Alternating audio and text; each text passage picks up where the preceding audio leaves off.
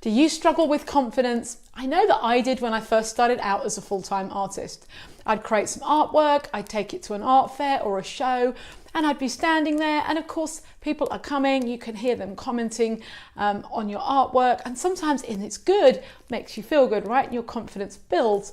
But when perhaps you hear people saying, oh no, don't really like that, don't like the use of this, that and the other, and of course it's just their opinion, right? But it can really knock your confidence and maybe even stop you from going out and doing more things with your art. And that doesn't change now with the online world, of course, because you post something on social media and you are open to a whole load of comments underneath. And I know that for a lot of people, that can be really tricky. You put something out and you say, hey, what do you think about that? And somebody would like to tell you what they think about that. And again, it's not always positive. And so sometimes we can be left with a really hurt feeling inside. You know, as artists, we're sensitive beings, right? And when we put our artwork out for the world to see, we are open to both the positive and the negative. So how do you grow your confidence then aside from all of that? And then of course, there's all those tasks as a business owner too, right?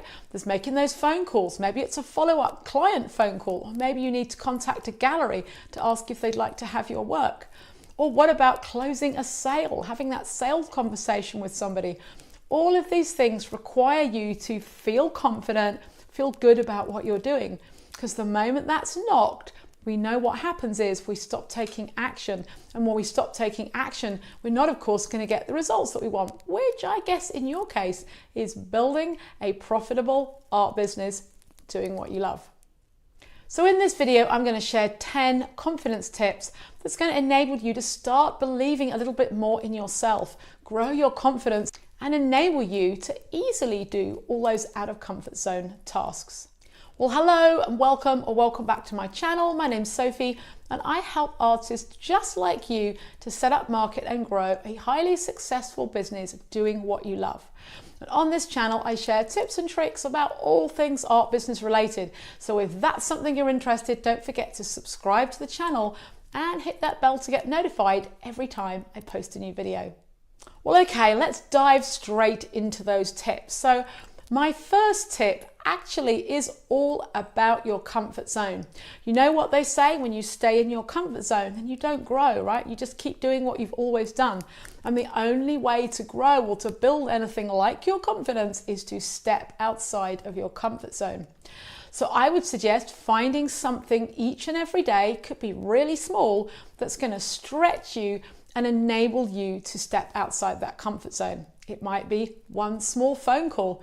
It might be posting something that is a little bit more raw and real. It might be having a conversation with a customer. And whatever it is, if you just challenge yourself to do that every single day, and I promise you, your confidence will only grow. So my next tip number 2, is about positive self-talk. You know how easy it is to tell you what you haven't got done or what you did bad? Inevitably, we default to what we didn't do or wasn't good, right? Why is that? Why do we always default to the negative?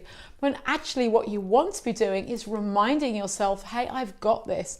I'm good at this. I can do that. I've done a task similar to that. I've made phone calls lots of times. Phone calls are easy. It would be really easy for me to just pick up that phone call, right? It's just a case of talking. I can talk. I'm good at talking.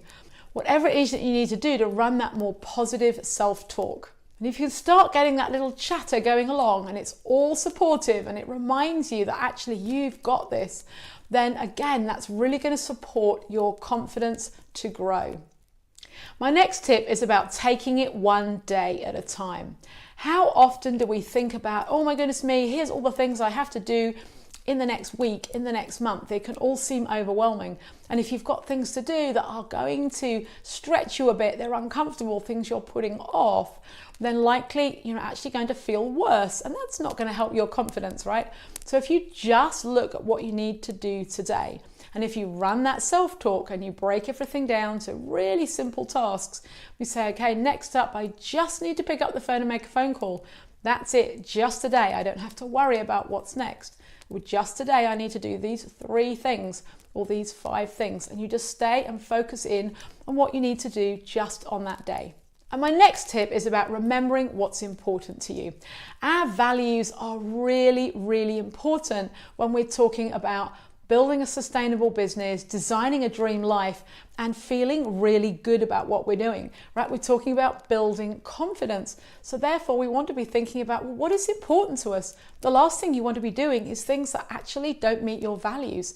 Because when you're not meeting your values, you don't feel so good about it. You're not feeling perhaps in control. Somebody's asked you to do something, it feels a bit uncomfortable. But when we come back to our values and what's important, and we just say yes to the projects that we really want, then that is going to help you feel good about yourself, and it's going to help, again, that confidence to build. So my next tip is about using previous positive memories.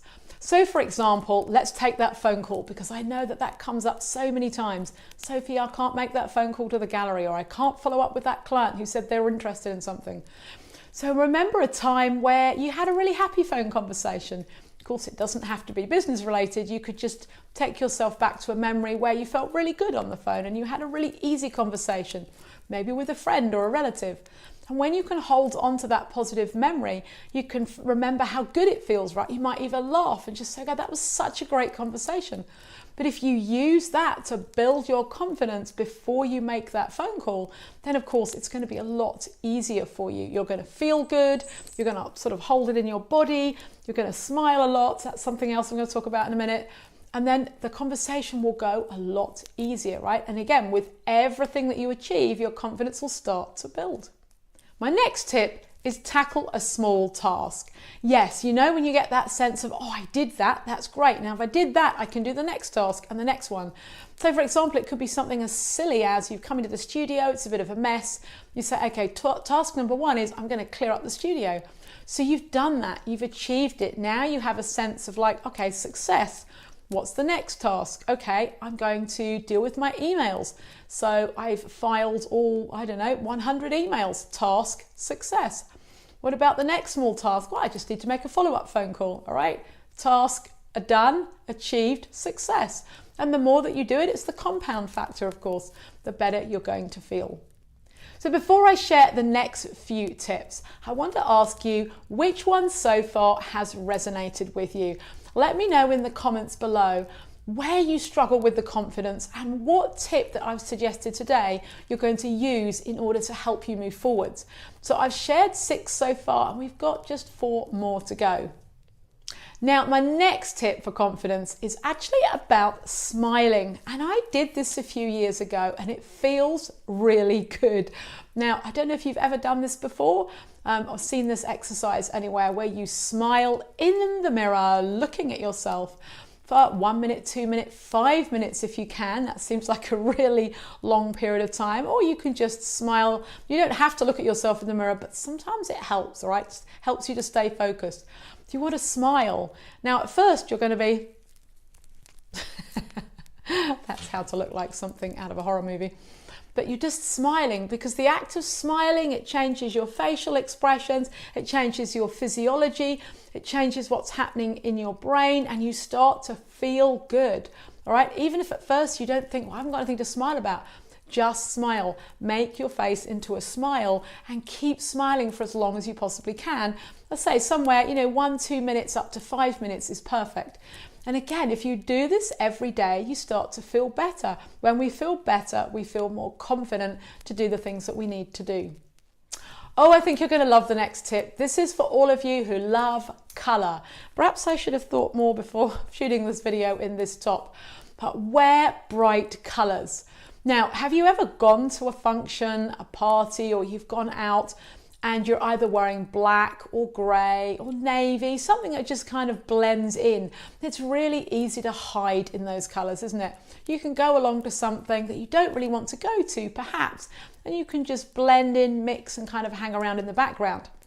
But turn up in the red dress and everybody is looking at you, or the red suit, and everybody notices you. And what happens when you're wearing that colour very often is, again, you can feel good. You put it on and you feel good. So I challenge you, wear some bright colours and notice how you feel. Your confidence will lift instantly. You'll feel really good, especially if you love the item you're wearing. obviously don't put on something that you think, oh, I don't feel very good in this, I don't like it. It's got to be that item of clothing that you really love. Wear a bright color and go out in the bright color and see how amazing it makes you feel. So my next tip is linked to one near at the beginning actually, but it's really a firm no. Saying no to things that really you don't want to do. Now you might say, what has that got to do with confidence, Sophie? Again, it's about you staking your claim. It's about you saying, do you know what? Actually, I don't want that project. I don't want to do that thing over there. And by saying no, you're really honoring yourself and you're staying true to yourself. And when you do that, again, it feels good and your confidence will grow. So you've probably noticed a lot of this is about physiology, right? It's very difficult to feel confident if you're sort of hunched and slumped down. You feel a bit like that. But if you sit up or you stand up straight, you put your shoulders back, you're instantly changing your physiology and you feel better. And when you feel better, your confidence lifts, all right? So this next tip is all about acting as if. Now, have you ever done that before? Well, let's take that party scenario. Perhaps we'll look at it and say it's a private view for an exhibition. And maybe it's not your exhibition. And you're feeling a little bit uneasy about going, it's not your thing, you've donned the red dress or the red suit and you're like, okay, I've got this, I'm gonna go. And now you're gonna act as if. You're gonna act as if you do this every day. It's a breeze for you to walk in. You're gonna chat to everybody, you're gonna meet the gallery owner, shake his or her hand and you're gonna feel good. You're gonna act as if it's something that's easy and you are that 100% confidence person. Because what's going to happen when you do that, again, on an ongoing basis? All of these little tiny things are going to compound. When you act as if you've achieved something, as if you are that person, as if you are super confident, what's going to happen? Your body's going to assume that. And then you're going to actually become that person. You're going to become that confident person, able to go to the private view and feel really good about it, able to make those phone calls to clients, able to post something on social media and really not care about the comments that come beneath it, you know, able to grow your business, do those out of comfort zone things that you want to do. When you build your confidence, you're one step closer to the success that you know you deserve and that you know that you really want. So I hope you've enjoyed today's video. If you're not sure which tip is for you, then maybe just listen back again and decide which is the one that you're going to really work on, and then let me know in the... If you ever wanted to start your e-commerce business in the fashion niche, then do not go anywhere, because in this ultimate guide for beginners, I'm going to show you how you can start your own clothes dropshipping business and really make it in this wonderful and best-selling industry. Don't go anywhere. Quick intro and let's go.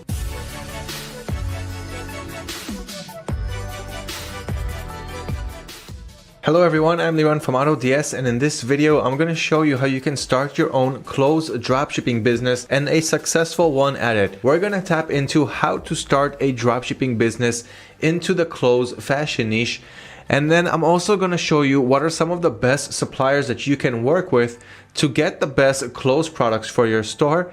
And I'm also going to go over the best products that you can sell today in the clothes and fashion niche. So what are the best clothes that we can sell, since it's such a vast and general category? So without further ado, let's jump straight into the action. And 1 second before that, don't forget to subscribe to our YouTube channel to always stay updated on all of the latest and all of the hottest topics that we have coming out in the world of dropshipping. Having said that, let's go ahead and begin. How do we start dropshipping clothes? Where do we start? And how do we do it correctly to maintain and build a profitable dropshipping business? So first things first, why even dropship clothes in the first place? Well, first of all, you should always be selling in a niche that you are interested in, but having an interest in a certain niche is usually never enough. We have to make sure that there is a big market, a big demand for these products before we tap into it and start researching for products. So how do we know if clothes is even a profitable category? How do we know that there is enough room for us in the market? This graph right here from Common Thread shows you the annual revenue in sales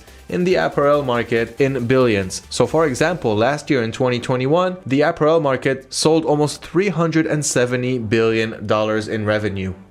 In 2022, which is this year, it's forecasted to sell at $385 billion. And next year, it's going to continue growing to 397.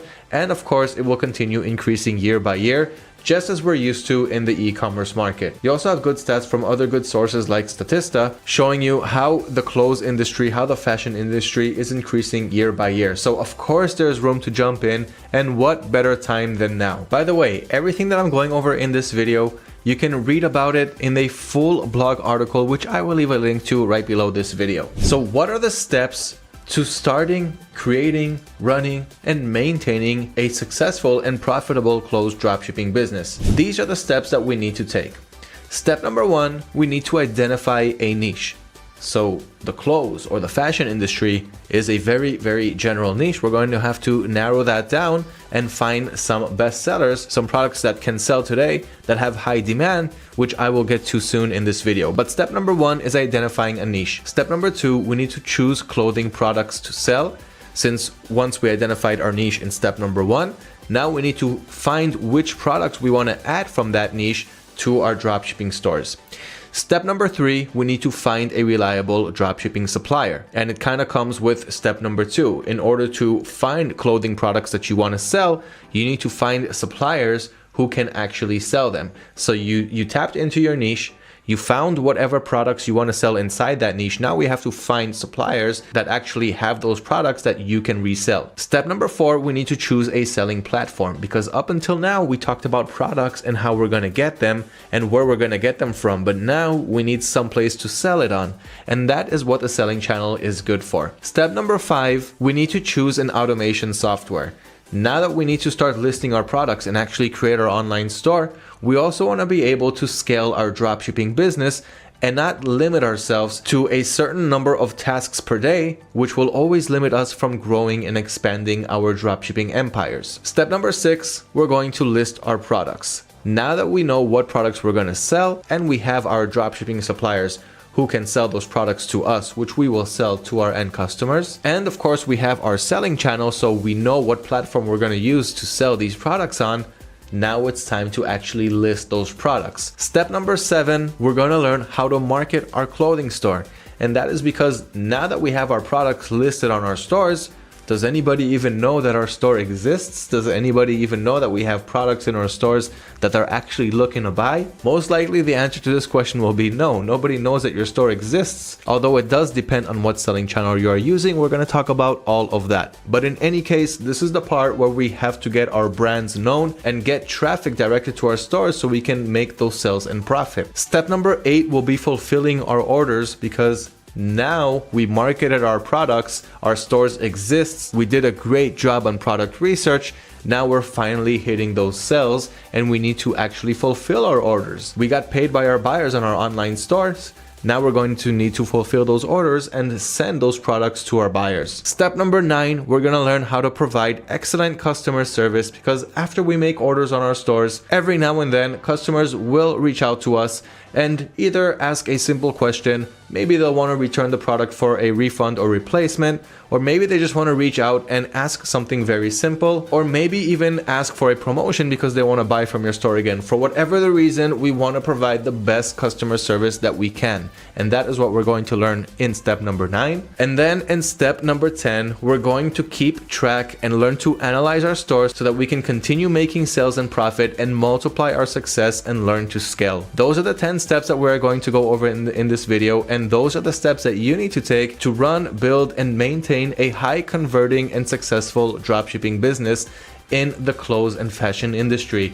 So let's go ahead and begin with step number 1, which is identify a niche. Now, while clothes or fashion is the main general niche here, we're still going to need to narrow that down and find micro niches that are selling well inside this big, vast general niche. For example, you can look for things like women's dresses, winter gloves, gym wear, and so forth. All of these are micro niches inside the fashion and clothes main general niche. Now, the way to do that is with extensive product research. And one of the best things about the dropshipping business model is that you can continue testing products over and over and over and over and over and keep replacing the slow movers, replace them with new products that you want to test, and of course, multiply your success by adding more products that are similar to those that are selling for you. But in the beginning, before you start making sales, you can continue testing new products and replacing those slow movers because you're not investing in any inventory, which is one of the best things about the dropshipping business model. It's very easy to test the market and continue testing more and more until you start finding those that start selling for you. So first, you want to identify a niche by going to suppliers' websites, which I will go over soon, tapping into their clothes and fashion categories and going into those micro categories and checking out what sub niches they have there. Just like I just mentioned before, it can also be hats or scarves or socks, and look for a micro niche and then a micro niche that's really selling well on a certain sock with a certain feature, or underwear, boxer shorts, whatever it may be. Now we're going to talk about extensive product research soon. So the first step is to identify a niche. Go to your suppliers' websites, see what subcategories they have under the clothes niche, see what is selling really well on your suppliers' websites, and start testing out those products on your website.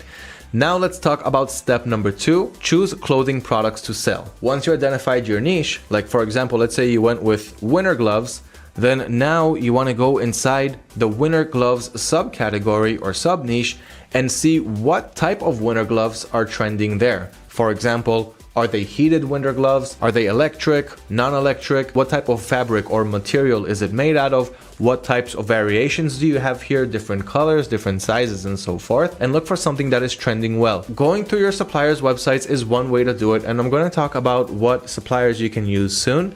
But there are many different product research methods, and this is a very important thing to grasp and take control of, because the quality of product research that you're going to do is going to be the end result, whether your products and your store is going to sell or not. So product research, you need to put hours of work on it, and you'll always keep working on product research. Even after automating almost all of your business, product research is something that you want to keep working on. And this is something very important to say. So there are other ways of doing it besides just looking at what's selling on your suppliers' websites.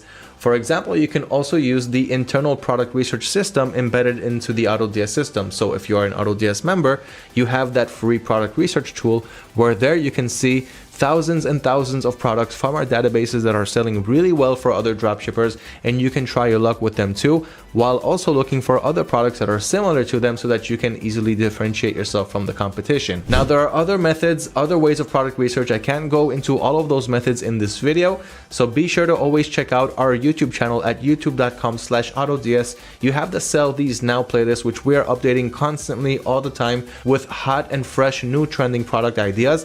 And also, of course, our blog page at autods.com/blog. You can filter the product finding and best sellers category to also read about those products. So it goes together with step number 2, choose clothing products to sell inside that niche that you found in step number 1. Now in step number 3, we have to find a supplier. Now, there are many dropshipping suppliers that you can use. Some are retail suppliers, some are marketplaces, and some are private wholesale suppliers. Either way, there are millions and millions of products, especially clothes products, for you to sell and resell. And we're going to talk about these suppliers soon. Step number 4 is choosing a selling platform. As I mentioned, this is where you're going to sell your products on. And the best selling channels that I can recommend for you to work with today are eBay, Shopify, Wix, and Facebook Marketplace. You've also got additional selling channels like WooCommerce, BigCommerce, and so forth. But those are the top selling channels that I would recommend using if you're a beginner, if you're just getting started and you want to be able to build a successful dropshipping store. The main differences between them is that on Shopify and Wix, you're creating your own website from scratch. Even if you have no technical skills, you'll have your own domain name, www.yourstorename.com, and you can list as many products as you want from day one. On the other hand, you don't have any free organic traffic to your store. So as soon as you list products and your store is ready to start selling, you'll need to start using online marketing methods in order to drive traffic to your store and I'm going to talk about that soon too. Besides that, you also have Facebook Marketplace and eBay, which is really easy to start selling on.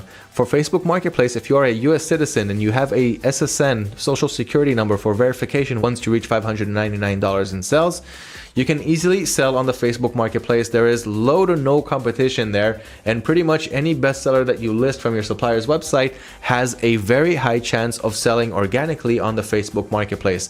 But of course, once again, you need to live in the US, otherwise you will not have the shipping methods available when you list a product, and this way all of the 50 states in the US will not see your listing and you won't be making any sales.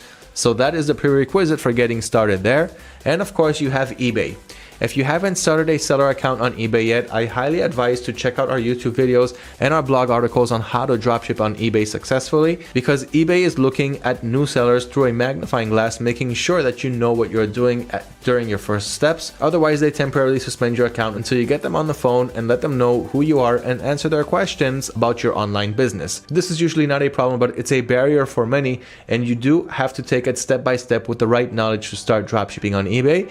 And if you have an eBay account and you already sold on your eBay account before, it'll be much easier for you to get started there. Step number 5, we need to choose an automation software. Now this is where the fun begins. When you'll create your dropshipping store, no matter what selling channel you use, from what I just talked about a minute ago, you're going to have to start listing products from your supplier's websites, those ones that you found from your product research. So if, for example, I found a product and now I want to add it to my store, the manual way of doing it means downloading all of the images on my supplier's website, copying all of the product's information, the titles, the descriptions, the item specifications, and pasting it one by one on my dropshipping store. This can take a while to import each product, and one product can take anywhere between 10 to 20 to even 30 minutes to import, and I'm just talking about one product. What are you going to do once you want to have thousands of products?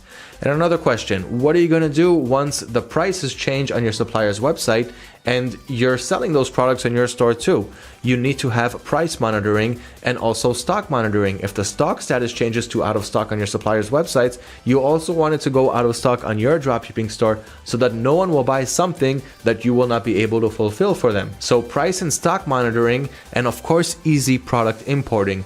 Using dropshipping automation tools like AutoDS, you will be able to quickly import products from your supplier's websites to your dropshipping stores in just a couple of seconds.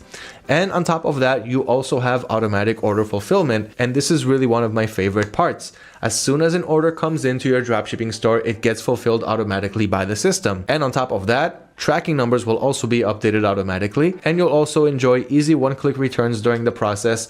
And you can do all of this using your buyer accounts or using AutoDS's buyer accounts and letting AutoDS take care of the hard part without using your credit line at the bank. More info on that on the Fulfilled by AutoDS service, so check that out. But this is one of the main reasons why you want to have an automation software. You cannot scale if you're importing each product one by one. You cannot scale if you don't have price and stock monitoring, and you cannot scale if you do not have automatic orders.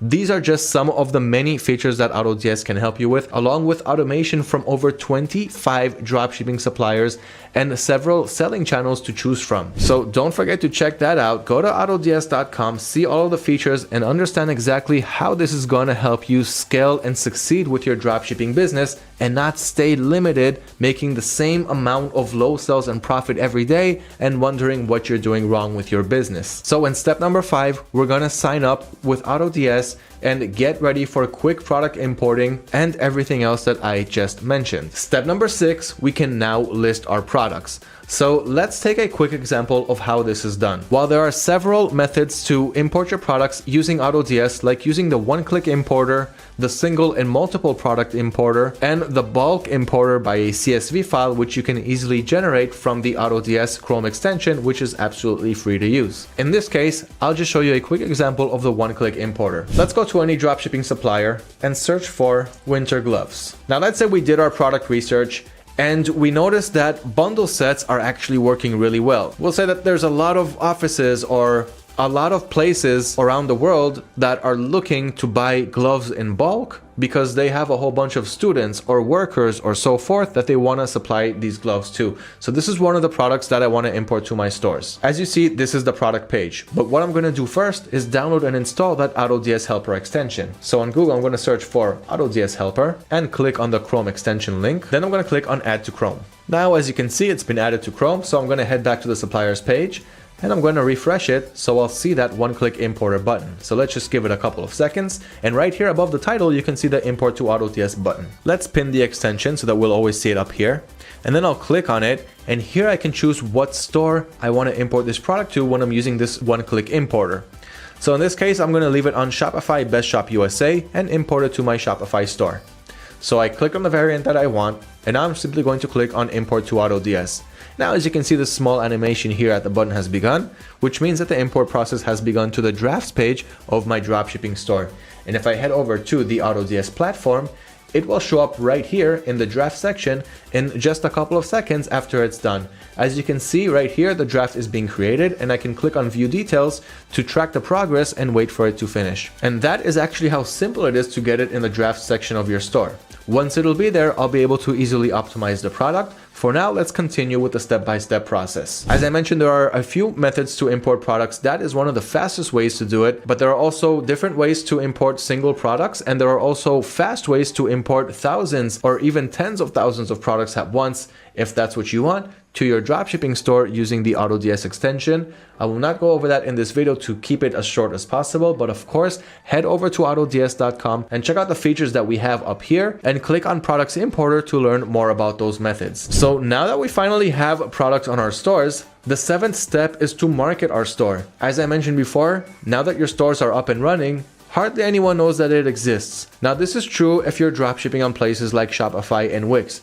But if you listed those products on Facebook Marketplace and eBay, while there are promotion tools using those selling channels, you also have free organic traffic from those selling channels. eBay has a huge customer base, as does Facebook, and as soon as you list a product on your stores, people will be able to see your listing as long as they search for anything similar on those selling platforms. But in other places like Shopify and Wix, you will have to put some money on the side for marketing and use different marketing solutions, different online marketing methods in order to market your store. Let's start with eBay. As I mentioned, while you still have free organic traffic, there are still two promotions that work really well on eBay.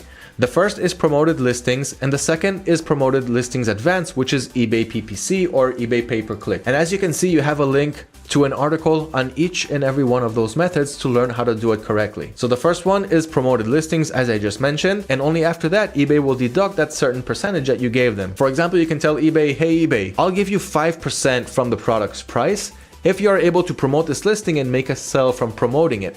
And then you can choose all of the products or some of the products that you have in your store. And only after eBay is able to make a sell from making you sponsored, from giving you a sponsored spot on those products, only then they will take out that 5% or whatever you gave them from the transaction fee. The second method for promoting your products on eBay is using eBay PPC Advanced. eBay Advanced Promoted Listings, or eBay Promoted Listings Advanced by the way they call it, and this is just another way of saying PPC or pay-per-click. Once again, you have a full blog article on how to use the PPC campaign with a live example of how I used it on my store, along with all of the advantages and all of the benefits. But do keep in mind, this does mean that you need to have a budget, because every time someone clicks on your ad using this Promoted Listings Advanced PPC feature, you are going to pay eBay a few cents or several cents. So it really depends on how much money you are giving them in order to rank higher than your competitors who are auctioning for the same keywords or for similar keywords. And PPC is something that the biggest marketplaces in the world and the biggest companies in the world are using. For example, Amazon have their own PPC campaigns. You have Facebook PPC campaigns or Facebook ads, same thing with Google, same thing with YouTube and so forth. So this is a relatively new feature in eBay that just rolled out in the previous year, and it's actually working pretty well. So check this out. So check this feature out if you're looking for more ways to promote your products and make more sales on eBay. For Shopify and Wix, you also have PPC methods like running Facebook ads or running Google or YouTube ads. But one of the best ways to start is using Facebook ads, and you can learn how to do this, a full A to Z demonstration using a few different links. One is autods.com/ebooks, and here we have a free ebook that will take you through the 8 steps that you need to take to start, run, and manage successful PPC campaigns. Whether you're dropshipping on Shopify or Wix, it doesn't really matter. It's the same for each platform. And here you're going to learn about the basics of online marketing, how to create your Facebook ads account, installing the Facebook pixel, how to perform audience research and target the right audiences, how to create Facebook video ads, so how to create videos for your ads, whether you have videos for them or not, how to set your Facebook campaign goals and ad sets, and then how to launch your Facebook ad and how to analyze and optimize your ads once you start seeing results. And the more you test on ads, the more you test on Facebook ads, the better your results will be for the next time you run a new ad. And this is the way to do it. You start slowly and gradually build your way up until you find products that start to sell well. You learn to scale those ads, and you can learn all of that using that free ebook. So once again, that ebook is 100% free. And if you're the type who likes to watch instead of read, you can also head over to autods.com/courses. And here we have a few courses: an eBay, Shopify, and Facebook course. But here I want to talk about the Shopify one, which is once again also relevant for Wix. Here you're learning how to start your own Shopify store from scratch. But what's relevant for Shopify and Wix in this course is the Facebook ads. So if you just scroll down to create, configure, and launch Facebook ads, you can take these lessons. So you got the intro to Facebook ads, and then all of the video lessons: set up a Facebook page, Facebook ads account, the pixel, audience research, and everything else that I talked about. So you can watch all of those videos, once again 100% for free, and learn how to run and manage successful Facebook PPC campaigns. So this is one of the ways to do it, one of the ways to market your store and market your products and your brand using selling channels like Shopify and Wix. You can also use influencer marketing to get influencers to make a shout out for your product, for your brand, as long as their audience are related to the niche that you're trying to sell. So you need to look for influencers in your niche or who have audiences who are interested in your niche. And the best way to do that is using influencer marketing platforms. So once again, you have the link to that in the article below this video. And here you're going to learn about the best influencer marketing platforms that you can use to spot these influencers and not just create Google searches and look for influencers there, which will be much more challenging for you.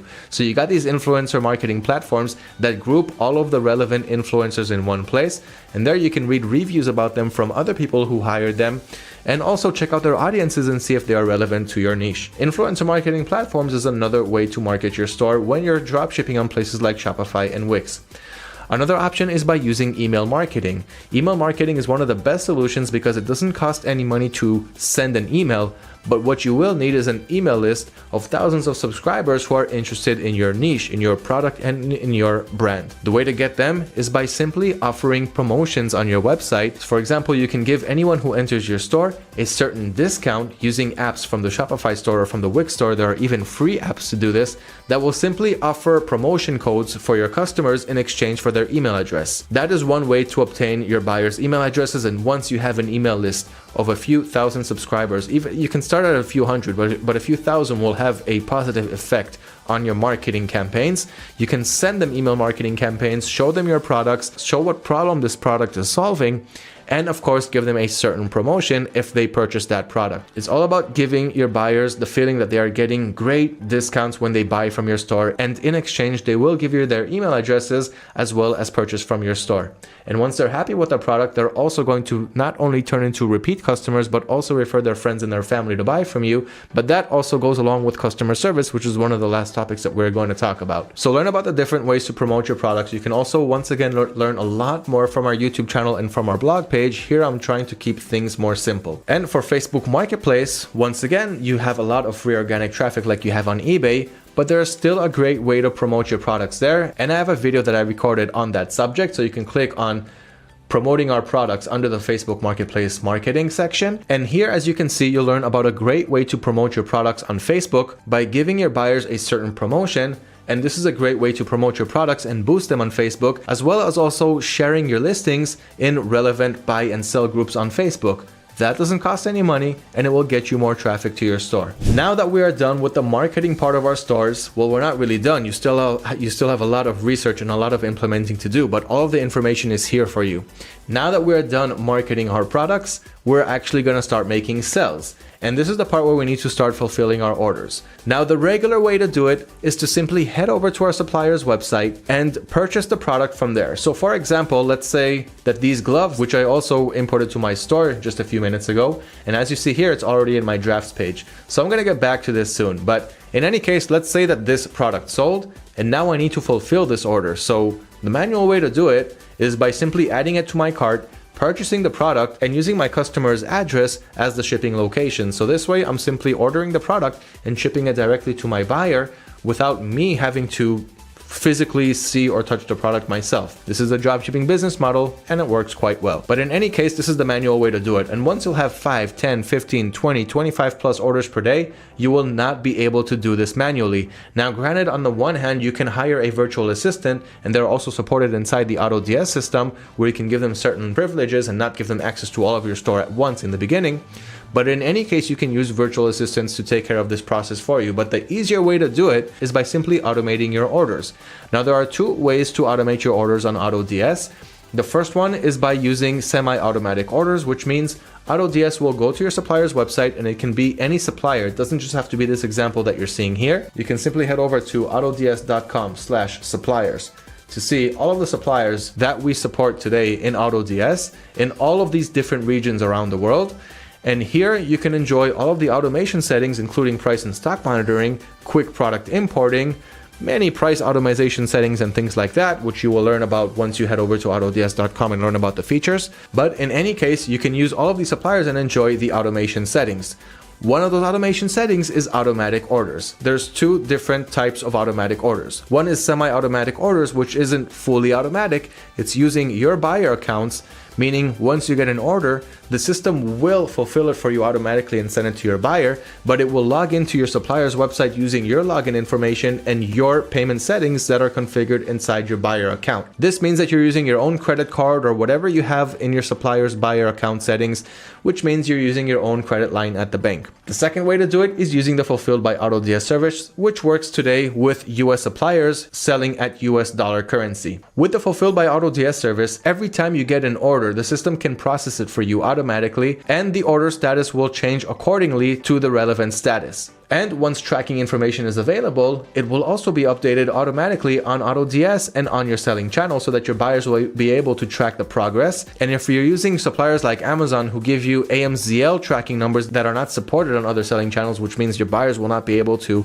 track the tracking events of their delivery progress, then with our automated order solution, no matter if it's a semi-automatic or fulfilled by AutoDS, we work with Blue Car Express and Aqualine to convert your tracking numbers and turn them into trackable and supported and readable tracking numbers. So it solves a few problems at once, especially the Fulfilled by AutoDS service, which does not use your buyer accounts. So if you want to dropship from places like Amazon, but you know that your buyer account is going to get suspended at one place at one point or another because Amazon doesn't really like the fact that you will be dropshipping from their platform. And by the way, guys, there are many suppliers that you can use. Once again, you don't have to use the retail arbitrage method. You can also work with private wholesale dropshipping suppliers, and soon you'll have enough of them embedded into the product research of the AutoDS system, but more on that in other videos. You can choose whatever supplier you want from this list. Some are super dropshipping friendly, and some are retail marketplaces like Amazon, which you can still utilize using the Fulfilled by AutoDS service, because in the Fulfilled by AutoDS service, we're not using your buyer accounts. It's using only AutoDS's buyer accounts, which means you don't have to worry about account locks. You have easy one-click returns, and everything is 100% automated. So learn about all of those features, and I'm going to show you a quick overview of the orders page on AutoDS just so you can see what it looks like. So when an order comes in, it can start in pending or automatically send to auto order depending on what you have in your settings. And once that happens, it'll change to the ordered status with the buy order ID from your supplier's website as soon as the order was fulfilled. And after that, it will turn to shipped with the tracking number available in AutoDS and on your selling channel once there's tracking information available, once again updated automatically, and delivered once it reaches your buyer. So all of this is automated for you. You don't need to do anything. You can sit back, relax, and continue working on product research, customer service, and growing your e-commerce business. Those are the most important things in order for you to keep growing and keep profiting and make it in this business. And like I said, you also have easy one-click returns. Just take an order status, change the status to request a return, and then either you will have a shipping label right next to the order status that you can download and send to your buyers so that they can return the package and get a refund, and then you will be refunded to your managed account balance, which is used to fulfill your orders. Or you will get a return failed if the supplier that you're using does not approve the return for any reason. So once again, 100% automation is the way to go if you really want to make it in the dropshipping business model. Now, once you fulfilled your orders, it's time to provide customer service, because this is when the customers are going to reach out to you. So it should go without saying, but customer service should be number one on your list. Every time a customer reaches out to you, and it doesn't matter where you're selling on, if it's on Facebook, they're going to send you messages through Facebook Messenger. If it's on Shopify or Wix, you can see it in your dashboard or in your email associated with your domain. If it's on eBay, you can simply see it in your eBay messages or in your email address if you have email notifications on. What you want to do here is take care of your buyers, take care of your customers. If they're saying they didn't receive the package, check the tracking information. If they're saying the product is not as described, check with the supplier why this problem occurs, and of course, let them return the item if they are on their 30 or 60-day return period or whatever your supplier is offering. Either way, you want to answer all of your buyers. Don't leave anyone unattended, no matter what the reason is for them to reach out to you. You want to answer all of them and offer them promotion discounts, offer them deals to come back and keep buying from your store. Even if it means you're profiting less, it is good for your business. You want to have as many customers as possible. You want them to be happy with their products. You want other people to see their products so that they will be able to refer their friends and their family to also buy from you and slowly increase and grow your brand. This goes together with providing excellent customer service. We are not here to sell a product only one time to a customer and then say goodbye.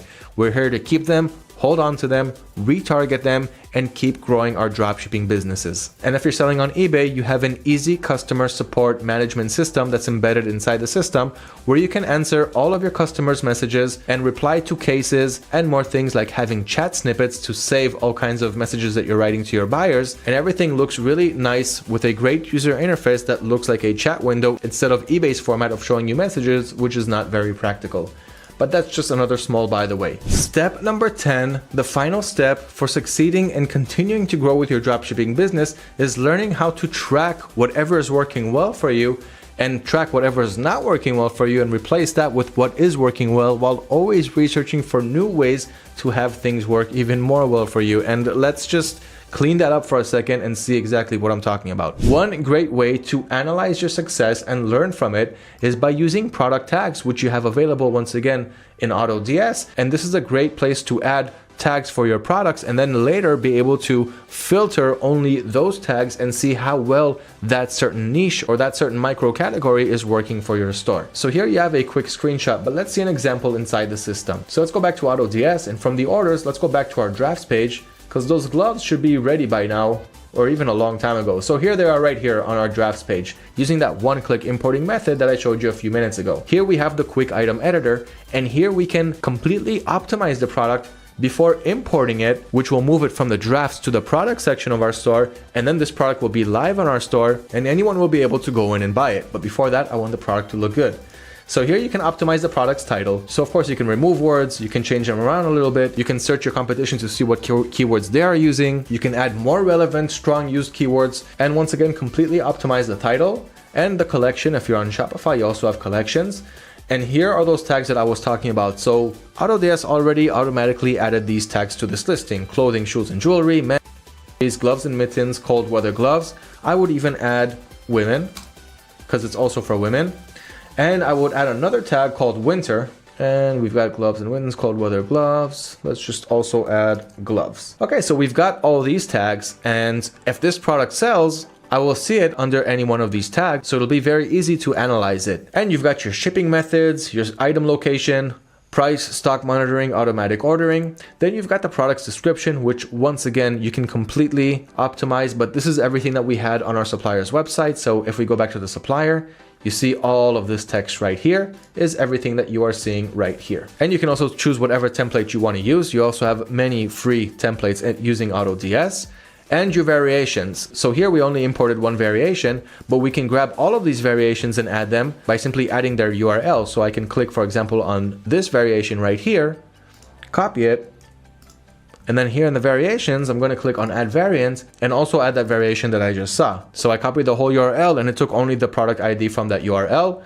the supplier, the region is correct. We're going to click on add variant, and in just a few seconds that variant will also be available here too. But of course you don't have to do it that way. You can simply take all of the products URL up here, delete this draft, and re-add the product using single product or multiple products and adding it here, and it'll also add the variations. I can also do it this way, add it here. As long as in the upload settings, you also told AutoDS that you want to upload the variations, it'll also add all of those variations. So you can use those import methods, you can use the one-click importer, as long as you have it in the settings that you want to also import the variations. So besides that, you also have the product's images, which were once again imported from our supplier, and the item specifications. In this case, there was only one. You can also add as many specifications as you want, and if there were more, it would be written right here. And once we're done, we're going to click on save and import it when we're ready. Now it's going to move from the draft to the product section of my store, and once again go live. Now in order to keep track of those products, we're going to head over to the products page, and here you have many filters. As you can see, the import process for that product from the drafts has begun, and in just a few seconds it'll be ready here. But here we can add a filter in our products page. Here's all of the products that are live on my store, on my chosen store here on the left side. You can also have eBay stores, Shopify stores, Facebook, Wix, and sell clothes in any one of those stores, in any one of those selling channels, or even all of them. But anyway, here you have the variations, the date when it was uploaded, the prices, how much we're profiting, where we're getting the product from, where we're selling it on, and so forth. And here on top, we can create a filter, because once you have thousands of products, how will you be able to analyze how those winter gloves are working for you? So here in the filter section, with all of the filters that we have, in this case, we can just search for tag. And here we have the tags option. And here I can choose whatever I want. So I want to see all of my gloves and mittens, cold weather gloves, men and women products, and click on done. Then you will see whatever you have here. Now the import process has already finished. So as you can see here, uploaded on April 4, 2022, which is when I'm recording this video. And we have two variations available because I added that extra variation, which was already added. They're both available. They're both in stock. We've got the price range, the profits. Didn't make any sales so far because I just uploaded it. And that is how easy it is to add products to your store and be able to analyze them. Or once a certain time passes and you want to look back and analyze and see what's working well, whatever is not working well, and replace whatever is not working well with things that are selling, products that are selling for you, while always testing out more and more niches. That is the way to make it, and that is how to test the market correctly. Now I'm going to zip through the best dropshipping clothing suppliers and the best dropshipping clothing trending niches that you should check out today, but I'm gonna make it quick because this video went on longer than it should, and you have all of the information below this video. So some of the best dropshipping clothes suppliers that you can use today are Amazon, Walmart, AliExpress, Banggood, CJ Dropshipping, eBay, and Printful.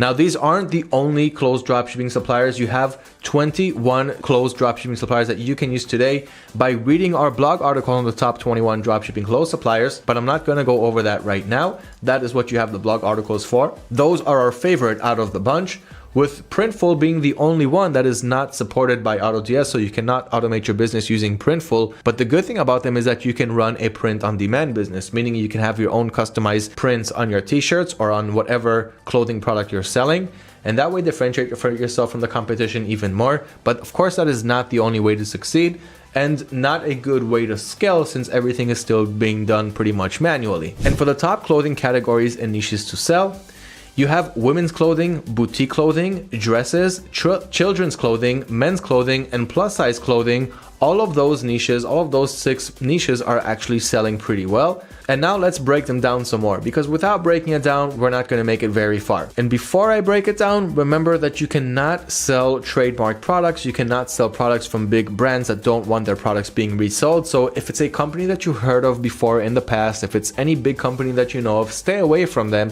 But on the other hand, if you're going to add products through AutoDS, you're going to have an extra layer of protection because we have a huge Vero database.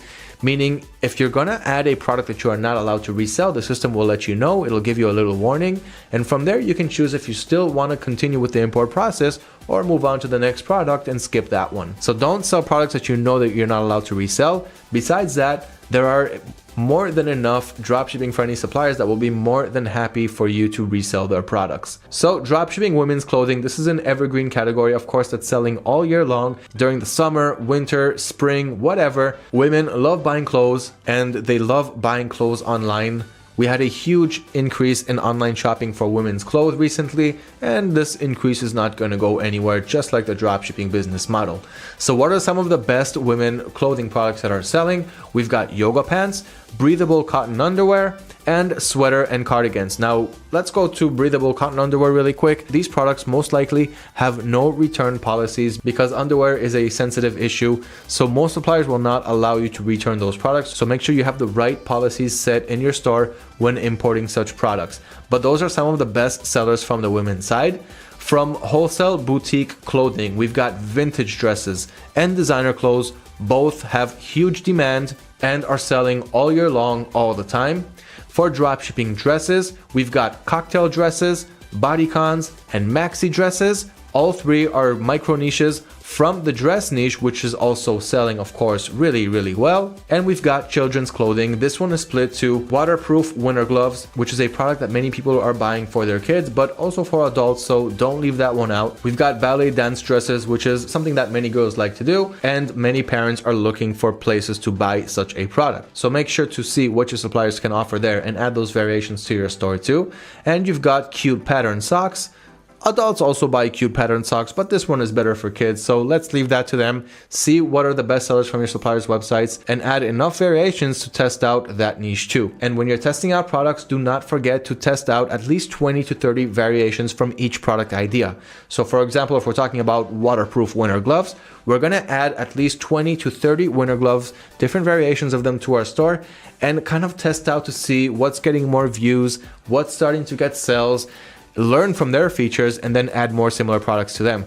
But if we're only going to add one winter glove and one dance dress and one cute pattern sock, 99% chance that that product is not going to sell, and we will not be able to learn the market from there. Then we've got men's clothing. So some of the best men's clothing products that are selling well are cuff beanies, sweatshirts, and running shorts. Now, things like sweatshorts and running shorts are pretty basic. So once again, you're going to have to dive deeper down inside those categories and see what is selling well. Look for similarities in features and look for things that are different, and always add enough variations to be able to test each product niche. Then we've got plus size clothing. Usually people who are dropshipping clothing are looking at an audience that are very skinny, very petite, and that is not the only target audience that's available that's looking to buy clothes. We've also got plus size, which not a lot of people take into consideration, but now you can. So plus size clothing, we've got fleece jackets and hoodies, patchwork denim jackets, and long tailored blazers, but those are some examples and you can read more about them below. But don't leave out plus size clothing. This is a great selling category with lots of demand. And a few last tips before we wrap this up. Don't forget to work with multiple suppliers. Don't only work with one supplier. And that is for a very good reason. If you're only going to work with one supplier like AliExpress in China and you're only sourcing products from China, then on the one hand, your customers are waiting a long time to get their items, and this is not something that they're looking for. They'd rather pay a few extra bucks and get their product quicker. So in this case, you can also add more suppliers from your target audience's region. Like for example, if you're dropshipping in the UK, then you have more than enough UK suppliers using the methods that I talked about in this video. Same for US, same for Canada, same for Australia, same for New Zealand, same for anywhere else that you want to sell. And this is one of the greatest tips that you can have. You don't only have to target one market, and you don't only have to work with one supplier. With all of this diversity, you can easily differentiate yourself from the competition and move a product that has a lot of competition to a region and from a supplier that doesn't have a lot of competition, and rake in those sales too. And of course, if one supplier lets you down, like Chinese holidays means all of your Chinese suppliers will not be able to ship out any product. You don't want your business to die during that time. That is why you want to have alternatives from other places, other regions around the world who can fulfill those orders for you during those times. There is more than enough reasons to work with multiple dropshipping suppliers, and make sure that you add that to your business. I hope that you enjoyed this video on how to dropship clothes the right way. Make sure to take all of these steps into consideration, and let me know in the comments below if you have any questions or any comments, and I will personally answer them. And don't forget to subscribe to our YouTube channel to learn about your next step in your e-commerce business. Good morning. Let's start our session. In this session, several Zero Project awardees will present insight into African innovative policies and participative political processes within society in Sub-Saharan Africa. Representing Light for the World, Mr. Etienne Bagre, Mr. Etienne is expert on management and administration of company and organization with a graduation as a specialist in finance and accounting, and passionate of governance, system, structures, and processes in the organizations. Representing Outlook Humanitarian Care Initiative, Emmanuel Eze, founder and president. Emmanuel is a think tank on the international development and humanitarian issue, and his mission is to inspire and inform policy and practice which lead to the reduction of the poverty learnings. He will present online. Representing Shonaki Social Enterprise, Edna and Francisca. Edna is passion lie in solving complex social problems, particularly addressing the dishonorment of the voice of right orders. Representing Lesotho National Federation of Persons with Disability, and luckily we are not sure to get him online because he's facing a lot of challenge to be connected, but we expect he can join during the session. And the last speaker will be Site Savers, represented by Lawrence Leclerc. Lawrence is the Global Technical Lead, Education and Social Inclusion in West Africa. Lawrence is specialist on disability inclusion and in education and local governance, with a particular focus in this last field on citizenship, political participation, and local development. Let's say that democracy is a wish for all countries and people. Democracy is a journey, sometimes long, painful, and can become a disaster when it is against aspiration of most people. Democracy is still a land with adjustment needed. Political participation is a thermometer for the democracy. The level of inclusive and participatory election depend on the stability of our society and its economy. Political participation is a right for all. Our topic will mostly focus on political participation in Africa for women and men with disabilities. The study realized by Central Africa OPDs in 2021 identified main barriers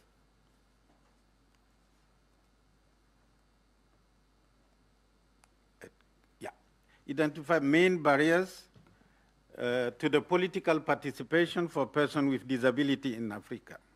There are stigma and discrimination, stereotypes, low level of education of persons with disability, including the leaders at the community level, no mention of the participation of persons with disability in electoral framework, inaccessibility of electoral frameworks through registration and voting procedures, lack of access to information and documentations, lack of interest among women and men with disability to politics, armed conflict, which generate fear and reluctance to go to the polls.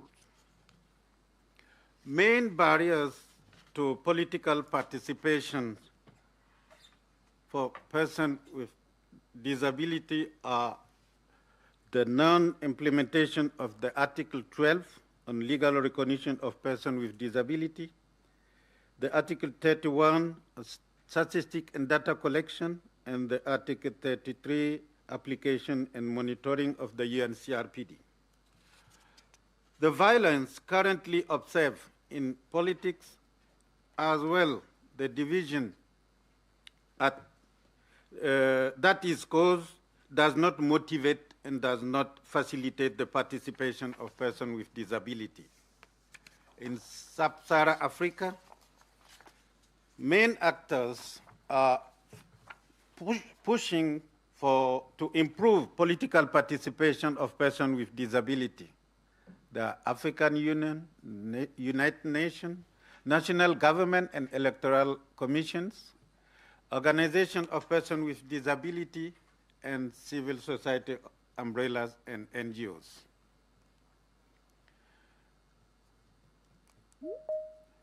There is some innovative action on the field that we can mention. We noticed that there are candidates with disability elected or appointed in some countries in Africa, like Cameroon, Senegal, Burkina Faso, Uganda, etc.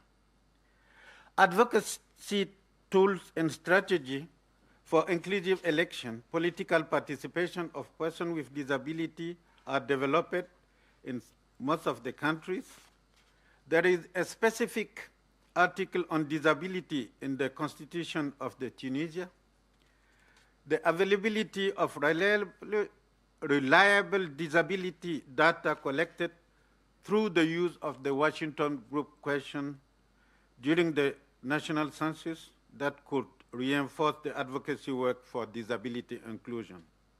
There are new information technology that will facilitate voting, including electronic voting for persons with disability. Ladies and gentlemen, distinguished guests, I'm pleased to invite for the presentations the first speaker, Mr. Etienne Bagre from Burkina Faso.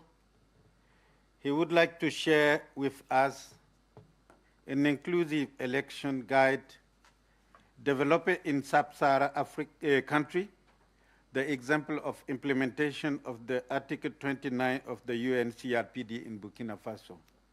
Mr. Etienne, the floor is yours. Thank you, dear chair and dear co-speaker of this panel. I'm really honored to talk on behalf of an organization that is Light for the World. And I want also to join in this speech our key partners, and one is in this room. I would cite Mrs. Esther, the Burkina Faso National Election Commission. Please, Mrs. Esther, she is the General Secretary. And it's at the same time a huge responsibility to talk because we as Light for the World, we are supporting partners and we're expecting them to talk and to testify how this project bring change in our system. Anyway, I have to talk, and but without before doing that, I cannot just want to have some thought to my country that at this moment really facing serious insecurity crisis, with numerous people displaced from their home villages, and for sure we are counting persons with disability among these internally displaced persons. But we are saying that hope is a load, and that's why we want also to continue to building, what can I say, a resilient and inclusive electoral system in our country. So let's continue and see what happens in the coming years, mainly because next year we will have elections in the country, and time is not really enough. The inclusive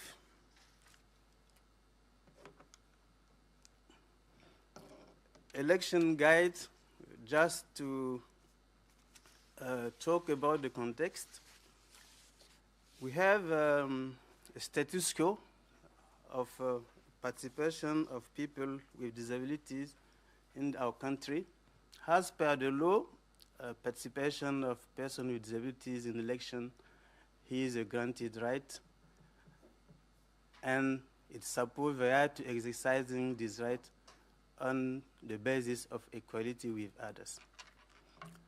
At the same time, we wanted to confront this narrative to the practice, and we initiated a pilot initiative during the election in 2015 to assess if there is any deviation needed to be addressed. And of course, through the monitoring of this election, documentation of the challenges, this led to the need to really improve the political participation. That's why we designed a full project for advocacy and advocacy for inclusive election. This advocacy will focus on identification of the barriers to the effective participation. The second focus will to elaborate a guidance document for the National Election Commission. And something that is also important in this process is the linkage and to creating network between various actors comprising government, civil society organizations, and organizations of persons with disabilities.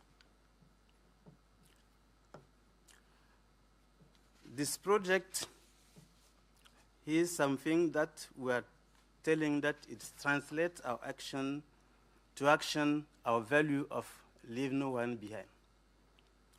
And also, I want to add the nothing about us without us. So, our statistics are talking by themselves, because based on the last national census, 73% of persons with disabilities are 18 years old, meaning they have the right to vote. It represents a little bit more than 2 million of persons from our last census. And as another consideration of this project, we have the UN CRPD and also the Sustainable Development Goals that comment has to support initiative raising the voices of these 2 million of our citizens. To share the key outcomes of this project aiming to remove barriers. The first one is advocacy, to strengthen references to accessibility and reasonable accommodation. All that can be put in the accessibility, talking about registration processes, accessibility in the polling stations, including also vote documents. And the second outcome is the development of a guidance document. It's why we are calling the inclusive election guide, where this document, it's a little bit document, but its content is really prominent for the stakeholders. And we are saying that this document is really the core achievement of this project. We have carried out communication and information through the country, and based on this evaluation, more than 10 million of people have been reached through television and radio. The last actions of this project was the monitoring of the polling, supposed to ensure the effectiveness of measures taken to facilitate the voting. This last result, I would say, is something that's ongoing, and we will have the chance to prove if all measures have been taken in the next election, and in this role, disability movement should play the leadership role. We want to share some successes or some add values of this project. The first one is that the guide really influenced public policy, especially the National Election Commission, about the route to inclusive elections. Political parties and media, organizations of persons with disabilities are really benefited to the guide document. An event organization out of Burkina Faso, like the WAFUD, West African Federation of Organization of People with Disability, already use it in workshop as a reference document. And the sixth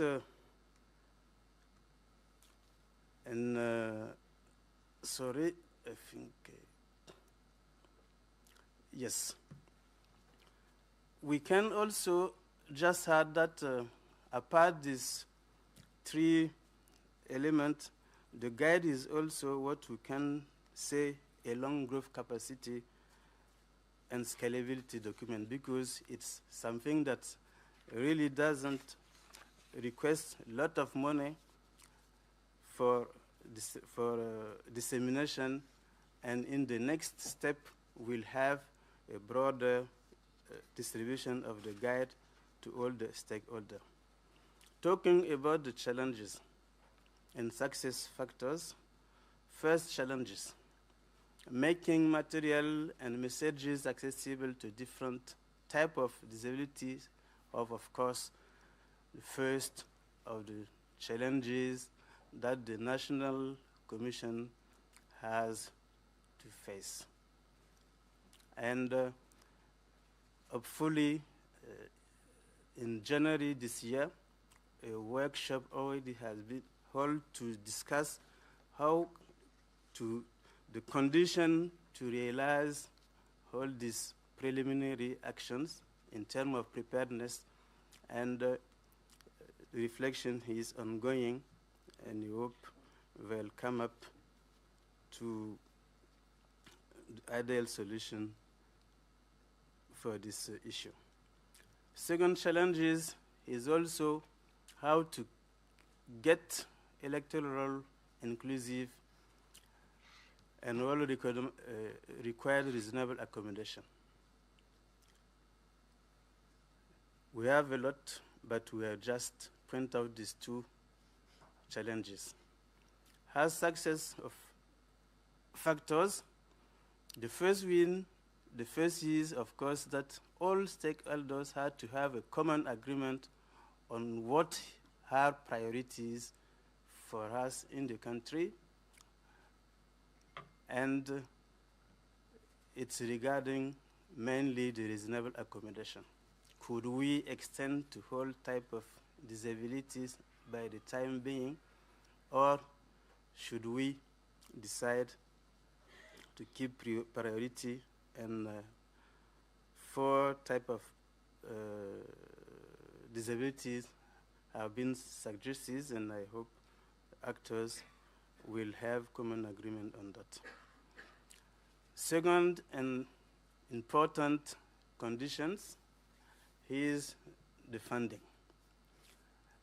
We know there are a lot of challenges, a lot of needs in the country. We have, I would say, a low-income country, and currently insecurity issues is really the first of the priorities, but we also need to keep in mind that we cannot skip these elections and fund has to be provided to the National Electoral Commission, and yearly. Next step, this one is really an handover to other actors like National Board, because has later word and the other actors who have introduced the topic. Now it's, I would say, the operational phase, and it's the role of the National Electoral Commission to go forward. And specifically to train actors, civil societies, parties, and organizations of persons with disability. We want just to thank everybody for your kind attention, and the floor is yours. Thank you, Etienne. And now let's try to have the second speaker online, Mr. Emmanuel from Nigeria, on the topic interactive audio instruction using a mix of radio and digital content to train young learners in a rural area. Emmanuel. Good day, ladies and gentlemen. My name is Mr. Emmanuel Eze, the founder of Outlook Monitoring Care Initiative, a civil society organization based in Ababa State, Nigeria, precisely. I am 57 years old with low cut hair, wearing glasses on my face.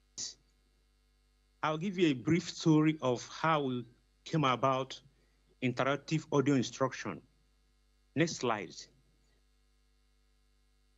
Interactive audio instruction is a digital innovation program designed to support vulnerable women and girls and youths in Nigeria. We believe in storytelling. Storytelling enhanced learning.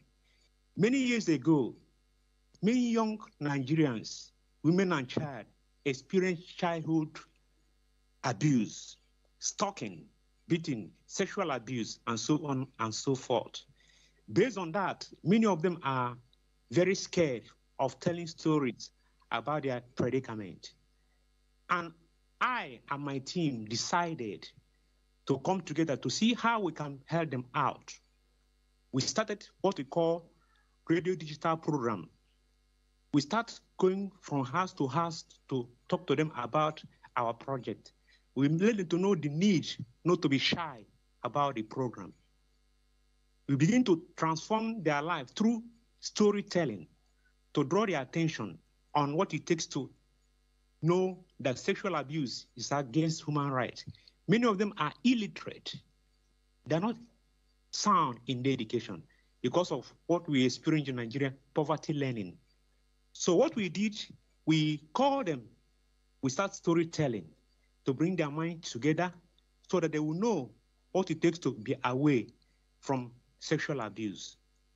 We begin by encouraging them to attend our meetings. From there, they started having the ability to speak out. Today, Nigeria is one of the countries in the world that experience sexual abuse in the country. It is well noted. Even as I'm talking to you now today, there is problem in Nigeria all over the place. The system is bad because of we don't have leadership. And it has affected every virtual things we are doing in our country. Thank you very much. Next slide. Our project main objective is to help young learners to be able to learn good skills through entrepreneurship, through education, to empower them to have aim and objectives. Remember, early learning is the foundation of every foundation of life. That's the main objective of our project. Because when you forget to meet the early learning stage, you discover you have missed all. So Outlook Monitoring Care Initiative is a frontliner advocate. We engage in enlightenment campaign and activities through radio digital program called Interaction Audio Initiative, which is the main project we are focusing on now. We believe that when we come together as a team, we will win the war against illiteracy in Africa. Over 10 million young children in Africa don't go to school currently now because of conflict in all the regions in Nigeria. Kidnapping, stealing, all kind of violence is what is experienced in Nigeria. So many young children don't go to school. So the purpose of interactive audio instruction is to, we will broadcast through radio station from far distant places.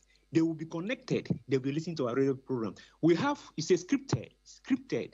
This is what is called professional teaching method. It's not something that you pick people on. It's people that have to do with professionals who are well trained, that have the ability through government curriculum to teach through radio broadcasting. It's very low cost incentives, very wide to reach on distant lane. People can hear us, people can listen to us, people can observe us in a very distant places. Thank you. Next slide.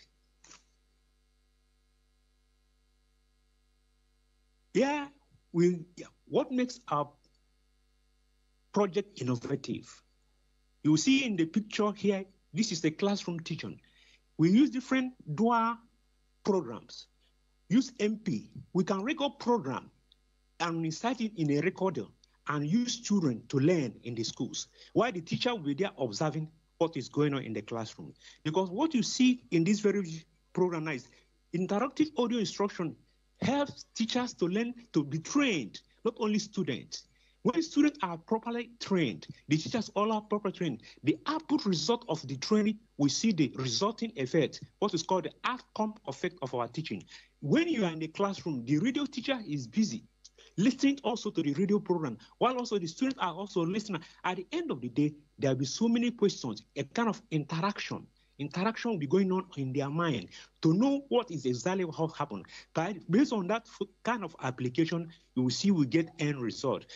In our own initiative, in this our program, you discover that it's very, very innovative, very, very innovative in that it builds the ability of children to learn from the low scale to high esteem. Thank you. For the next scheme. Next slide. Here you will discover these young chaps here in our slide. We have introduced our program. We budgeted a lot of transistor radio to them for a mobile phone and share it among school children in our community. We give it to them so that they can be able to study at their peak and listen. Our radio program is being broadcasted 2 times in a week through the help of our community-based organization. In this very approach, the schools listen to our radio broadcasting so that they can be able to be effective. And this very program is always very, very sensitive during COVID-19 pandemic. Many children were at home.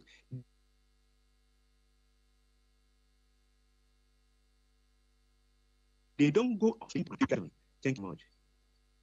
Next slide.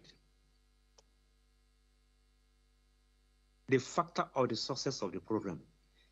You listen from this slide, you discover the factor of success of our program. This boy is 14 years old. You can see he's handicapped.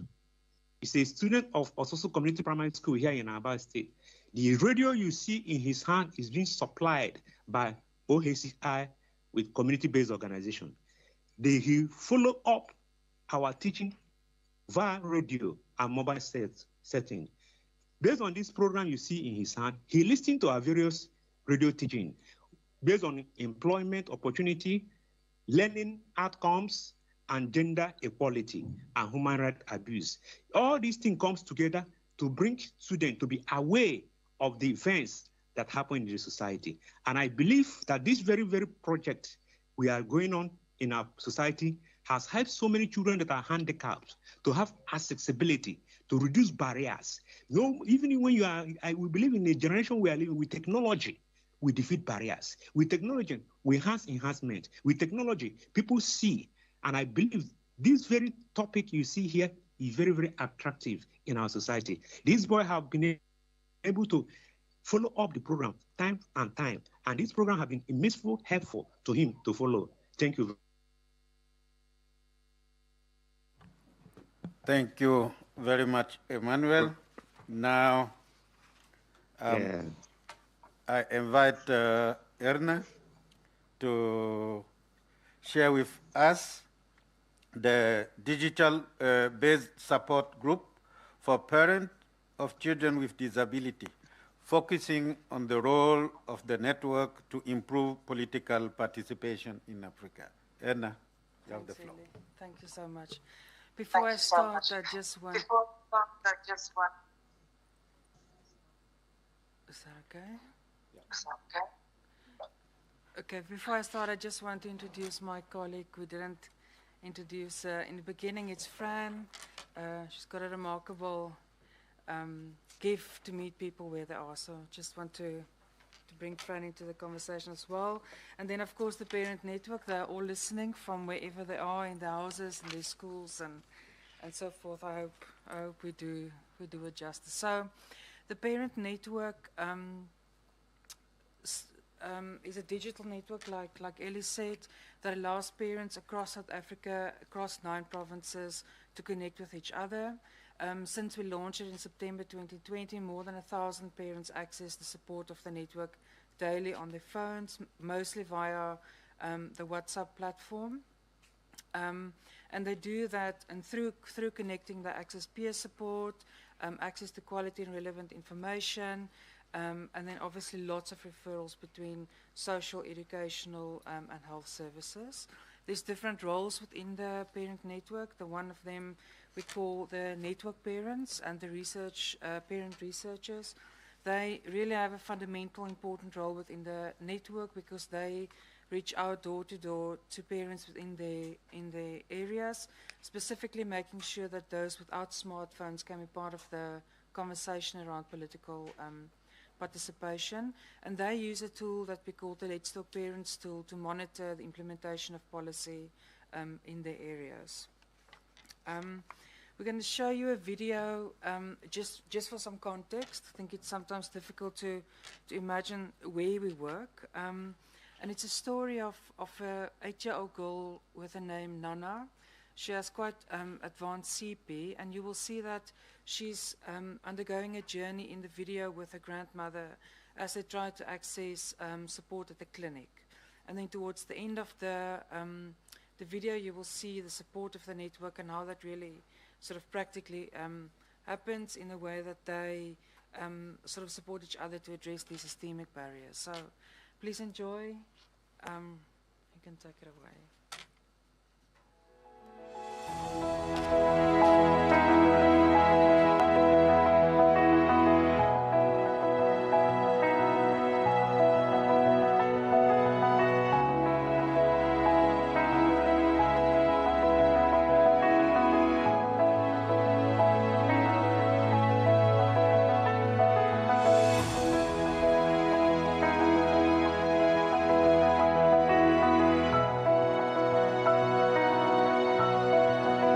I love you so much.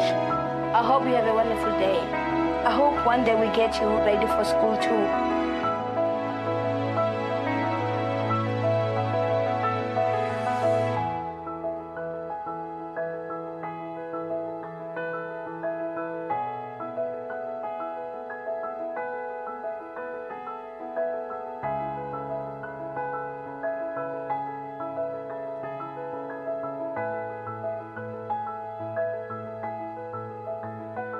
Sorry to make you uncomfortable. I know this device is too small. I have contacted the therapist. You are on a waiting list, but I know it is just really long to wait. I don't mind that they stare. Hopefully seeing us, people learn about disability. And as Buddha says, Nana can be invited too.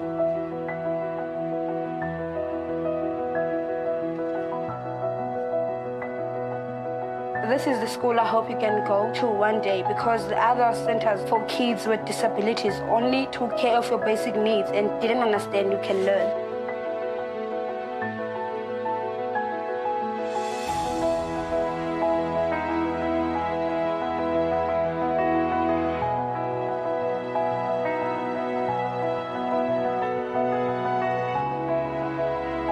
is frustrating that I cannot access all these services Nana needs at my local clinic. Now we need to travel to the town, to the hospital, to get her what she needs.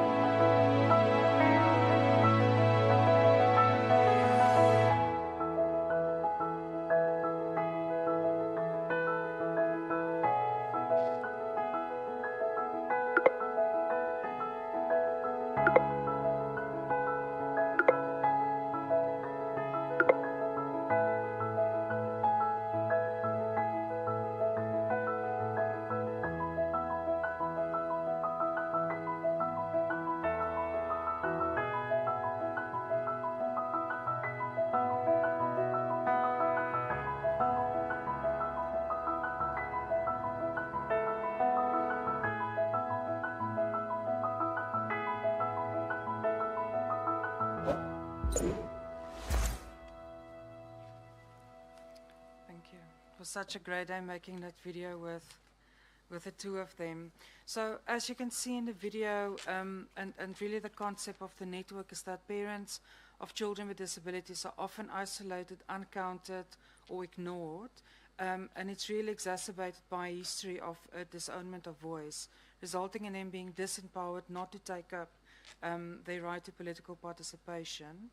In South Africa, the voices of very few persons with disabilities, and in some cases, no parents, actually influence the policies of the policies that affect their lives in South Africa in general. How we influence policy and sort of how we do it, we just really feel strongly that the continued vulnerability that we're talking about right now requires a more vigorous, coordinated approach that's not relying on individuals' sort of viewpoints, but that parents and children with disabilities or persons with disabilities must be the key informants of policies that's actually directing or influencing their lives. And this is where the tool is coming in that we designed called the Let's Talk Parents tool. The tool, sorry, I can just see quickly. So let's go back to the story of Nana and her grandmother, Mama Lema. So we would like to show you in this tool how she's now actually taking the next step to take up a right to political participation. So in the first video, you've seen her struggling with the systemic barriers and accessing the services, and how she then connected for support to other parents. In this video, we are showing them sitting in the house on their bed, wherever they are in South Africa. In their particular story, it's in a small town called Malmesbury in the Western Cape province, and she's sitting in a house, actually taking up this right to political participation. So we'll take it from after this one further.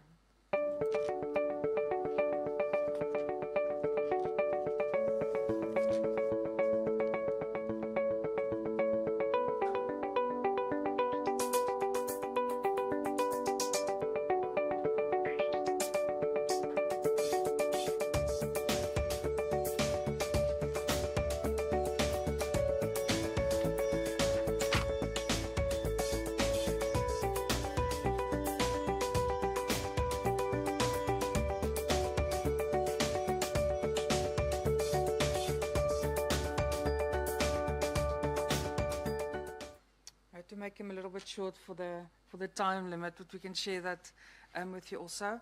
So that's just an example, for instance, how she's using the tool that's based on a link between the UN Convention's articles and then the pillars of the White Paper of the Rights of Persons with Disabilities. So in this particular case, she monitored White Paper Pillar 4, which is about the access to education for Nana in South Africa.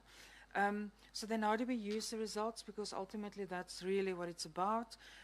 We've been using the results from a parent-led monitoring to do submissions to the shadow report to the UN Convention in South Africa at the moment. We are finalizing that.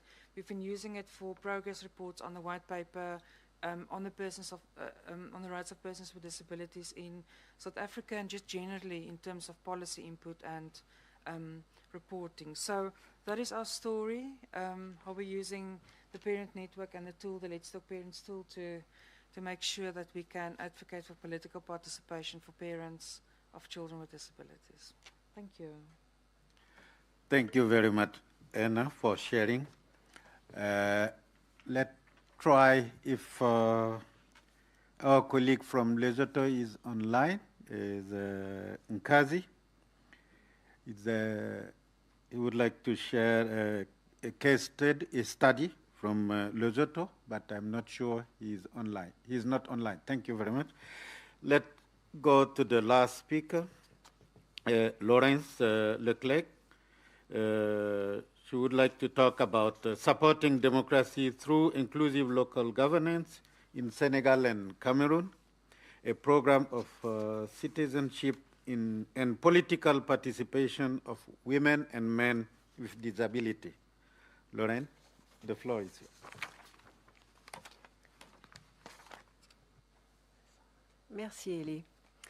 So good afternoon, everyone. I would like to share with you Sight Savers program on citizenship and political participation of women and men with disabilities, and more especially how meaningful participation in local governance processes has been made possible in 9 local councils of 6 different regions in Senegal and Cameroon.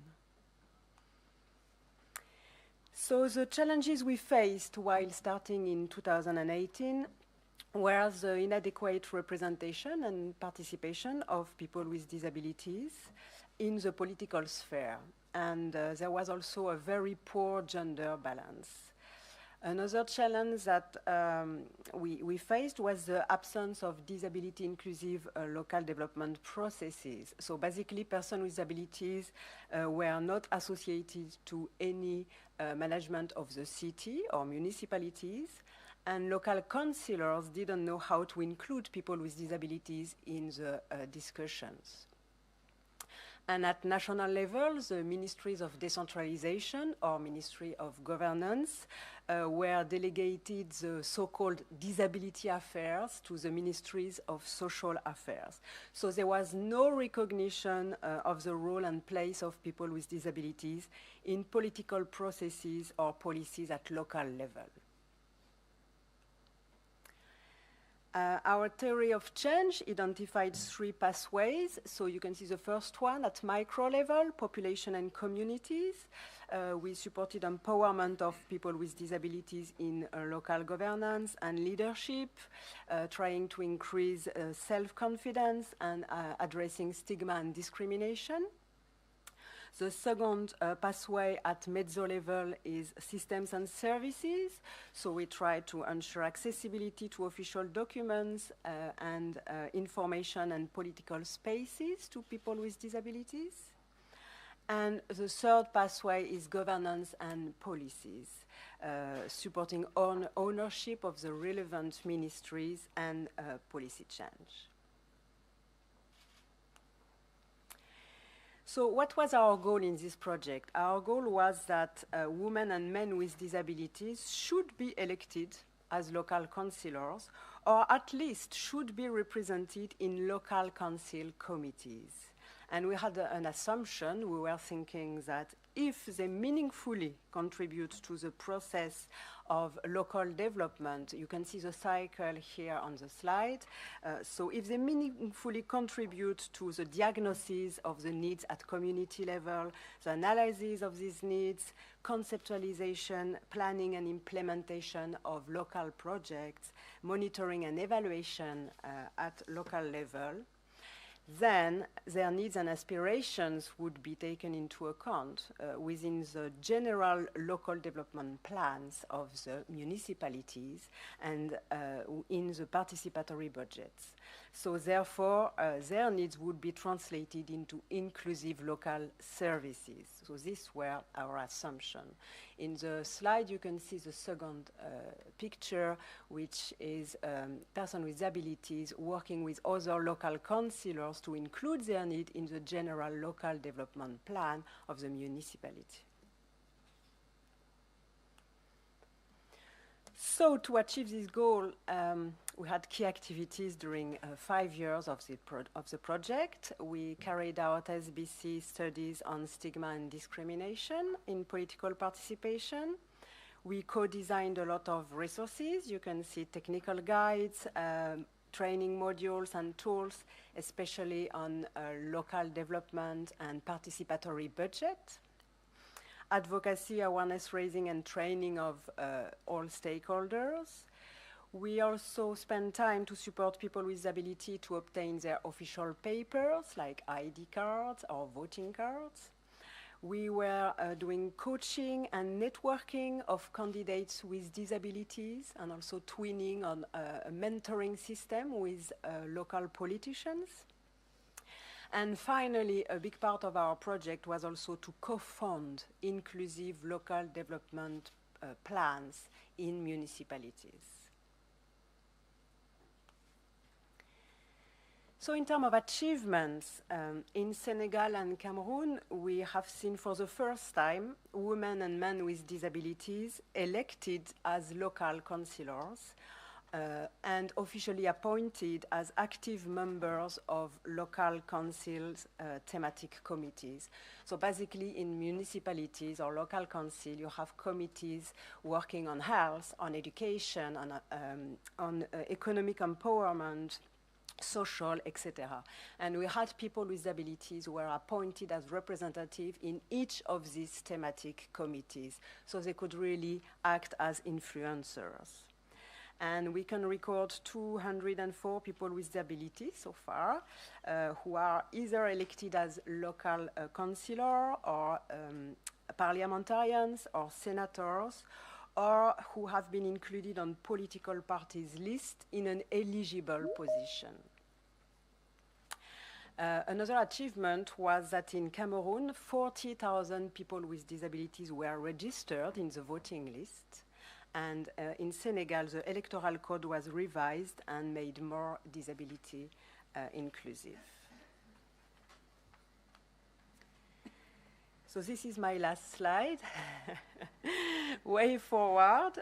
So thanks to our donor, Irish Aid, in the 5 coming years, we will scale up nationally this project, because this project was a pilot, and now we work with the ministries of decentralization in Senegal and Cameroon to see how we can scale up nationally to all districts and all regions. We can say that our gender approach was quite strong in the program, but we have identified other gaps, and for the next program we have identified better targeted interventions for people with disabilities that were left behind, especially people with intellectual disabilities. And we also would like to focus on youth, because it's the new generation. So we have a program starting in Sierra Leone to duplicate our approach with a specific focus on youth with disabilities, citizenship, and political participation. So thank you very much. Thank you very much, Lorraine. Now we have the opportunity to interact with speakers, but before I give the floor to you, the audience, I have some few questions to speakers. Let's start with Etienne from Burkina Faso. I would like to know why the political participation for persons with disability is so important in your country.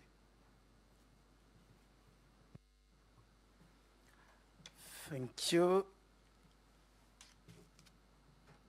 I don't know if I have to start by referring to the UN Convention, of course, but in any case,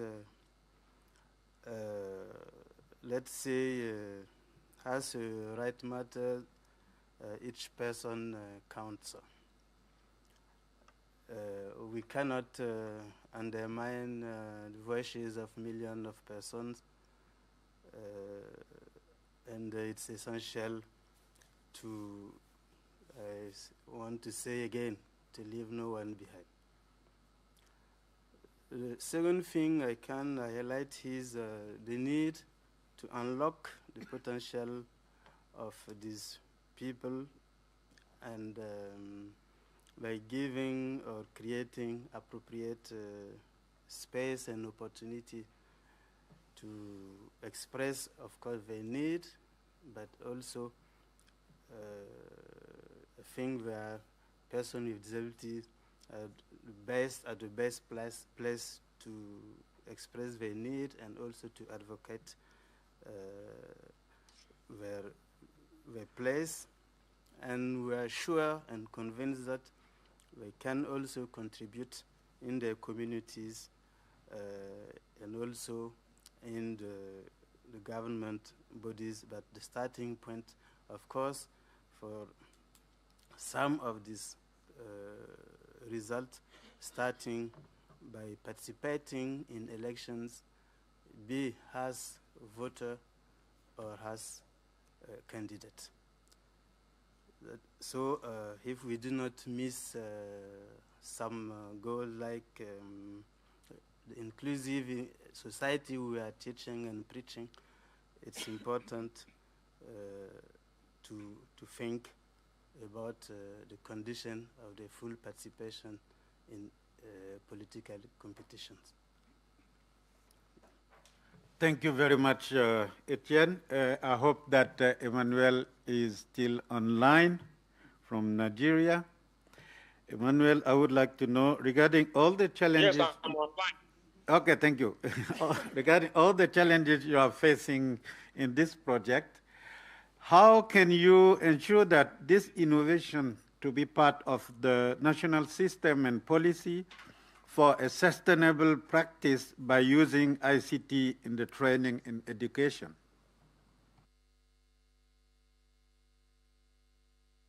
Thank you very much. We know ICT technologies is a new innovation in modern time. As a humanitarian organization, we are looking forward to cooperate with other organizations like School Educational Board and Ministry of Education, a kind of partnership to aid us to work towards that application.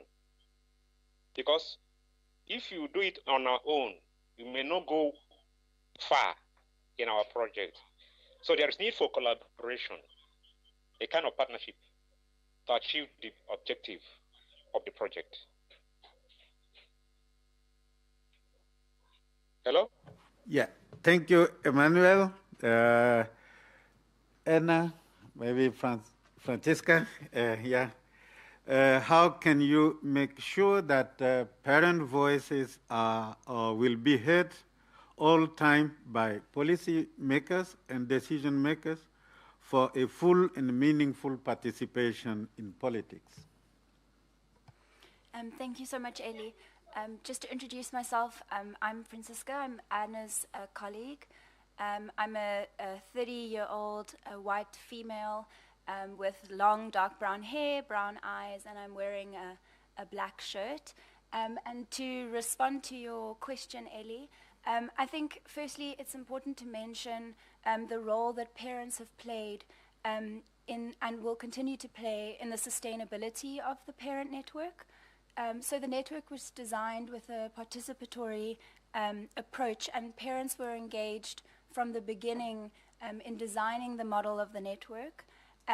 But right now also include roles such as network parents that Adna mentioned in the presentation, and that these roles remain at the core of the network and ensure that the network remains goal-directed and really focuses on the issues that are relevant to parents as those adapt and change over time. Network parents are also a dedicated role that is performed by parents, and they are especially important that in ensuring that parent voices are highlighted. Secondly, also, we hope to continue scaling the network in South Africa. When we started the parent network, we had a goal of having one network parent in each district, which is a smaller geographical location of South Africa. And it has very quickly become noticeable that that's not a big enough of a goal. And we now aim to have one network parent in each town of South Africa. And this is really to ensure that all parents, including parents who do not have access to a WhatsApp-enabled smartphones, have access to the network and are able to feed their data through to the network and receive support from network parents. And then lastly, really, it's around the sustainability of the network in terms of continued relationships with governmental departments, funders, and the private sector. And really, as we scale and grow, it's around finding funders and investors that are able to match the adaptive needs of the network, so that we can continue to acknowledge the important role that parents play in the network. Thank you very much, Francisca. Lauren, one of the biggest challenges for persons with disability is building the self-confidence in the whole sector of the life. How your program managed to pull out so many women and men with disability into political sphere, and how to make this initiative more sustainable. Thank you, Eli. So what we can say is that it was really a gradual initiative during 5 years. So of course, first of all, we work with and through OPDs to support and guide their members. But also we have identified women and men with disabilities who are really willing to be candidates in local elections throughout the two countries, in Senegal and Cameroon. And these people really wanted to participate in local decision-making groups. So when we have identified them, there was a mix of capacity-building activities. And I can say that during this conference, I've heard many activities similar in various sessions. For us, it was training these people in leadership, communication, advocacy, but also on local development, electoral processes, and local governance system, because it's not so obvious. And then we had all these activities on coaching, individual coaching, so it took a lot of time, it's true, and peer-to-peer support. And especially for women with disabilities, we had a strategy which was to organize a mentoring system. So having women leader or woman politician supporting one woman with disability wanted to be candidate, and build self-confidence, explaining the difficulties of being a woman participating in communities and in local councils, etc. And then we had all these activities around networking and alliances. What we did also to build self-confidence was to organize confrontational meetings with local councillors and other politicians to really fight the myth and stereotypes about people with disabilities, so-called lack of capacities, or so-called having not added value or being a burden for communities, and showing them that they were doing things for the community at local level also, and that they had a voice. Now, in terms of sustainability, we know it's always more complex, but really what I said is that we are really doing decentralization system strengthening here. So we are working through the ministries of decentralization to see how we will scale up all this initiative nationally, working through various institutions, decentralization institutions, sorry. We will continue to build the capacities, or at least to support the OPD federations, but not only the federation, right? It's a program on decentralization. So we will also work to see how we can support at regional level OPDs and also at local level. And we know that it's much more complex because most of the time the literacy is not here, the self-confidence is not here, etc.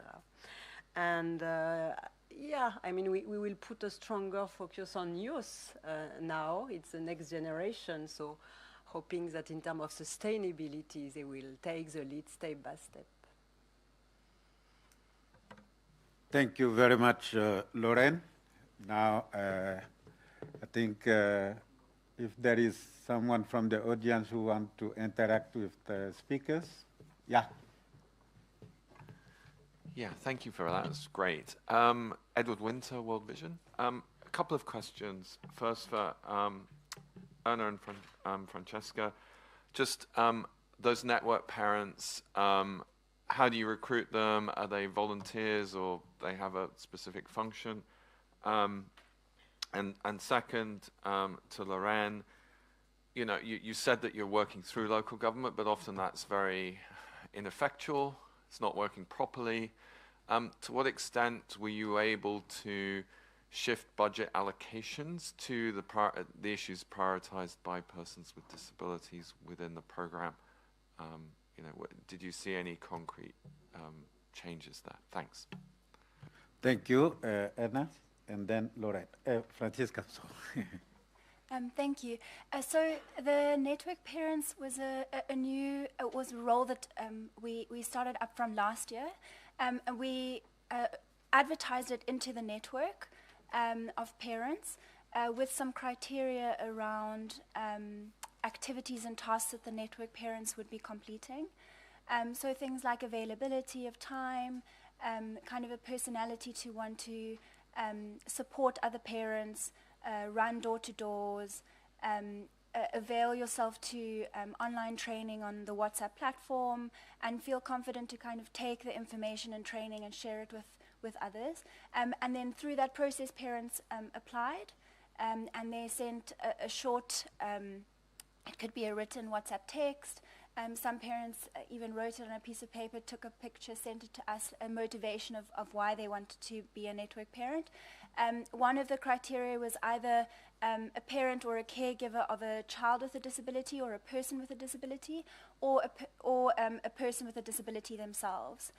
Really, we felt quite strongly, and parents felt really strongly, that the network should really be for people with disabilities and for parents of children and people with disabilities, so that can remain kind of a core of the network and the message that we spread. Just on the payment, so in the beginning it was all quite voluntarily, so people came, parents came together and so on. But as we grew, we also felt that it's important to make a statement that caregiving is a job. So we actually raised funds for a stipend, so we pay parents to do that, and we continue to do that as much as we can. But that's another important statement we wanted to make from the beginning, that this type of work is work.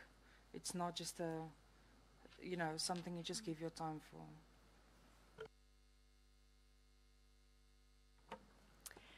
So, working with local governments, it's true, it's not easy. But we work through various decentralization institutions to get to the local governments. For example, in these countries, you have the associations of mayors. You have the Ministry of Decentralization regional delegations and district delegations. You also have, for example, the national schools of local councillors or national schools of administrators. You also have the high councils of local councils. So you have a lot of various actors that could help you in your advocacy if really you explain the approach. And this is what we did really. We even put some inclusive local development strategies and approach within their curricula. We trained the key leaders of this association so that at some point they could also cascade this training at local level. So this is how we worked with local governments. And we were quite surprised because once the stigma and stereotypes that local councillors may have towards the participation of persons with disability were out, then finally we could see people who really had willingness to have persons with disability on board. So of course, there were some pilots, but at least we know now what kind of approach we can take with which strategic actors, etc. Now, as for the budget allocation, what we did in these pilot local councils was really to work with them on their local development plans that they have. And also, most of them had some approach on to work had some local development plan. And most of them had some participatory budget cycle. Let's say that they try to involve the community to decide the key funding components of their plans. So we made sure that persons with disabilities and their representatives were in these sessions. And knowing that it would not be enough, of course, because at some point when you have arbitration about what needs to be funded and what resources you effectively have, to be sure that the disability inclusion would not be out. We worked also through the donors and the national development pot, if you want, who are funding this local council's budget. And we work with them to add disability criteria within their checklist to ensure that this would be a condition for a local council to receive funds from the national government funds and from donors to ensure that you would have disability inclusive criteria in this budget. Thank you. Yeah. Hello. Good morning. I know that you speak about the political participation of people with disabilities, and I want to know if you have any project that allow people with disabilities who are not able to write, if you have any kind of project to allow them to vote using new technologies. Thank you. Thank you very much. Who want to interact to answer to the question?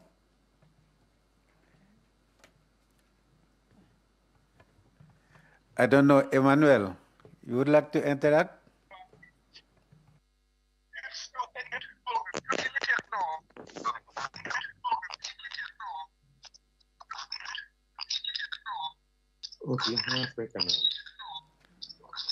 Okay, if there anyone who want to answer to the question, try.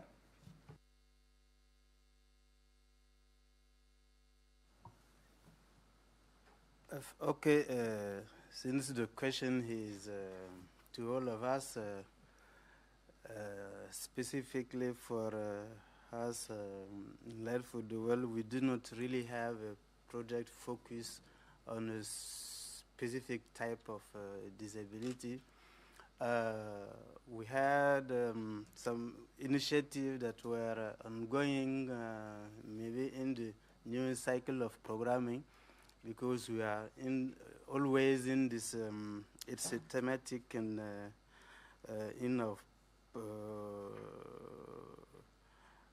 strategic, country strategic plan talking about the disability inclusion.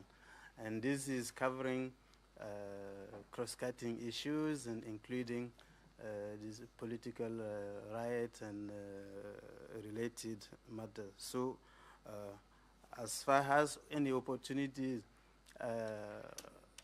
can be translated into project, it's something we can take into account, but currently we do not have a specific project for that. Thank you, Etienne.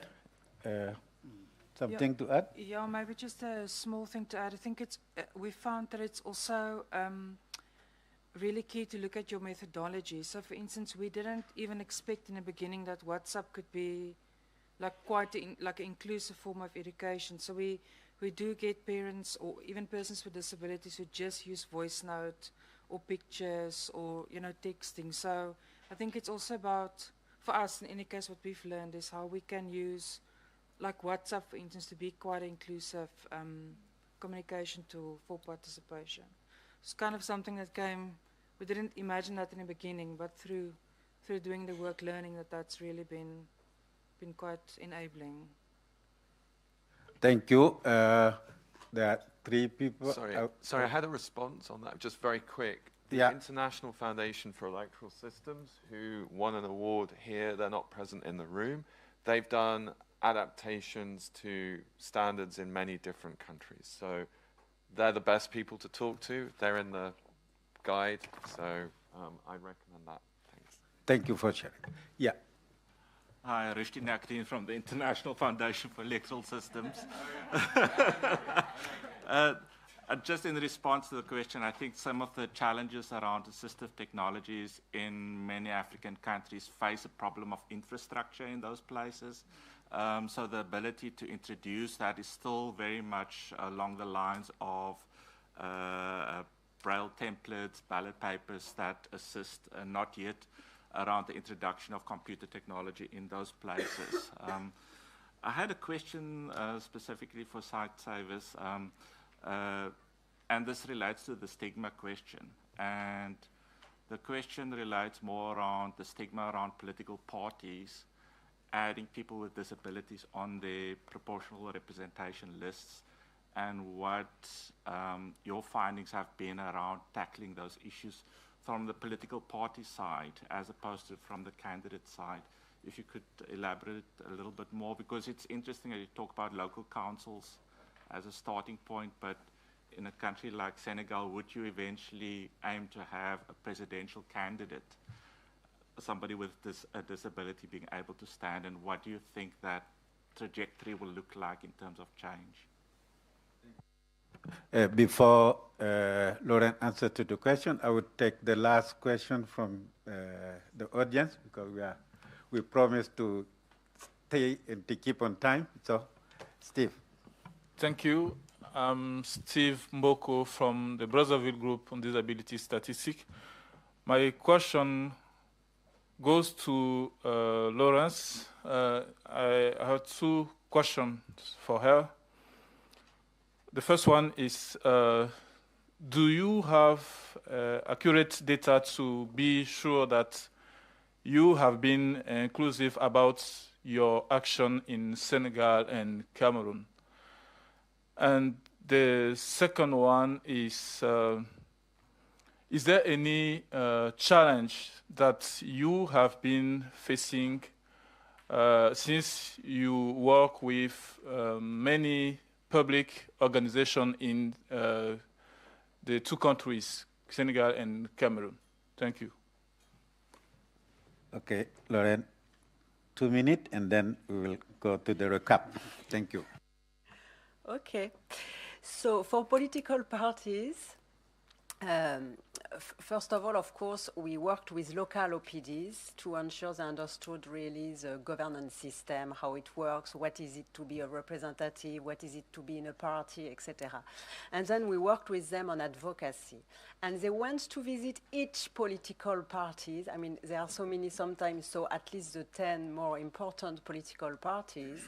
And before the elections, and they were expressing their needs, what they wanted to have, the representation they thought they had the right to have in the party, and they were asking the leaders of this party some pledge for the next election. And of course, they recorded this pledge, they put that on video, on paper, etc. And then they checked the political party manifestos as well to ensure that there were some disability, let's say, consideration.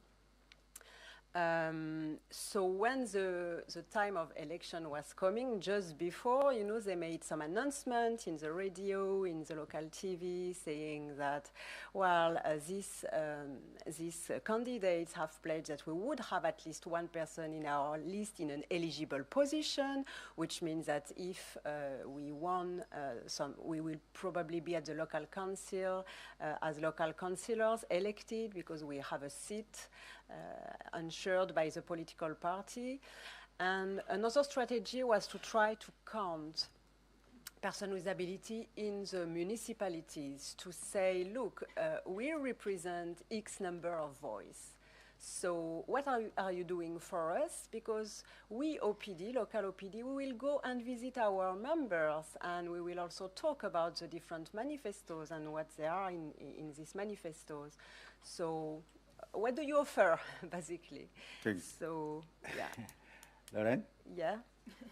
Quickly, we have to make a recap, and then... maybe just on the data. Yeah. So we can give you some research that we did at the beginning and at the end of the project. So we have baseline and end line. And we did door-to-door, let's say, interviews to understand better the situation. So we have this research that we can that are published in our website and that we can share with you, of course. Thank you. I would encourage people to continue interacting with all the speakers after this session. Yeah, time to recap. To improve the political participation in Africa, some action need to be taken. Advocacy that persons with disability are represented in the election committee, but also in the National Election Commission. Persons with disability are represented and elected in local council and local development committees. Building capacity of persons with disability and their organization to lead advocacy for the implementation of the UN CRPD and also to develop the report to the Human Rights Commission.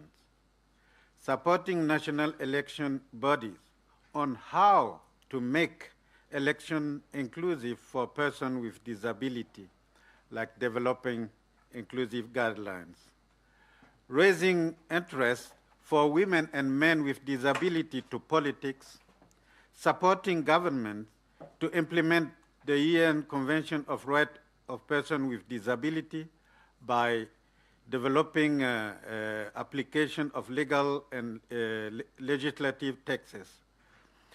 Raising awareness among political parties to the need for and importance of valuing the electorate of persons with disability and the eligibility for political positions.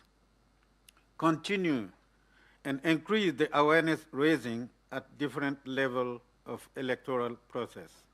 And to end by documenting and disseminating good practices and lessons learned on inclusive political participation of persons with disability. Kadiba from Senegal said, politics is a royal road for persons with disability, especially women, to access positions of responsibility or decision-making body and defend their rights.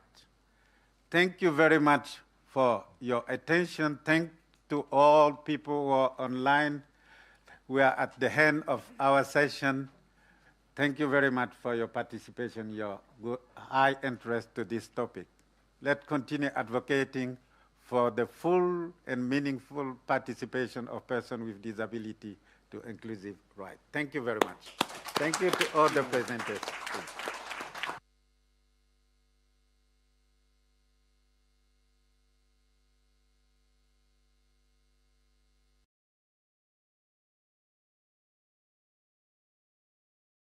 We will also have you on video, and so we will be spotlighting you all as you all speak.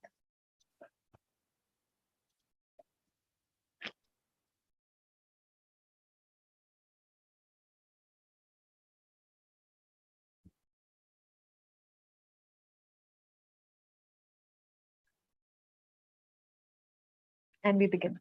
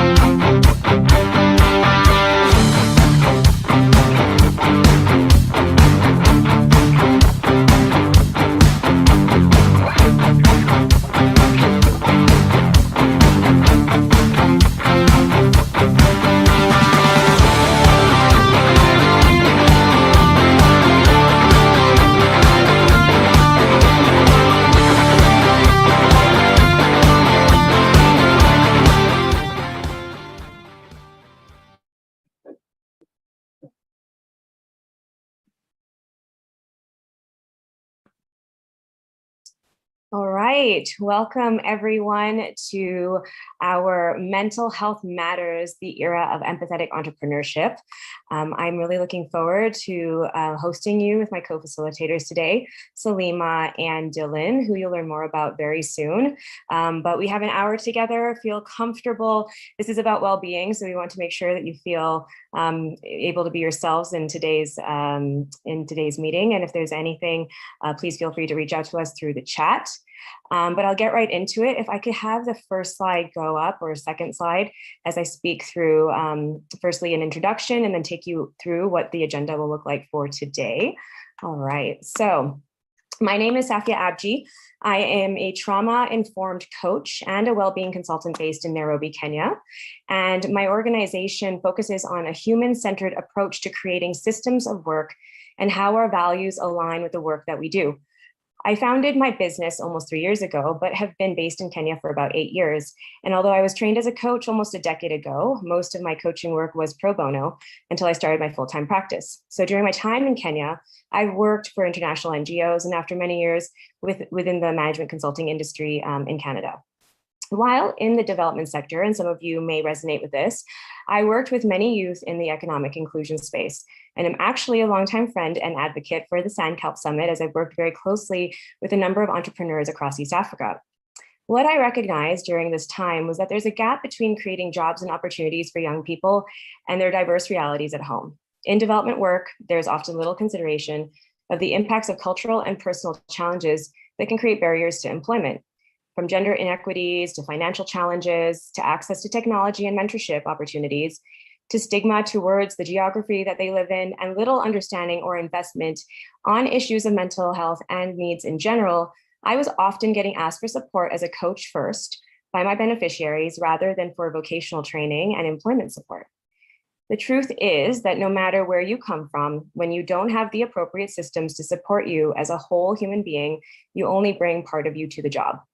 This is an unsustainable and potentially destructive approach to economic inclusion interventions, as we are often supporting those who are looking for work to strengthen their sense of confidence and see it as a pathway to meaningful work. Sorry, guys. And so, to meaningful work and growth. So as a result, I started my coaching practice and consulting business to focus on the systems we have in place already and how to be more inclusive in the solutions we create, not only focus on the bottom line, but actually those who contribute to it. I wanted to facilitate this session to put a spotlight on the topic of well-being in the workplace, because as much as this is being spoken about on the outside, especially since the impact of the pandemic, we are still not having important conversations within the spaces where transformation is possible and very required. Today, we'll provide a small taste of why we need to start scaling these conversations and create cultural shifts rather than a bandaged solution to rising issues of mental and emotional well-being. Now, thank you so much for listening to that. Before I move forward, I wanted to take you through slide 2, which is the agenda, so you know kind of what the flow of today will look like. Now, our flow will be very fluid. We have opportunities for Q&A at the end. So if you are, if we have a lot of questions and we're having a great conversation, we are happy to continue that moving forward. But also to let you know, we have a bit of a brainstorming exercise at the end to start thinking about workplace well-being. So once we're done with introductions today, we'll go into an icebreaker. We'll talk more about why well-being is becoming a priority in the workplace. We'll talk a little bit about your own personal well-being and assess that. And then we'll hear from Salima and Dylan on their own entrepreneurial journeys and why well-being has become important for them, as well as do some speaker Q&A. And at which point we'll do a bit of brainstorming around how to improve the culture of well-being in your workplace. All right, let me hand it over to Salima for introductions, and thank you all so much. Hi, everyone. Nice to see everyone here. Thank you so much for having me. It's an honor. Thanks, Safia, for the lovely introduction. My name is Salima Balani, and I'm a 9-time founder. Some failed, some exited. Lots of my story we're going to share soon. A TEDx speaker and the best-selling award-winning author of this book, Innovation Starts With I, recently launched in November 2021. I'm also the founder and CEO of Ripple Impact, which is a business accelerator that helps entrepreneurs grow their businesses and scale their platforms. So essentially, we're the team behind the scenes to many entrepreneurs, helping them grow and scale their businesses. I also teach design thinking and entrepreneurship at Johns Hopkins University at the Graduate School for International Studies, and I often guest lecture at business schools. I'm also currently a student myself in the lead executive education program at Stanford University's Graduate School of Business. I contribute to Forbes. I talk a lot about innovation, entrepreneurship, remote team building, and I've been published in 15 different research publications between the World Bank and the Inter-American Development Bank. I have a previous career in international development, which is very much aligned with what I'm doing today, since we do work with entrepreneurs all over the world, especially in emerging markets. And I've done a lot of work on how to promote a circular economy and improve refugee livelihoods using hydroponics and water-saving climate-smart technologies. And I've done a lot with that in the MENA region, including insect farming, which is a new thing I've been up to. And why this session is important to me. So mental health has been a really important part of my own entrepreneurship journey, and it actually helped with the unleashing process, since a lot of us have to go through some sort of unleashing and coming out of the closet when it comes to, you know, finding ourselves or becoming ourselves as entrepreneurs, these new versions of ourselves. And I really resonate with the James Clear quote, which is, entrepreneurship is a personal growth engine disguised as a business pursuit. There's a lot there. And I love the title of the session with empathetic entrepreneurship, since I have a quote in my book, and it says that empathy is the undervalued stock that enables those who have it to be more successful in many areas than those who lack it. So very relevant in today's times, especially as we're coming out of the pandemic, and very excited to be here. Thank you.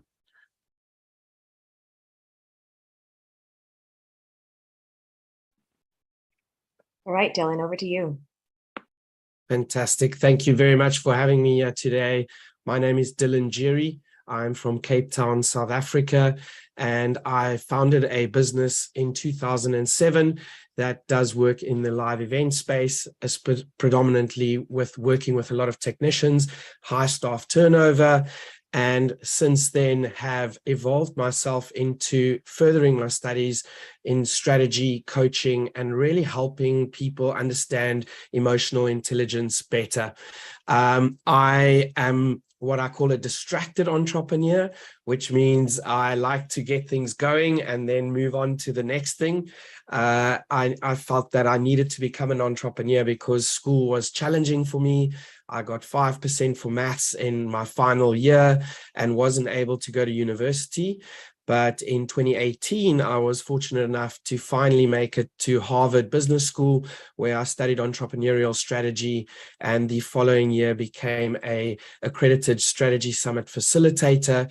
And I've been working with people all around the world since then, helping them set strategy in their business and helping them become leaders who empower the people in their business to become the best versions of themselves, which then allows business owners to step out of their businesses and work on it from a top-down approach rather than getting stuck in the operational side of business. So I'm very happy to be with you guys here today. Why am I here?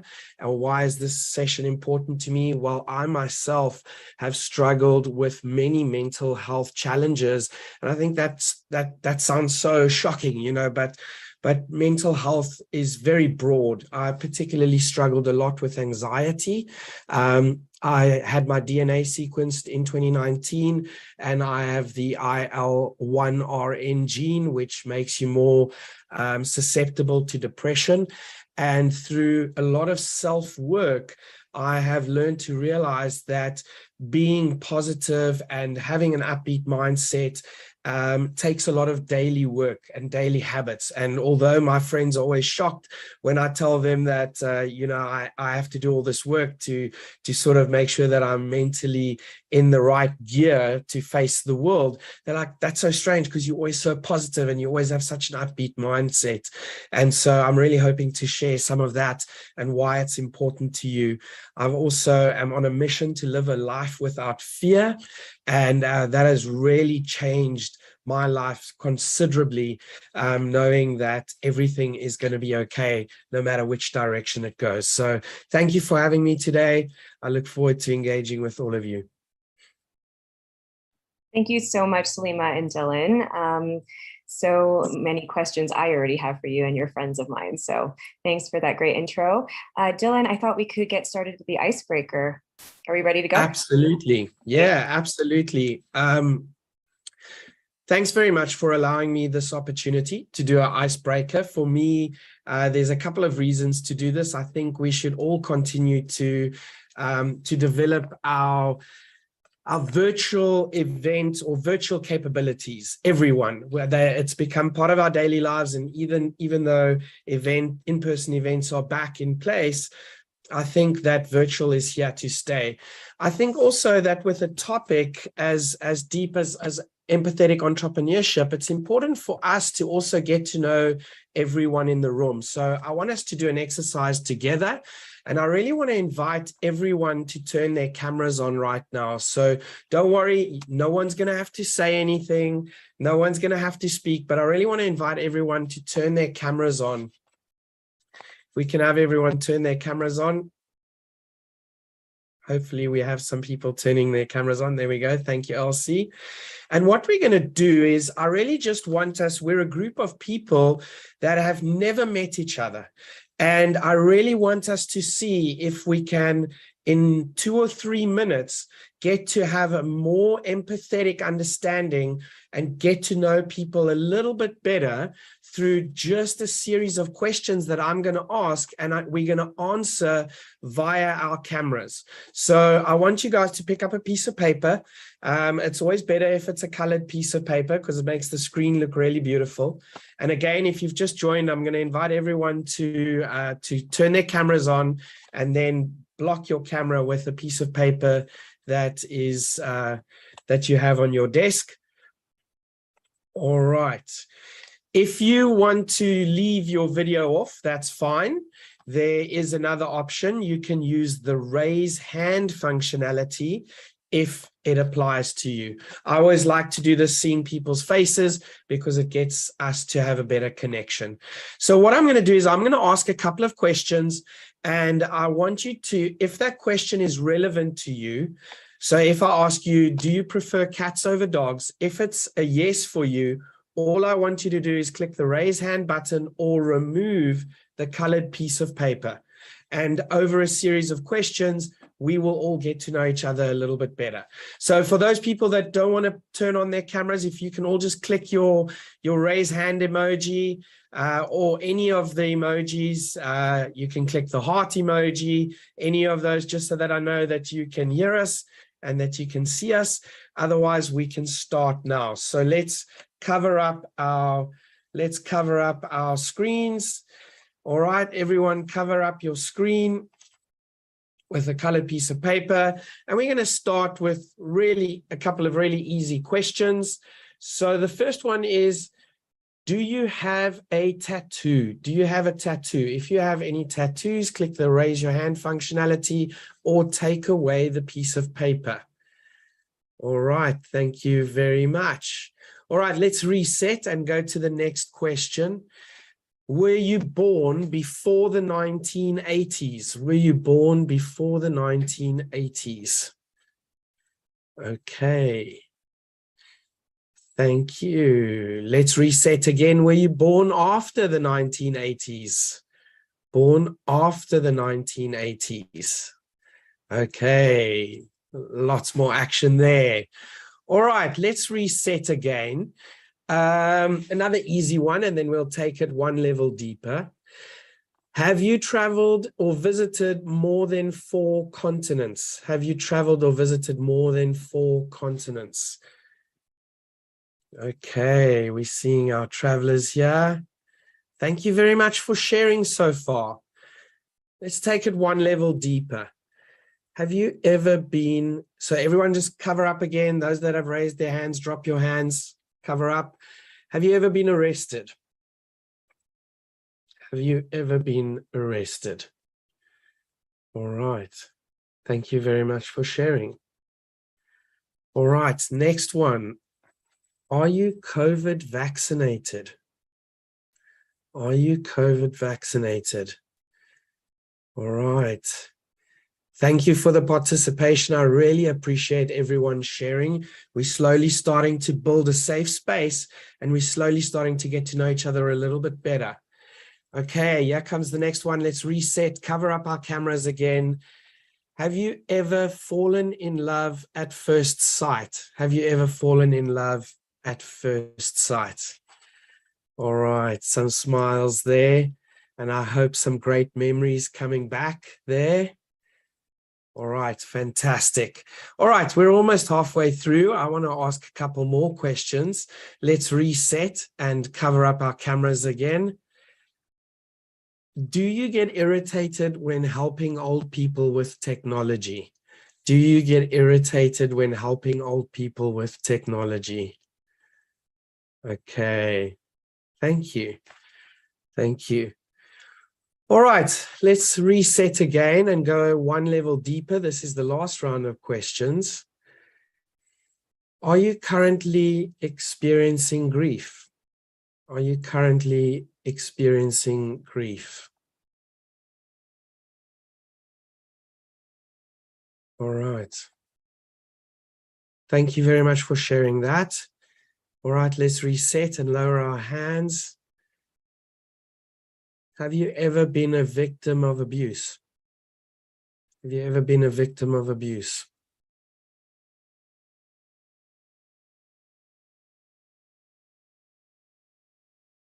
Thank you so much for sharing. All right, let's lower our hands again. Have you ever felt guilt as a spouse? Have you ever felt guilt as a spouse? Thank you. All right. And last question. Thank you so much for sharing. Let's reset. Are you curious to become a more aware person? Are you curious to become a more aware person?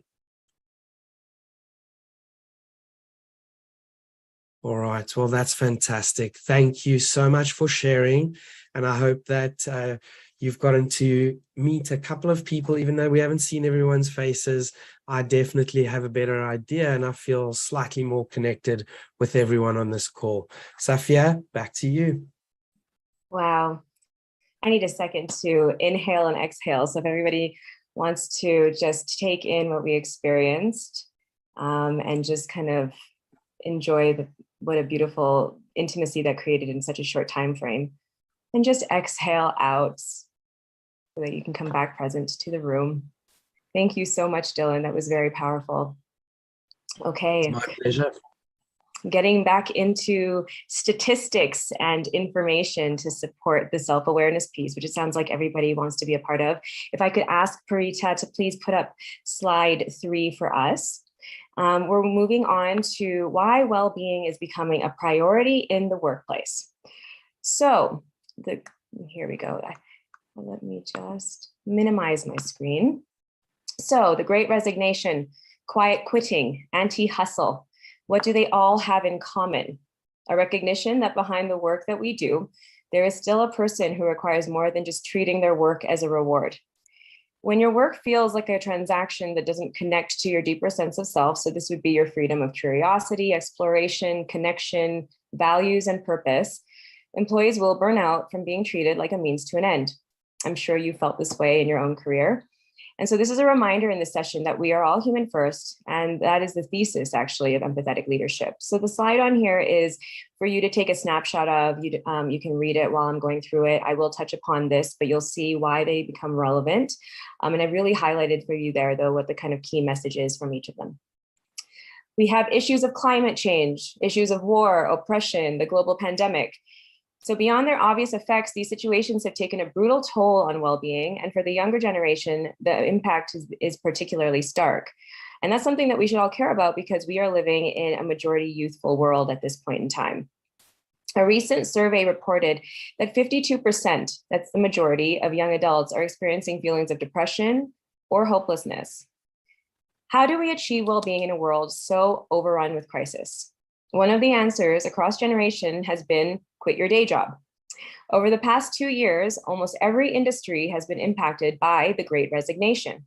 Younger workers in lower paying industries such as retail, food services, and healthcare started the trend, and they were eventually joined by long tenured, higher paid employees from industries such as finance and technology. This phenomenon has prompted many companies to take a second look at burnout and well-being. According to the University of California, Berkeley, a psychologist there who did some of the earliest research on the topic, burnout occurs when emotional exhaustion, depersonalization, and a reduced sense of personal accomplishment are all present simultaneously. In the words of your average worker, it's the result of being overworked and undervalued, as well as disconnected from a feeling that your job is actually important. While companies have turned to mindfulness rooms and unlimited time off as a way to combat the issue, which in my point of view, are just tactics to calm employees instead of addressing the key issues that are actually require the calming in the first place, neither is shaping up to be a long-term solution.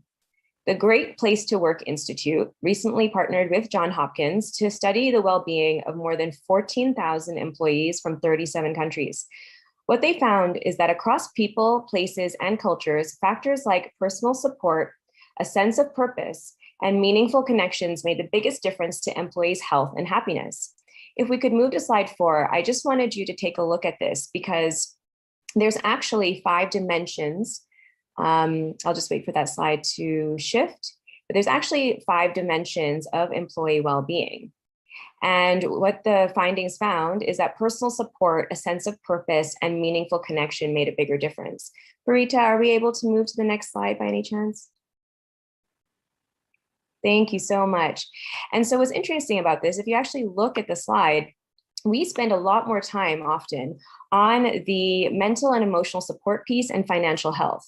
So a lot of bandage solutions. And what we're hearing now is that if we actually deal with the root issues that create a sense of connection in the workplace, we may not actually have to spend so much other time on the other 2 dimensions. So that might be one of the biggest gifts of the Great Resignation. The conversation it has sparked around purpose, engagement, and organizational values. Surprised that so many workers were willing to sacrifice financial stability for more fulfilling work, many firms have been forced to ask, what can I do better? This is especially true as we learn that the majority of those who left their jobs don't regret doing so. A Harris poll survey from March indicated that only 1 in 5 workers who quit a job in the past 2 years would make a different choice today. A better quality of life has left most with absolutely no desire to turn back the clock on their decision. The Washington Post followed up by interviewing some resignees late last year. While they were concerned with the current state of the economy, the vast majority are thrilled, quote, with the changes they've made to their work lives. The testimonials speak volumes to the importance of well-being. Quote, I may make half as much, but I feel like twice the person, said a former New York City chef who went on to get certified as a substance abuse counselor. Another quote, sorry, my screen keeps getting bigger. So in another quote, the stock market wiped out the equivalent of 1 year of my pension and I still have no regrets. The improvement in my personal happiness is priceless. This is from a former teacher in Florida who lost 10% of her pension by not waiting longer to retire. These testimonials illustrate something very important. Money doesn't drive retention. So according to the Great Place to Work, employees who experience high levels of well-being in the workplace are 3 times more likely to stick around. Being happy and healthy matters immensely. And for companies that understand this, purpose remains the vital lever. After all, people who say they are living their purpose report levels of well-being 5 times higher. That's huge, 5 times higher than those who say that they aren't. Connect employees to the value of their work and the challenges they face might not seem so daunting. So personally, being a coach who supports emotional freedom and purpose in my own practice over the past 10 years, whether I am coaching a C-level executive or someone climbing in the professional chain, 100% of the time, and that is no joke or exaggeration, there is a recognition that when your work is not connected to a deeper sense of self, the rewards of superficial success create more temporary feelings of fulfillment and begin encouraging questions of whether we are living in ways that make us truly alive. And when we start thinking about whether we're truly alive and awake in what we're doing, that starts to create a transition and transformation most of the time. Often, our work is actually a coping mechanism to hide from hard emotions we haven't fully recognized and dealt with. So from a trauma-informed approach, and if anybody has any questions on what trauma-informed work means, it will become much more popular, I think, in our daily jargon as we move forward. But a little bit of insight into some of the things that I deal with. So we have something we call high-level and low-level coping mechanisms. Your low-level coping mechanisms look like your traditional struggles, not that they should be traditional, but struggles like escaping from our realities through addiction to alcohol, to drugs. But high-level coping can look like addiction to work. It can look like addiction to accolades, to getting degrees, to going to the gym. These are things that our society still rewards, but they're still coping. So the pandemic has forced us to take a deeper look at our lives and how we are living them in ways that weren't sustainable to our long-term fulfillment, and with more recognition of how current employment systems aren't set up to address the emotional and personal freedoms we desire. The systems are now being forced to change. We need to start approaching ourselves, our teams, and our clients from a perspective of how they best contribute to the systems of our organization and reward them in ways that are meaningful. This includes viewing whole organizations built by whole humans and not just the roles that they play, especially when they spend the majority of their time thinking about completing and being at work. Okay, there was a lot in there. And there is a slide up right now. Those are the 3 dimensions that were the most significant to employee well-being. But what we're going to do now is move on to prioritizing our personal well-being. And we will be using the slide to help us with one of the polling questions. So hopefully we can keep it up there. But Parita, I would like us to launch our first polling question. So I hope everybody knows firstly that this is an anonymous, the answers are anonymous. But they are about you, so get comfortable. And your first question is, on a scale of 1 to 5, how would you rate your overall satisfaction with your mental and emotional health? So your personal well-being. 1 equals extremely unsatisfied and 5 equals extremely satisfied. Please answer now.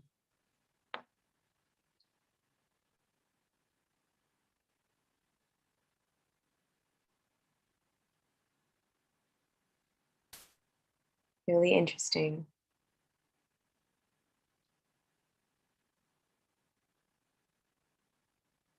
So there's 22 of us in the room. If hopefully all 22 of us can vote, we can get a real good feel of who's in the room and how everyone's feeling. How do you feel about your mental and emotional health at this moment in time?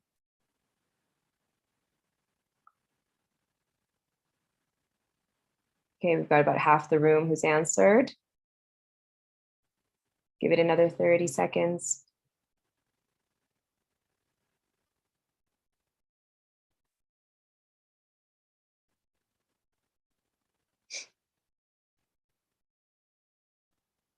All right. Should we end the poll? We'll give it one more, maybe wait about 10 more seconds if anybody else wants to vote. Otherwise, we'll end the poll. Get your answers in there. Remember, they're anonymous. Okay, let's end it. So if we can see the findings, all right. So the majority was at 4, interesting. And then the next was at 3. This is very, very parallel to what I usually see in most rooms. So it just goes to show you that we're never quite at a 5 and quite at a 1, but we're usually somewhere in between. And there are various factors that will fluctuate this depending on what's happening on a daily basis. And so actually, it's a perfect segue to our next polling question. But if anybody wants to take a snapshot of this, by the way, this is not proprietary. Feel free to use this. You can take a snapshot. Otherwise, we can stop sharing that one and move on to the second polling question. All right, polling question number 2. On a scale of 1 to 5, how much of an impact does your work have on your personal well-being? So now this is, how does your work impact your personal well-being? There's no impact, use a 1. If there's high impact, vote 5. Okay, I'm seeing these results coming in a lot faster.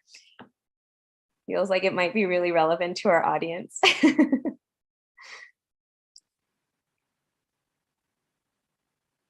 We have about 60% have voted.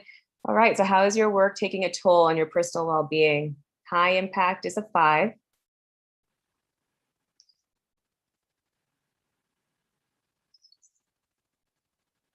About 10 more seconds to get the rest of the votes in. If we can have those remaining 7 people, please vote and get a good view of how we're feeling. Okay, let's end the poll there. All right, and the results are in. The majority are on the higher end of the spectrum, which is interesting. So we have many people who are feeling like their work life is contributing to how they're feeling on a daily basis.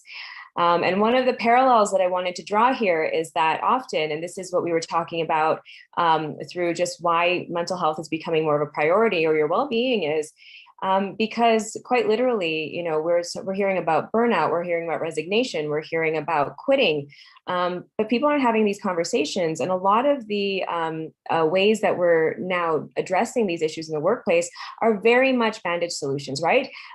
We have, you know, mental health awareness weeks, we have events, we have, you know, a day off to be able to deal with the things that matter to you. But, you know, if we can actually shift the way that the environment is supporting your mental health, and that means any environment, not just your workplace, but any environment, we can actually start mitigating the risk to actually feeling some of the ways that we are. And so this just goes to show that for many of you, whether you're entrepreneurs, whether you're investors, whether you're accelerators, you still work within an organization and your work still impacts how you're feeling on a daily basis. And if this is relevant to you, it's definitely relevant to the many communities that you are connected to.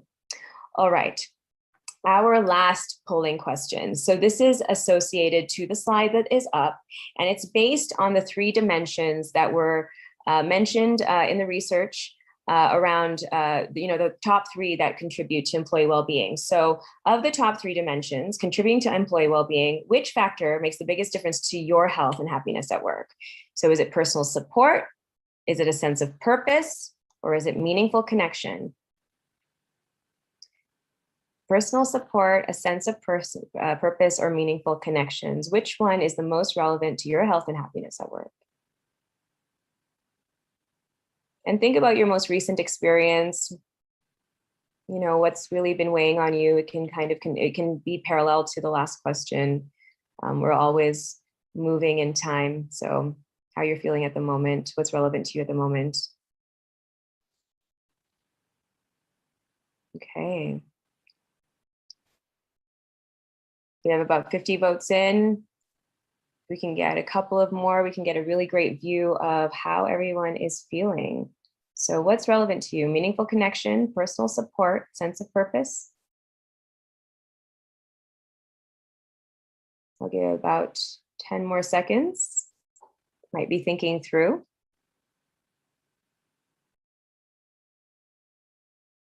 Okay, we can end the poll there. All right, and so not surprising, I assumed this is what the answers would look like, a sense of purpose. We are in an entrepreneurship forum. Most of you are likely doing something you truly care about or are passionate about, so sense of purpose definitely aligns with that. Feeling every day that your work is meaningful and fulfilling because it actually aligns with your values. And so great to hear that many of you care about that and want to continue to support that factor of well-being in your workplace. All right, we can stop sharing the polls. Thank you for sharing the results and so much for your help, Parita. I so appreciate it. And now, without further ado, my favorite part of today is we are going to move on to our speakers' stories. And this is what I call well-being wisdom, because for me, knowledge and wisdom, different things. We can learn things in school, we can hear about how experiences have affected people, but when we truly have experienced it and have had to learn how to deal with something, that is where all the wisdom comes in. So what greater way than to share from a personal perspective from two of my friends, but also really accomplished entrepreneurs, both Salima and Dylan. And so I'm going to hand it over to Salima to share. And our speakers are really going to go in today to talk about, the topic of well-being from their personal perspective as entrepreneurs and share their journey and lessons. And for those of you who have questions, feel free to put them in the chat box. We will address them. There'll be an opportunity for Q&A. And I'm looking forward to hearing that. All right, over to you, Salima. Awesome. Thank you so much, Safia. So my story actually goes back to, let's say 2009, when I graduated from college and from McGill University, and I couldn't find a job in the economic crisis. I stayed in an attic in the Bronx and New York City. I tried looking everywhere and couldn't find a job. And so I ended up deciding to figure out how can I provide more value? How can I do something good for the world if I couldn't find a job? So I decided to volunteer. And that took me to Brazil to volunteer at an orphanage. However, I didn't end up at the orphanage immediately. What happened was the nonprofit director was like, well, Salima, I want you to be in Rio de Janeiro and start a language school to help support the orphanage because we're struggling here. Our infrastructure is falling apart. We don't have long-term volunteers. We need more money. If you can start this language school, we'll give you the resources, we have a donor, and just get it up and running. And so that way the proceeds from the school can support the orphanage. And so in Rio de Janeiro, I didn't speak much Portuguese. I was speaking Portuñol, and got this school started, got a bunch of volunteers from around the world together. Didn't know what I was doing at age 21, but managed to make it happen. And we were teaching all these different languages, as volunteers, and realized that our business model was failing because that wasn't the best strategy. We would have classes that sometimes only had one person or people weren't showing up. Then we pivoted, which is such an important process, and mental health is really, really key in that pivoting process as an entrepreneur. It's tough to accept that we were failing, but that also means that that challenge is an opportunity for reinvention. We ended up focusing on what we were good at, where we did have traction was, Portuguese for foreigners. We had the foreign students that were really, really interested in learning Portuguese and also supporting the orphanage. And that's when our business model shifted and took off. And we were able to start academic credit programs, homestays, extracurricular activities, all kinds of partnerships with Lonely Planet, et cetera. And the school became the top rated school in Rio de Janeiro, still exists today, became a for-profit actually from a nonprofit, and has a whole community. And that was a defining experience that really set the foundation for entrepreneurship in the very early stages of my career.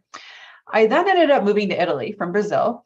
Love story there, it's in my book, but I ended up living in the south of Italy in a town called Reggio di Calabria, which is right across from Sicily. There was the mafia, there were bombs. It was a kind of crazy place to live, but no jobs. Again, 2009, I was now, turning 22 and just couldn't find a job. I tried cooking Italian food, but they didn't eat Caesar salad and fettuccine Alfredo there.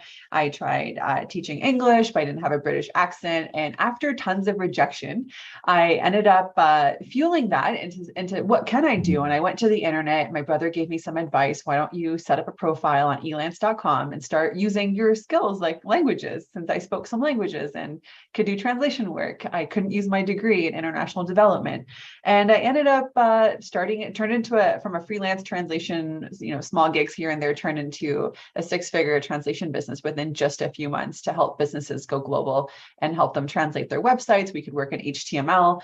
We couldn't even afford translation software. So what we did instead was, and this was my partner and I were doing this together, we actually had human translators because the gig economy was just starting up. And so there were a lot of people that were sitting around the world also without a job and available to do translation work. And so that business really took off and did well, and was able to exit and sell the business a few years later. I wanted to it wasn't trying to be an entrepreneur. My dream was to work at the World Bank or the Inter-American Development Bank and pursue a career in international development. So I went to grad school at Johns Hopkins in Bologna, Italy, moved back to Brazil to do some work at the China-Brazil Business Council, ended up in Washington, D.C. to finish graduate school here at Johns Hopkins. And after graduating, I had gotten this dream job, or what I thought was a dream job, at the Inter-American Development Bank, working in economic development. It studied economics and was traveling around Latin America, advising governments and monitoring and evaluating projects and visiting different sites and fields. And it was a whole different experience. And I learned a lot and it was exciting, but I also didn't feel that I was able to have the flexibility and creativity. I felt I was put into a box and often said no to, and I couldn't really be my true self, and I missed that life as an entrepreneur, which I didn't have the perspective prior, but after having those different experiences, I really started to appreciate the entrepreneurial lifestyle and being able to wake up excited and do something I love. I ended up exiting that job 3 years later and going back into entrepreneurship, and through actually storytelling and telling, I was very embarrassed about my translation business because it wasn't really anything that my colleagues or my classmates really understood or did, and I was embarrassed. It was really just myself telling a story in my head, which I also learned about through my therapist, that sometimes we tell stories in our heads that aren't really true. And as an entrepreneur, it's so important to be vulnerable and share. And it was actually when I started sharing my story that a lot of opportunities started coming to me. And that's when I landed a job, a side hustle with Elance after telling my story and success with the translation business. They hired me. Now they're called Upwork, if many of you probably know this freelancing platform. And they were like, we want you to tell your story to entrepreneurs and go around and launch different WeWorks, WeWork, the co-working space, and teach entrepreneurs how to hire remote teams. Of course, in 2013, 2014, and even 2015, remote teams wasn't a huge thing. And so our startup education program failed. It was also a time when, after making that exit, I had co-founded a marketing agency. And that was also a failed experience when I got laid off from both those jobs. And so I now had made this big career transition out of international development into entrepreneurship, but I couldn't figure out, how do I unleash that entrepreneur within myself? How do I actually do that and be successful again?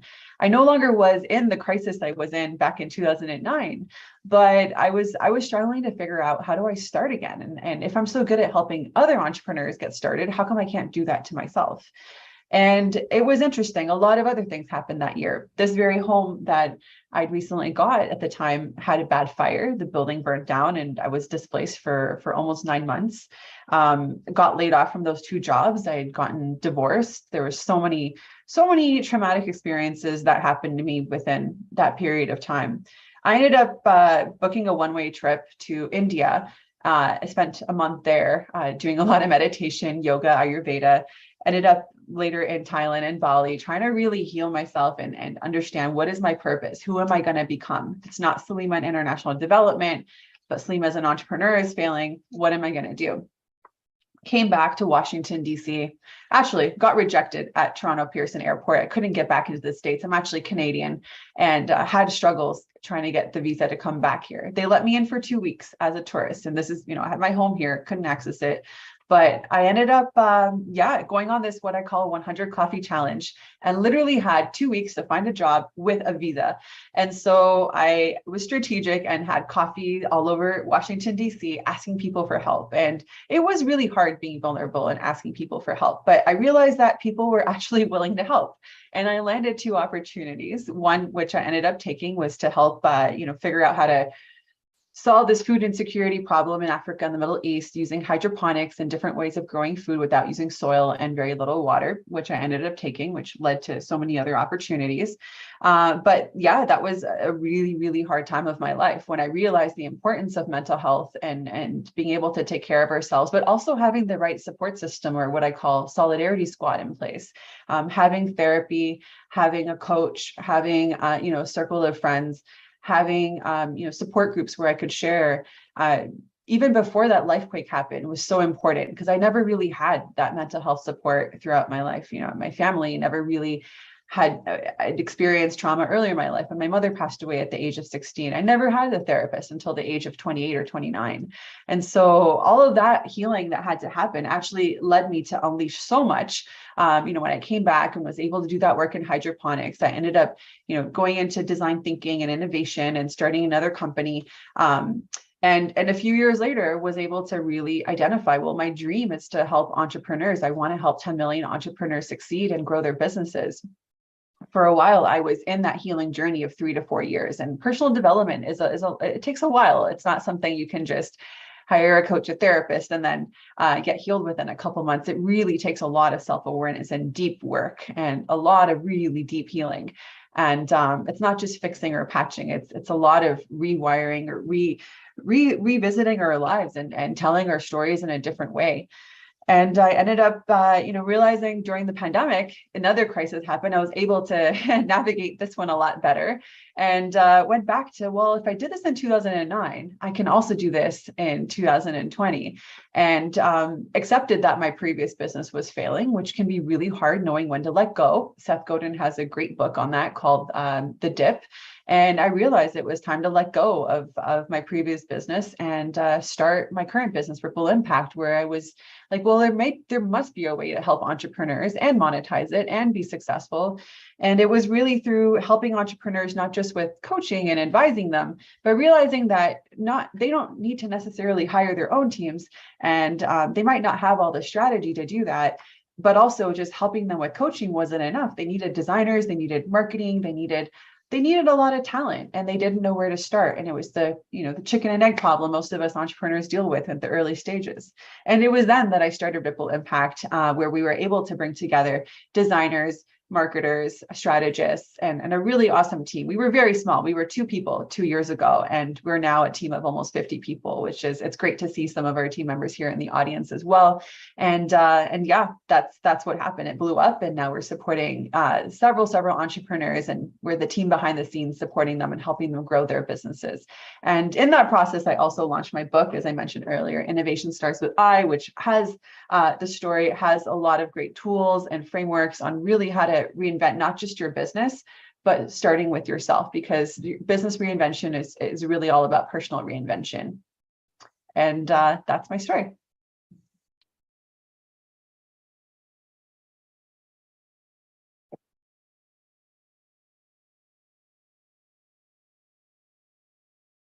All right, Safia, you happy for me to go? Fantastic. So I think, just thinking back on my life now, I think there were 2 main inflection points that I think really started the process to me becoming and falling in love with empathy and emotional intelligence. And the one was very young, at age 4, where I got a very rare skin disease called impetigo. And it would start on my skin like a mosquito bite, and it would open and open and open till it was like a festering welt. And some nights my mom would have to change my sheets because it was just so bad, and there was so much fluid coming from these welts.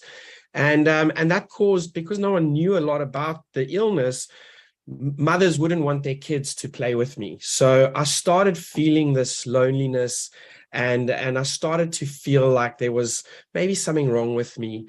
And then later on in life, I decided to make a decision to go from a Afrikaans primary school to an English high school. And I think as a teenager, that was quite a big decision because all my friends carried on to another school and I went to this new school. And again, I felt this loneliness, having to reflect a lot inwardly, not knowing my space in the world. And I was very lucky to have an extremely supportive family, but I constantly wanted to understand more about these feelings. And I then moved, like fast forward many experiences, but ultimately in 2007, I started a business with very little cash flow and very big ambitions, and also a high court lawsuit from my previous employer. And it was at this point where I was working 100-hour weeks. I already had some staff, so I felt responsible for them. In our country, there are up to 6 dependents of each salary. And so this started building more and more anxiety. And I really was reflecting again, but trying to understand where was all this going? Because the only thing I could do to solve the court case was make more sales and work harder. And so that led to a lot of anxiety. It led to definitely pre-burnout scenarios. And then I joined the Entrepreneurs Organization in 2012, and that really changed my life because for the first time, it brought together the sense that you are not a work person, you are not a social person, you are not a family person, you're all of these people in one. And how do you take care of this person as one? And how do you also see how you impact others through what you do? And sort of through this process of sharing experiences with other entrepreneurs, I started to realize that people are not inherently bad. People are inherently looking after themselves first, and sometimes we become collateral damage because of that. And so my curiosity around understanding people more and more became bigger and bigger and bigger. And I then started to realize in my business, if I really wanted to make it work, I really needed to empower people. And I needed to empower them not just to realize their growth potential in the business, but to realize their growth potential in their entire life. And in an industry where we have massively high staff turnover, we were able to build a culture that really sort of cared for each other and cared for the person within the company and try to understand how that person thinks, feels, and acts and shows up in the world, and what is their route to success. You know, we were all bound by a great vision and mission and values, but each of us, I started realizing, had a different way to getting there. And so my studies continued as well. I started studying the Enneagram. I became a team dynamics expert through my own healing process. I started to learn a lot about breath work, about mindfulness, about journaling, and I started passing that on to my staff and seeing how much growth they would get from that. And that really helped define my purpose in many of the other businesses that I've since started up, to live my purpose, which is I'm the breath that connects humans to leap into their highest self.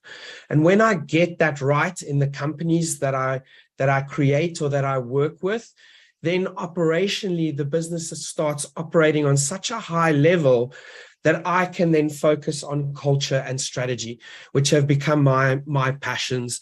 And so it's just, you know, Sadhguru has this amazing bit of wisdom where he says, you've got 2 choices in life. You can either be wounded or you can learn from those wounds and become wise. And so my number 1 value in life is curiosity, and just to keep meeting people and keep impacting people's lives in a way where I can help them transition from their wounds to wisdom and then unlocking their potential in life. That's a quick summary of my story. Wow. I feel like in 1 hour we've covered so much, but it's just such valuable information. Firstly, Salima, thank you so much for taking me on a journey of your exploration into where you started to where you are now. I haven't gone on the journey with you before, so that was really insightful. And Dylan, firstly, I love Sadhguru, so I love that we definitely resonate on the same philosophies.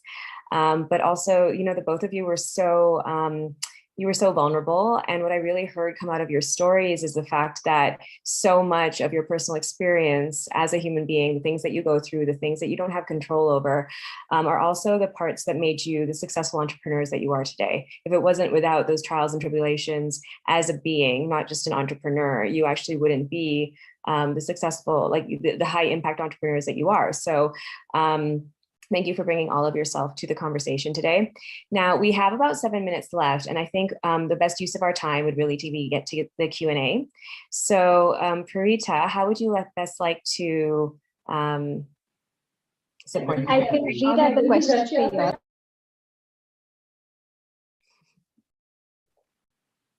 Extremely sorry for that. I can read out the questions for y'all, and I think we have questions I slightly directed to a few of y'all, so we can also get through that. I think very firstly, we had something for Salima coming in. Salima, how have you brought empathy into your company and made it a foundational value, considering it's both global and remote? And you have to deal with so many different cultures. But you've still managed to support every individual in a unique way. And Cheyenne speaks from personal experience, so would love some anecdotes here. Thank you so much for that question.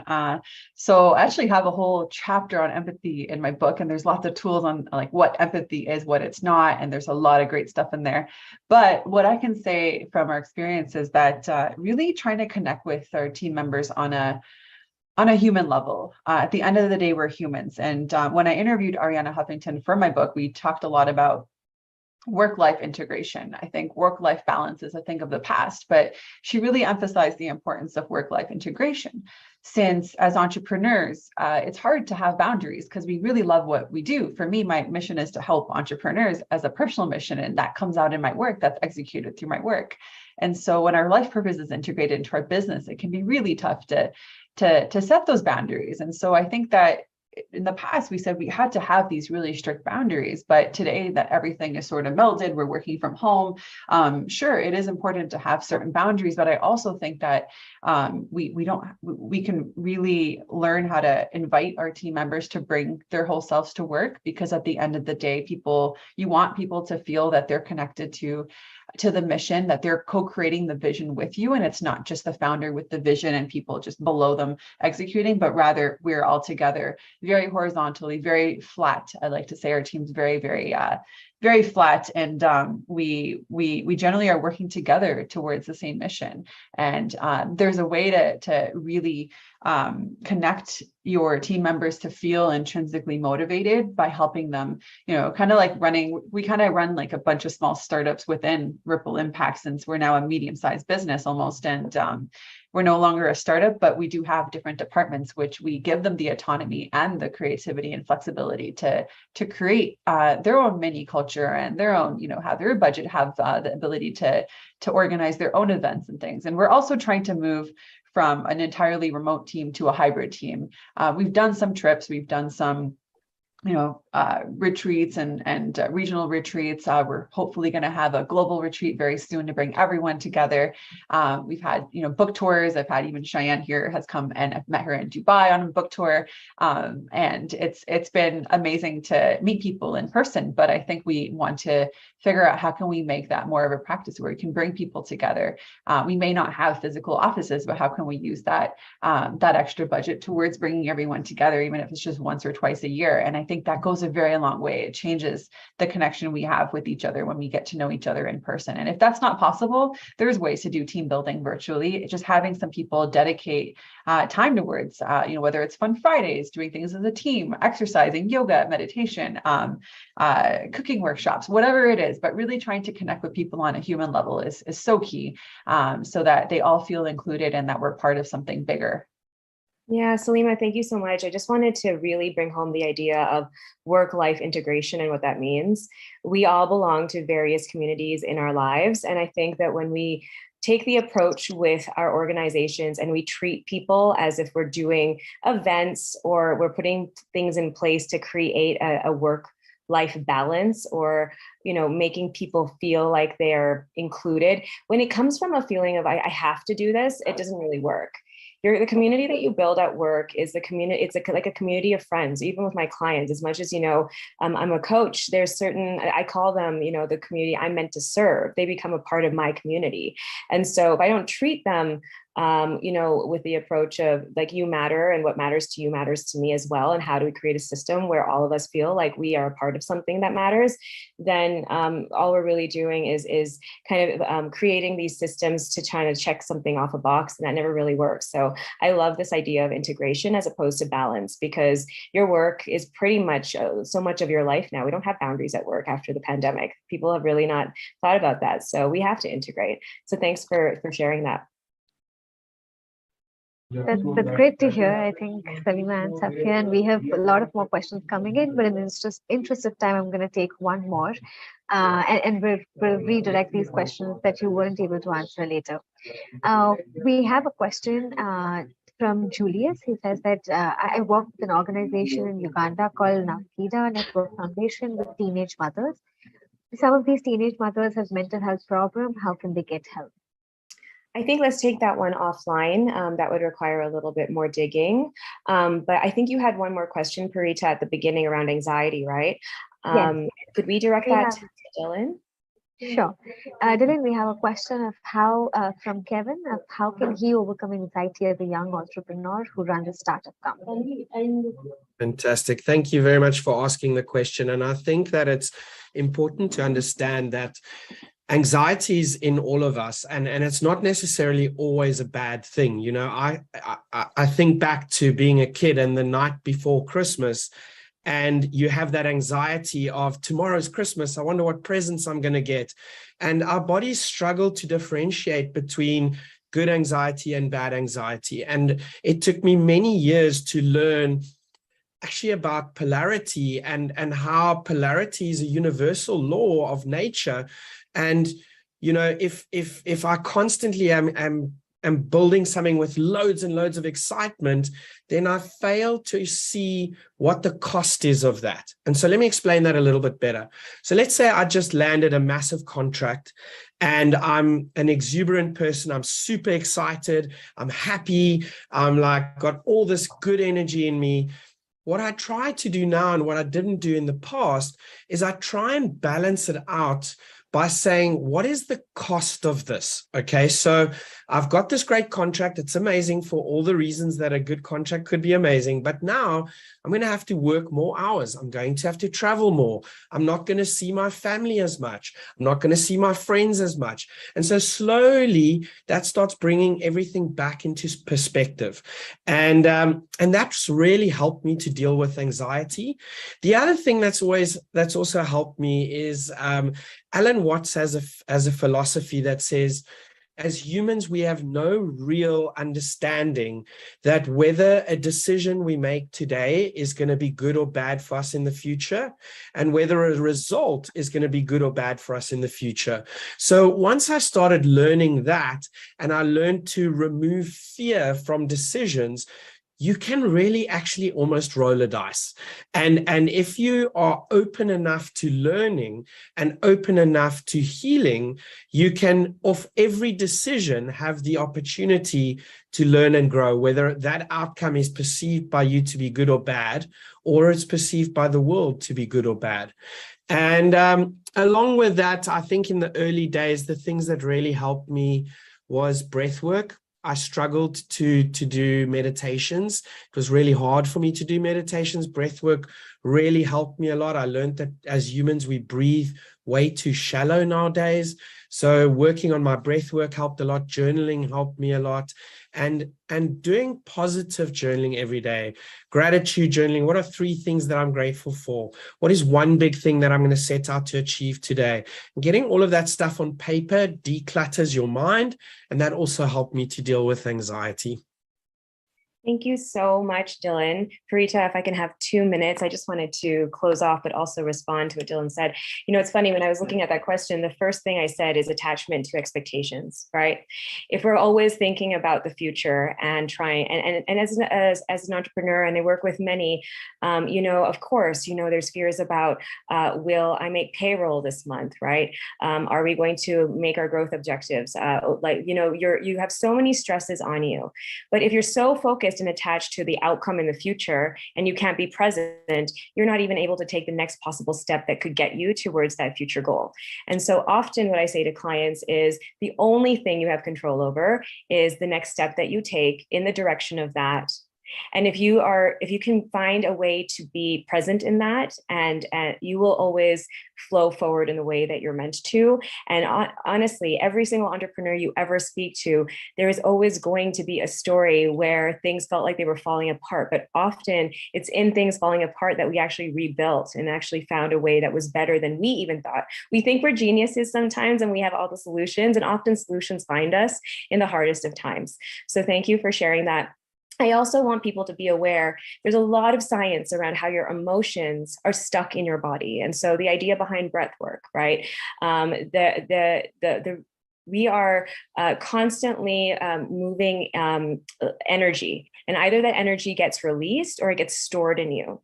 And so if you are feeling, you know, issues in your gut, right? If you're noticing you're breathing heavily, if your heart's beating very fast, if your palms are getting sweaty, these are all emotions that are not getting expressed. So whether it's journaling, whether it's having a mentor at work, whether it's doing breath work, make sure that you have an outlet to literally the sponge of who you are, whether it's what you're taking in, experiences, you're taking in what the food you're ingesting, whatever it is, your body must release that. So find avenues to do that. And so thank you both so much. I can't wait to hear the feedback from today's session. I'm so grateful for all of you who attended and spent the time with us. We didn't get to the brainstorm, but I wanted you to walk away with one exercise. In the polling, we identified a sense of purpose as being the most important dimension to this group who attended today. I would love for all of you to be able to take home with you just thinking about that dimension, why it's important to you. The why is really important. And what is one thing that you think you could start implementing today within your organization that could start really shifting the culture to really be more of a place of meaning, progress, and fulfillment for not only you, but the community you belong to. Remember, when we're thinking about cultural shifts, we support quality of life. It's not just about a bandaged solution, it's about actually walking the way that we're talking. All right, everybody, thank you so much. Thank you, Salima. Thank you, Dylan. Thank you to the whole SAMCALP team. This has been such a pleasure. And I look forward to meeting you all again. Thank you. Thank you so much, Safia, Dylan, and Salima. It was lovely listening to all of y'all, and I'm sure the audiences that had the chance to listen to some lovely personal stories, and we'll give them the opportunity to reflect and think about the ways that they'd like to create mental well-being for themselves. Really, Sankalp is happy to have all of y'all onboarded and would love for all of you to join the next sessions and keep sharing the impact that we tend to create constantly. Thank you everyone for joining in.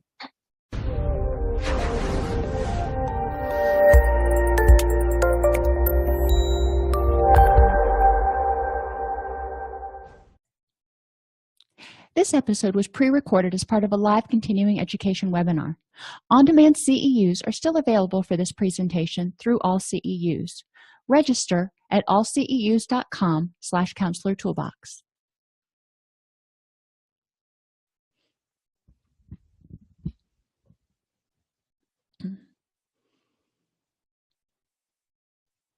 I'd like to welcome everybody to today's class, 50 Mindful Steps to Self-Esteem. The book was written by Janetti Marotta, and obviously I am just presenting information found in the book.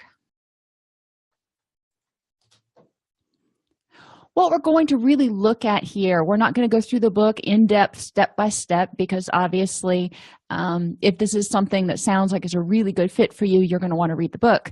But I am going to hit the highlights and talk about how self-esteem is developed and how mindfulness activities can really be used to help enhance self-esteem. One of the things in this book that I didn't like as much was the fact that that connection really wasn't made between why are we doing this particular activity and how does it build self-esteem. So that's really going to be my goal throughout this presentation, is to connect the dots for us. We'll explore how physical sensations give clues to what's important and whether you're living in harmony with your values, whether it's your head saying this is good, your gut saying and your heart, and whether that's telling you that it feels like it's something you should do. So we're going to talk about head, heart, and gut honesty. We'll identify and address thinking errors that may keep you stuck. We'll evaluate how emotions and the heart contribute to the development of self-esteem. And we'll examine how the environment impacts your self-esteem.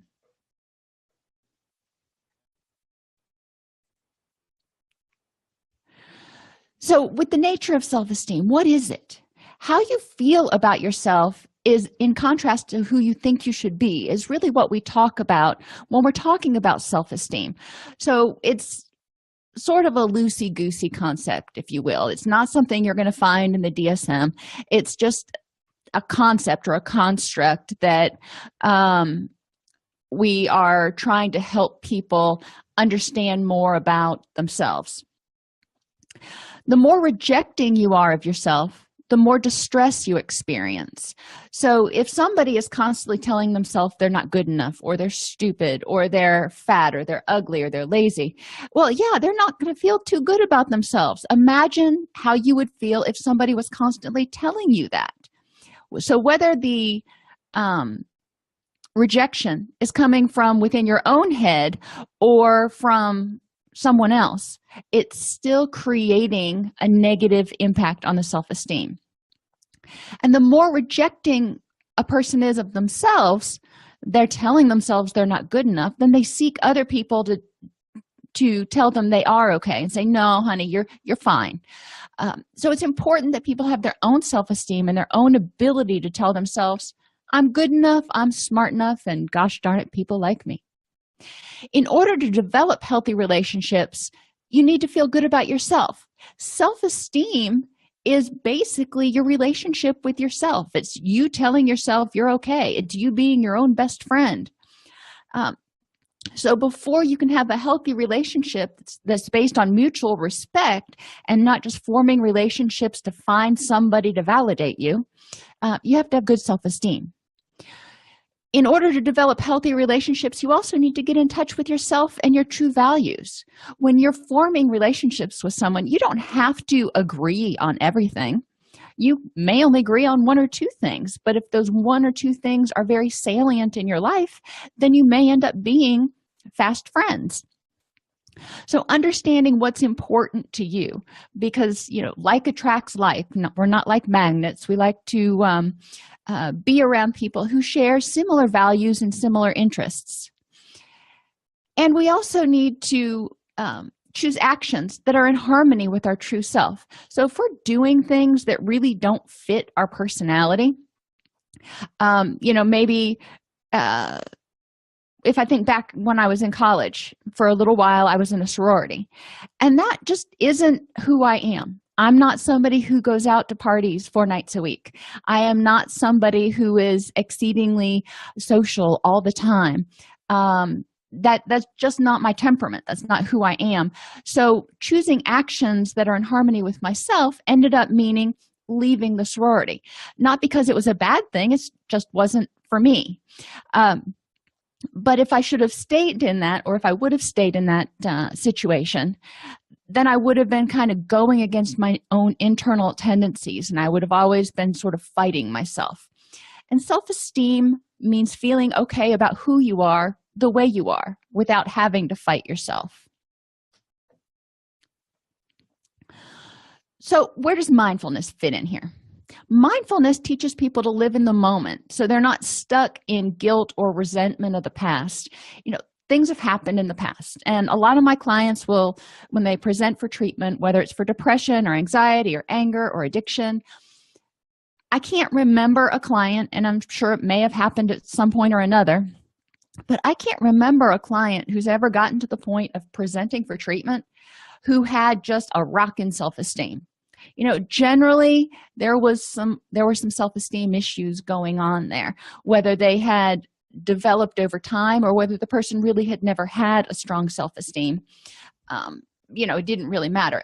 When they were in my office, their self-esteem was pretty low. So helping them focus on the fact that you felt that way back then. That's how you felt, not going to take that away from you. Let's talk about how you're feeling right now. Not being paralyzed by fear of the future. People who have low self-esteem often have a lot of anxiety because they fear rejection, they fear failure, they fear isolation. So anything that changes may cause them to have a lot of high anxiety. So mindfulness helps them learn to put one foot in front of the other, focus on how they're feeling at the moment, and realize that they can tolerate a little bit of ambiguity. They can tolerate forward movement. The cornerstone of mindfulness is acceptance. So when we're teaching people to be mindful, we're teaching them to accept how they feel non-judgmentally, letting it be, not saying I shouldn't feel this way, and being patient with themselves and with the situation. So when we think about self-esteem, again, if we're experiencing a situation, we experience it non-judgmentally. It's just it is. You went to work, you got your evaluation, it wasn't what you had hoped it was. It is. It doesn't mean you're a bad employee. It doesn't mean that the world is going to come to an end. It is. Letting the feelings of frustration or guilt or resentment or anger or disappointment be. That's just where you are at that point, and not judging yourself harshly, because self-esteem is something that's always evolving. We aren't perfect. Oh my gosh, none of us is perfect. So even if you think of yourself as a relatively intelligent person, occasionally you're going to do some things that are really kind of silly. Are you going to let that negatively impact your self-esteem? Or are you just going to accept that, you know what, sometimes I goof? Hopefully we can get to that point with our clients where they can accept lack of perfection. They can just be non-judgmental about it and see it as it is, and maybe find some positives in it eventually. Mindfulness teaches that when you trust yourself and act with awareness and purpose, you become more self-reliant. When some of my clients are in early recovery, they've spent so much time minimizing, denying, blaming, justifying, rationalizing, that when they start getting honest and doing the next right thing, it's really scary. And they know what they're supposed to do, but their addicted mind says, nah, you really don't want to do that, or that's going to be hard, or you're going to fail. But they trust themselves, and they do the next right thing, the acting with awareness and purpose, because they want to start living that recovery lifestyle.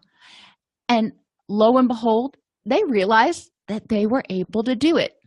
So they increased their sense of self-reliance. And sometimes that'll happen, and whatever they did, they acted with awareness and purpose, and it fell flat. Well, they can realize from that they can also tolerate failure. They don't need somebody else to pick them up. They can exist even if it's imperfect. So let's switch gears a little bit to mindlessness and talk about how that impacts self-esteem. When we ignore or invalidate how we feel, we're telling ourselves that our feelings are not important.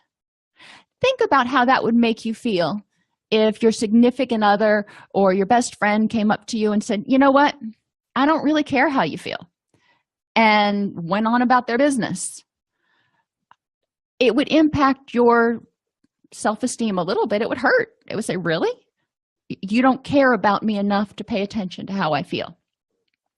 Now, as a therapist, I'm going to say, if your best friend came up and said that to you, that probably means there's something going on with him or her. But when you're saying that to yourself, you got to say, all right, if I'm constantly ignoring and invalidating how I feel, then I'm telling myself I'm wrong or I'm not justified. So moving from that, how can I start paying attention and validating how I feel? You know, one of the things that we talk about in mindfulness is just accepting that you feel the way you feel. It's not good or not bad, but once you acknowledge it, then you can do something about it. Mindlessness also encourages us to fail to integrate feelings, thoughts, sensations, and urges. How many times, and I think we're all guilty of it, have you had a feeling and you didn't even really notice the feeling? You just went to a drop back behavior to sort of numb it. I'm guilty of stress eating. And occasionally I will, be wandering around in the kitchen and just randomly eating. And my husband will be like, what's wrong? You're stress eating. You need to go out into the garden or do something because you're going to be miserable later. And he knows. I mean, after 20 years, he knows. But it's important to be mindful of how you're feeling. So when we talk about mindful eating, for example, we talk about paying attention to why you're eating. Before you eat, say, okay, am I hungry or am I stressed? But mindlessness causes us to just basically stuff our feelings or ignore them. When we're running on autopilot and not making time for things that are important, which is getting us closer to where we want to be, how does that impact our self-esteem?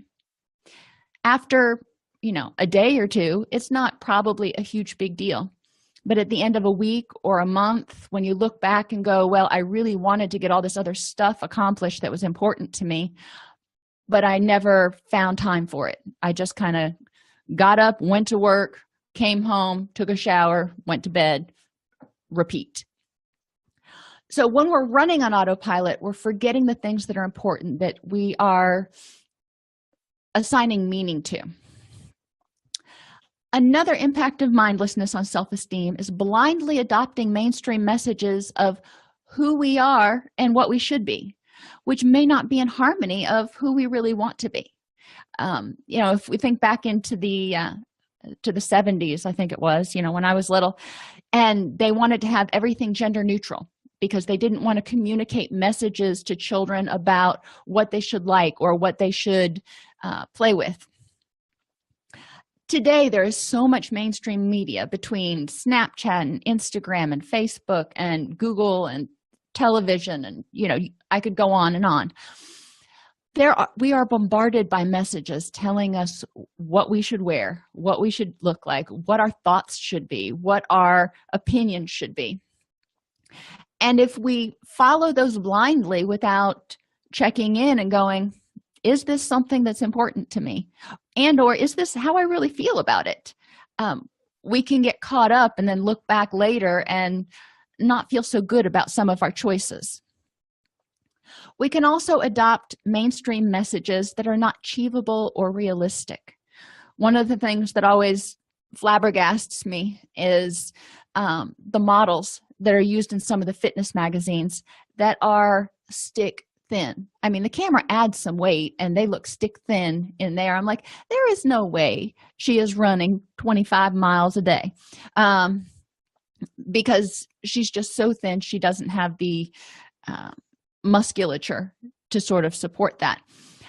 But if that message is coming from the advertiser, coming from the media saying, you need to look like this. If you are going to be considered fit, you need to have this body type. That may not be achievable or realistic for the majority of people. So what does that do to their self-esteem if they keep trying to achieve that goal and not meeting it? Mindfulness will encourage us to look at how we feel and validate ourselves, telling us it's okay to feel this way. Integrate feelings, thoughts, sensations, and urges so we don't act just randomly. We're actually paying attention to what is motivating or supporting our feelings, thoughts, sensations, and urges. And we're adopting messages and values that are consistent with who we want to be. Breathing in the body. Breathing is one of the first techniques in mindfulness that we can teach to just about anybody.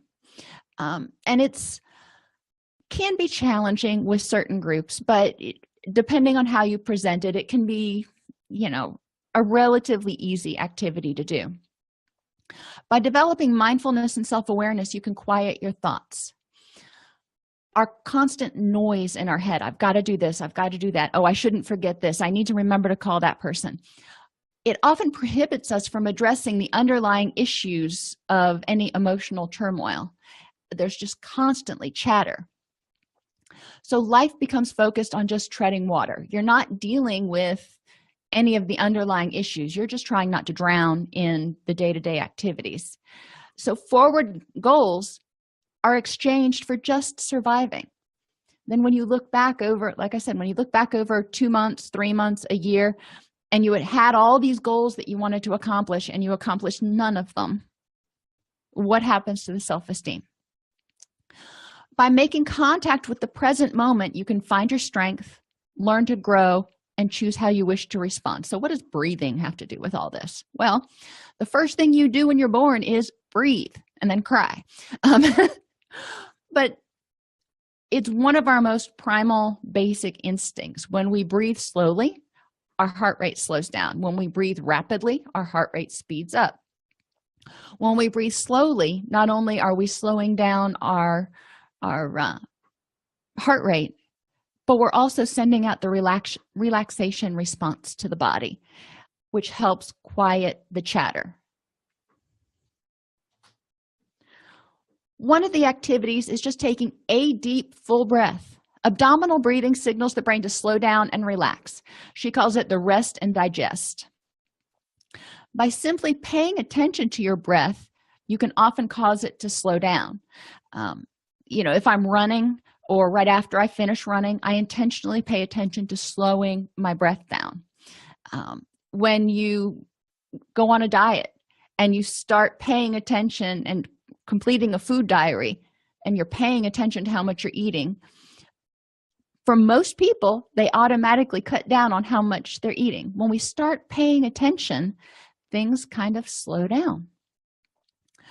Another activity she has in there is called feeling the loving touch, which is the breath. Life begins and ends with breath.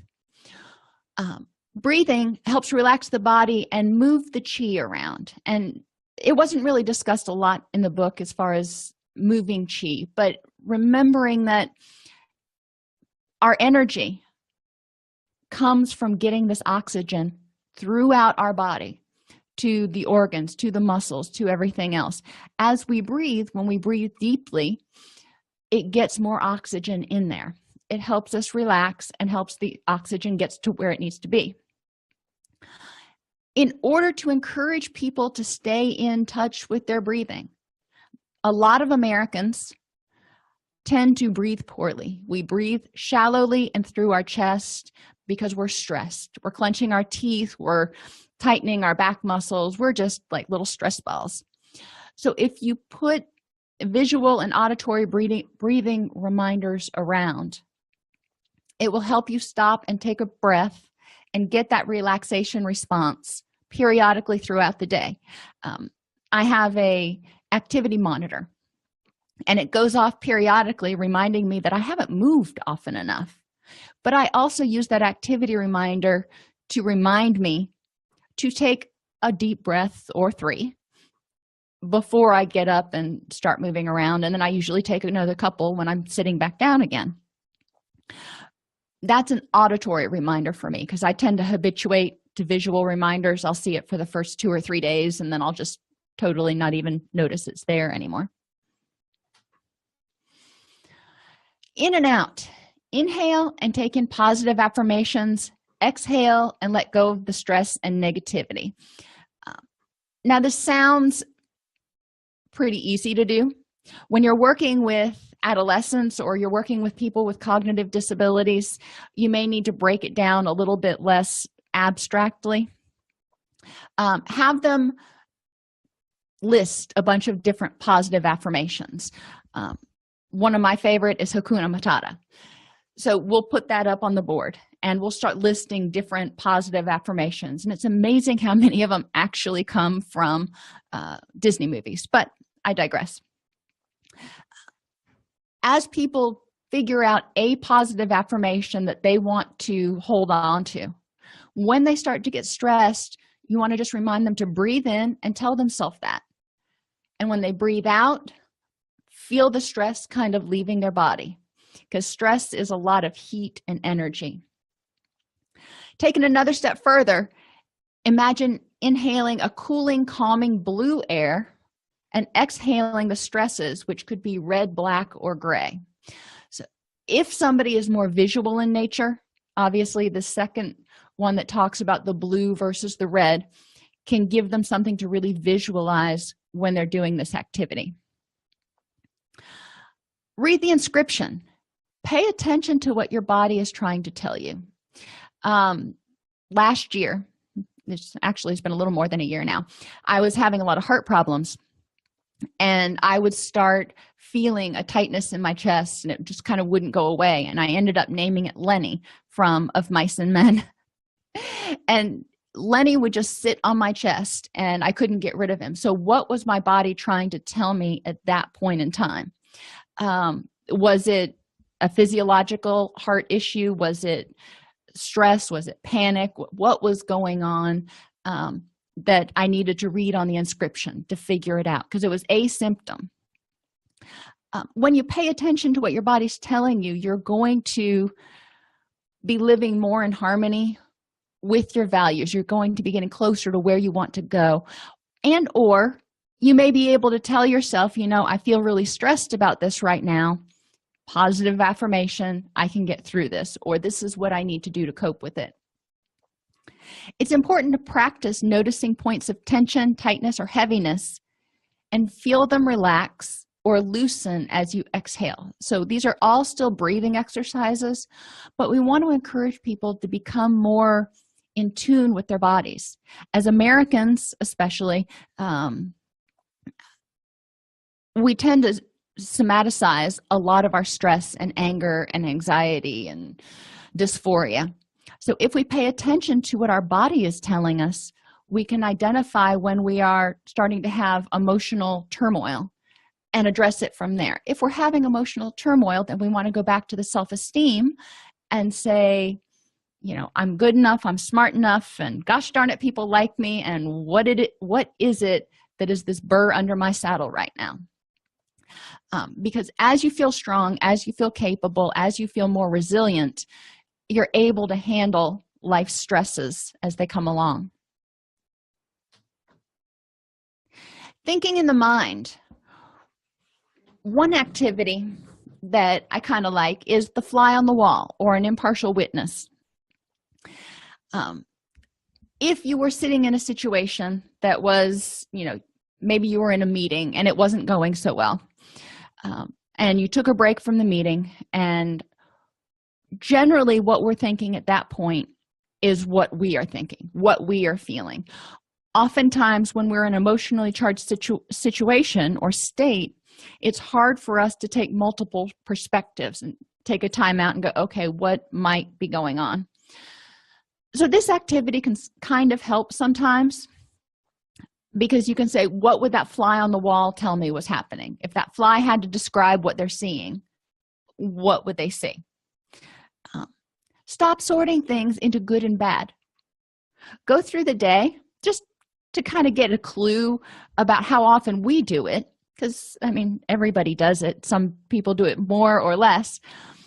Instead of sorting things into good and bad, they just are. You know, it was raining today. Is that good or is that bad? Well, why do you need to put that into a pile? I didn't go to the gym today. Is that good or is that bad? You know, you can argue both sides of the coin, but why argue about it? That's what happened. Too many times people spend so much time sorting and they focus or pay more attention to the bad stuff. A lot of times they'll artificially elevate the number of bad things. So we want to have people just stop it. Instead of looking at things as bad or good, they just are. Encourage them to see the whole elephant. Back to Lenny again. We want them to look at the issue. What's going on at that point in time? But what are the strengths? Because every situation has good and bad. So what are the problems and what are the strengths? You know, if the person is not feeling very good about themselves because they lost their job, you know, they may feel like they failed. They may feel like a failure. And we want to say, are you a failure at everything? Because that's kind of a global statement.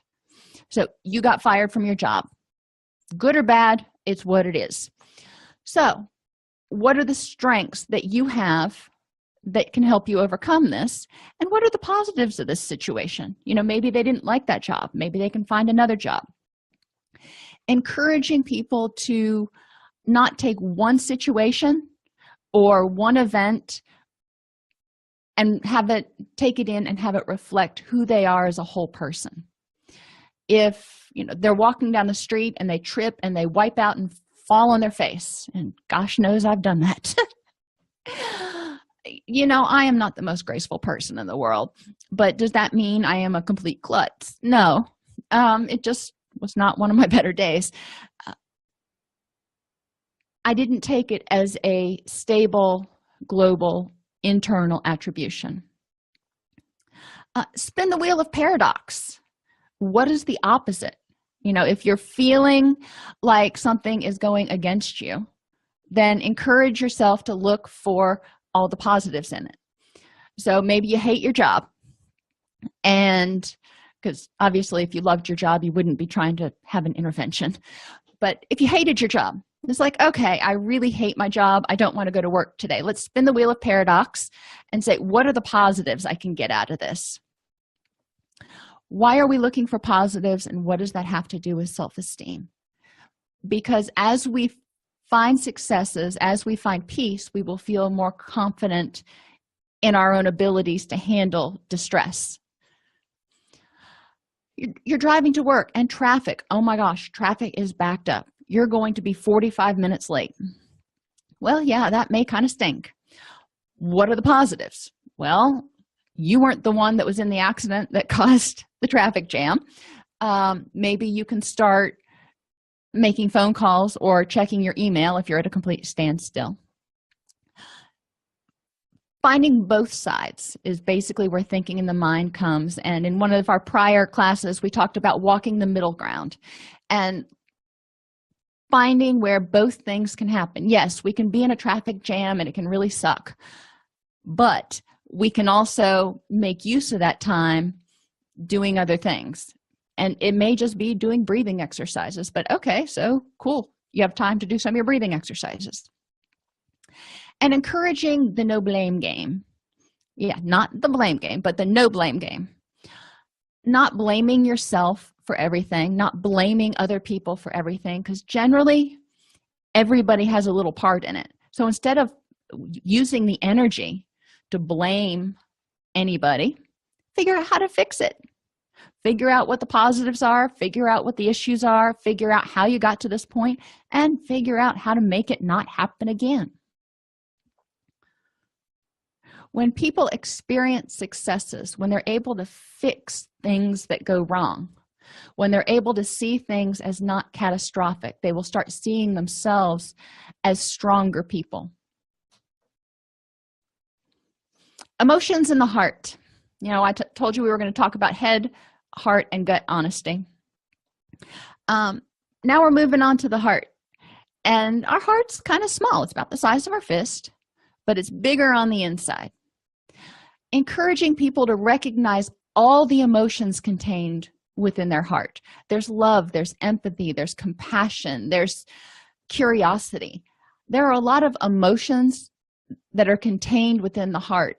And no matter how much you love somebody, there's always room to love somebody else. It's not like there's a finite amount of love you have to give. And encourage people to cultivate warm-heartedness, not just towards others, but again, we're talking about self-esteem here, toward themselves. What would they tell themselves or tell other people And whatever they would tell other people, they need to turn around and tell themselves. Plant your garden.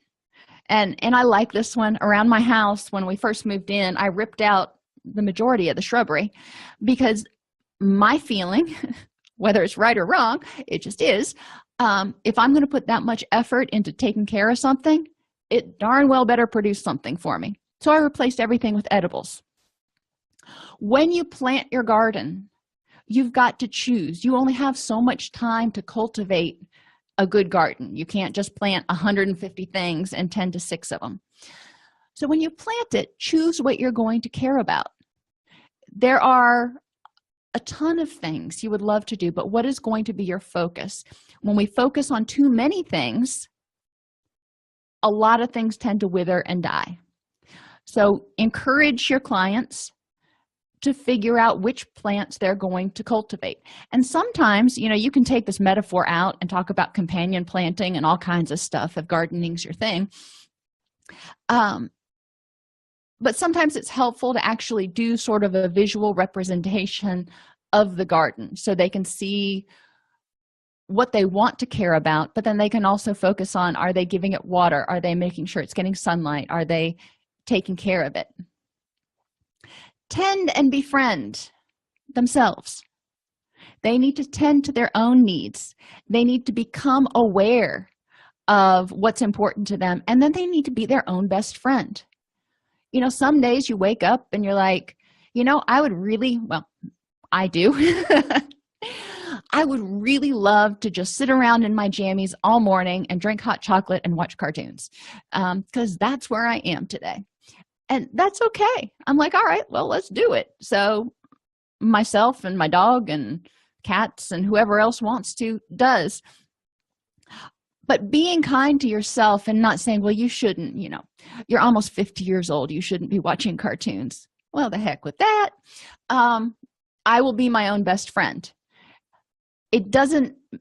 People don't need someone else to take them out to dinner. People don't need someone else to constantly provide rewards. We need to learn how to provide rewards for ourselves. Now, is it cool to have somebody else to take us out every once in a while? Sure. But it's important that people can provide their own rewards. Encourage them to count their blessings, or do a gratitude list, however they want to phrase it. What is going right in your life? And what part did you have in that? Because guess what? You probably had a big part in that. Life doesn't just happen, and especially if everything is going, relatively well, that means there was probably some hard work and dedication, and it wasn't just luck. So let's look at what's going really good and how you've cultivated that. And delight for others. Sometimes we can get the greatest amount of joy in being happy for someone else instead of being jealous or envious and thinking, well, I should have that. We can be happy for them. Yeah, they have it. Wonderful. Awesome. Does it make us any less worthy or any less of a person because we don't have that? No. Looking at other people's successes in terms of great for them is a lot better on our self-esteem than looking at their successes and going, well, I should have been able to do that. And being in the world. Claim your emotional baggage, please. Don't let it stay on the conveyor belt.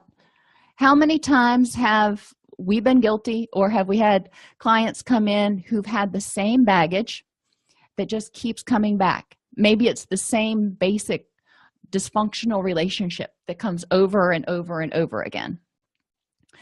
A part of that as clinicians is for us to say, okay, clearly there's something that's not getting resolved here, so we need to do something a little bit different.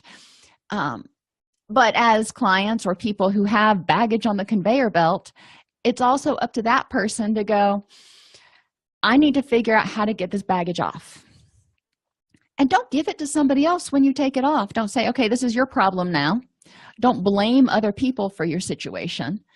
It's important to claim it and go, this is my stuff. I'm sorry. I'm having a really bad day today.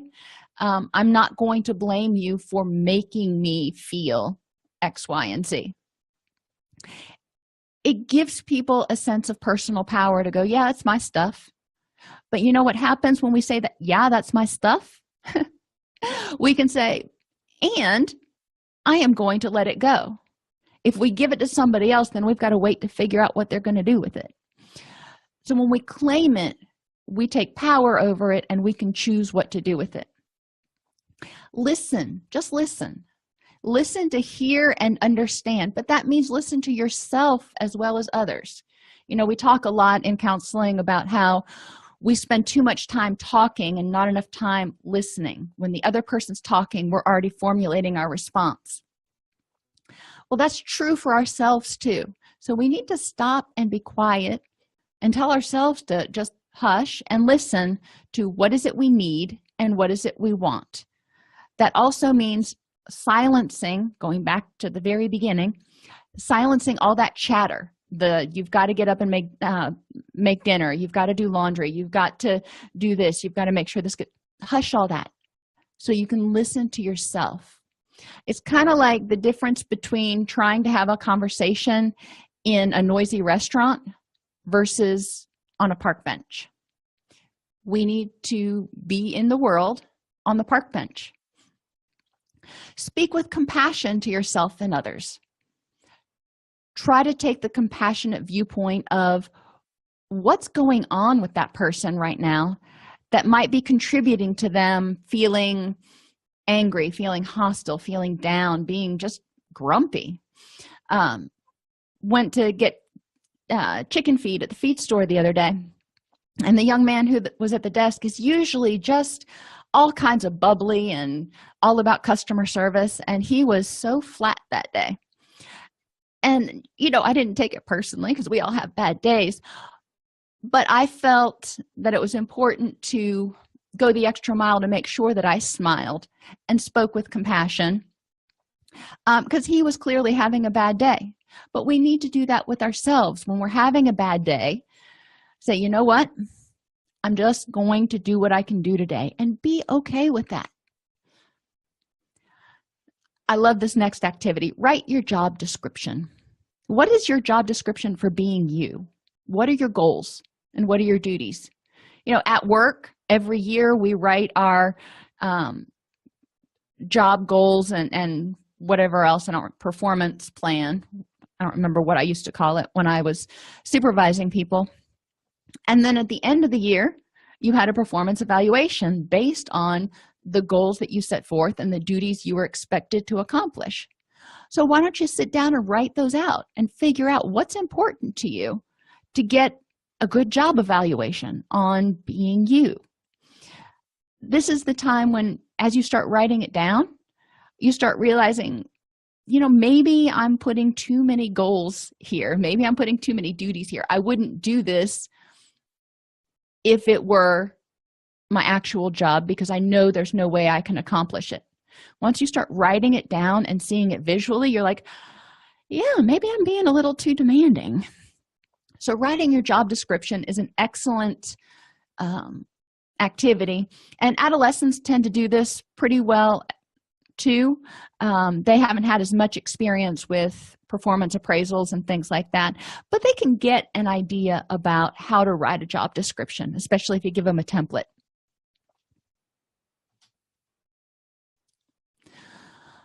So ultimately, the goal is to realize that self-esteem begins in childhood. And we want to start teaching children to be mindful. We want to teach them to stay in contact with how they're feeling and learn how to calm their breath from the very early age. When they start feeling all hyped up, when they start feeling tense, help them figure out how to diffuse that. We want to help them figure out what their values are and what's important to them. We want to help them be aware of themselves so they can identify their strengths and develop their me identity. So, you know, who are you as an individual?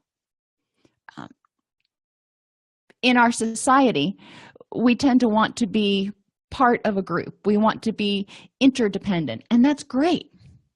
But interdependent does not mean having the same identity as everybody else. We're not the Borg. Interdependent means taking our own individual identities and strengths and combining them to make sort of a greater good.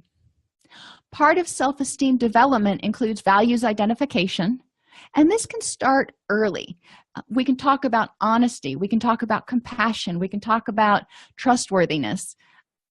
Kids get that. They know some of the basic values, and they can start learning why those are important and making decisions about some of the other ones, about what's important in their life. What do they see as an important value? We can help them start separating their wants versus their needs. You know, a need is something that's going to keep their body, mind, and spirit going. A want is something that, you know, they may really want in their heart, you know, like a new bike for Christmas, but is it something that they need? And we can also start helping them address those cognitive distortions, the all or none thinking. We can start helping them address the sorting into the good or bad piles and learn how to accept that some things just are. And we can encourage them to be aware of sensations, feelings, and thoughts. Why? Because it helps choose behaviors which are in unison with your values. Not all of us notice sensations first. Not all of us notice feelings first, and not all of us notice thoughts first. That depends on you. You know, I may notice that I'm being a negative Nelly as my first clue that I might be under stress. On the other hand, other people may feel a knot in their stomach and go, "Ooh, I think something's going on," or "I've got food poisoning." But I digress. Probably something's going on. And still other people may hone in on those feelings, and they know they're angry. They don't know what they're angry about right now, but they know there is something that is ticking them off. Whatever it is that they're most in tune to, helping them integrate those will help them figure out how they're feeling, thinking, and choose behaviors that can help them feel happy. Being aware of these sensations can help support people through the difficult moments, knowing that this tightness in your stomach before you go out and do a speech in front of 100 people, this is your anxiety. Strong self-esteem and a sense of self-awareness, acknowledging that anxiety and saying, "All right, it is what it is," can help people learn that they can move through the difficult moments. They can experience distress and succeed. Being aware of all these things also silences the critics, because a lot of times the critics are the ones that are bringing on some of these thoughts and sensations. They're heckling you. Silencing the critics, you can say, "No, that's not how I feel about that," or "That's really not how I think," if the critic is saying you should feel this way. And it helps you clarify who you are and what you want. Because ultimately, self-esteem is feeling good about you, not what your mother thinks about you, not what the woman down the street thinks about you, not what your boss thinks about you, but how you feel about you. Because once you have that, then you are going to start attracting other people who have a strong sense of self and can say, "You know what, we can have differences, but we can be friends. We can have different experiences, but we can share those to make something that's a stronger something." So kind of to tie it all up in a bow, mindfulness is really just a tool to help people get in touch with what's important to them and to silence the critics and the negativity that often dashes a lot of self-esteem. So people realize and become more aware when they're being unjustly negative and critical of themselves, and holding them to a standard that they wouldn't hold their child or their best friend, or for that matter, anybody else to. We want people to feel good about themselves. Until they do, they're going to experience dysphoria at some point or another. If you enjoy this podcast, please like and subscribe either in your podcast player or on YouTube. You can attend and participate in our live webinars with Dr. Snipes by subscribing at allceus.com/counselor toolbox. This episode has been brought to you in part by allceus.com, providing 24/7 multimedia continuing education and pre-certification training to counselors, therapists, and nurses since 2006. Use I'm sorry, Roger, but this script just isn't funny. But Trevor, how many times do I have to tell you? It's a Swiss tourism ad. It's not supposed to be funny. Gentlemen, we are going to start to shoot on the train in 4 minutes. All right, cool. Thank you. We'll see you in 5. 4. Yes, 4 minutes. Well, look, Trevor, we don't need comedy. Let's just stick to the grand train tour of Switzerland. Tell everybody how beautiful it is. Let's not do comedy. I'm a comedian, Roger. You're killing me here. Ah, just on time. Oh, look who's not on time. Mr. 4 minutes. What happened? Huh? I thought you were Swiss. But 4 the minutes. crew is over here. Oh, I think the crew is on the wrong train. No, we are on the wrong Roger, train. relax. We're not on the wrong. Oh, we're moving. We're on the wrong train. No, we are. I told you we're in the wrong train. Yeah, that's not the time for blame, Roger. Just stop the train. I can't stop the train. Conductor, stop the train! Yeah, Halt bitte! What? How? No, 911! No, Stop. it's too late. 4 minutes! Stop the train! Get a phone. He's saying he's calling you. Call my mom! Get your phone. Roger. I don't have my phone. What do you mean you don't have a phone? I gave it to Tony before I came on the train. You have your phone? No, I don't have my phone. Why would you bring your phone on a shoot? Come on. Nächster Halt, Interlaken. We're on our way to Interlaken. I don't even know what that is. That's 2 hours away from here. Okay. This is not that bad. It's not that bad. It's not that bad, right? We're in deep trouble. Huh? We're on a beautiful train. We're just late. Don't use that word. Sorry. Sorry. Wow, my friend, you weren't lying. This place is stunning. Are you seeing this right now? Every time I see it again, I think it's amazing. Can I have a photo? Of course, young man. Look at this. We just grab a... yeah. Thank you. Bye. Bye-bye. Usually they also want a picture with me, but kids and... Tickets, please. Oh, they always come. Goedendag, hou je bilet voor You gotta help me out here. It's it. Yeah, I know. Ticket? So, we got on the wrong train. We also don't have a wallet. Maybe ask him. Entschuldigung, hello? Tickets, please. Ah, hello. Hi, hi. Do you have a ticket? I'm a professional, very professional comedian worldwide. Yes. My name's Trevor Noah. Yeah. I understand, but you cannot pay me in jokes. That was pretty good. Sorry. Oh, okay. Actually, what if I followed you on TikTok? No. Excuse, ich übernehme das. I'm a big fan of yours. Thank you. You hear that? One fan at a time, Trevor. I'm half Swiss, half South African. He's half Swiss, half South African. Half Swiss here, half Swiss there. Yeah, we are brothers from a different mother. From now on, hopefully he listens when I tell him that we're on the wrong train. You're not on the wrong train. You're definitely on the right train. Yeah, that we're never on the wrong train. We are on the right train. This has been amazing, man. Can I just say? Yeah. This has been phenomenal. I'm happy we're on the wrong train. It was your fault, but I don't hold that against you. This is one of the best trips I've ever taken. I almost wish we could do it again. Train to Luzerne is leaving in 45 seconds. Hey! Hey! I hope there's another old lady. Hey, wait! Let's go! Woo!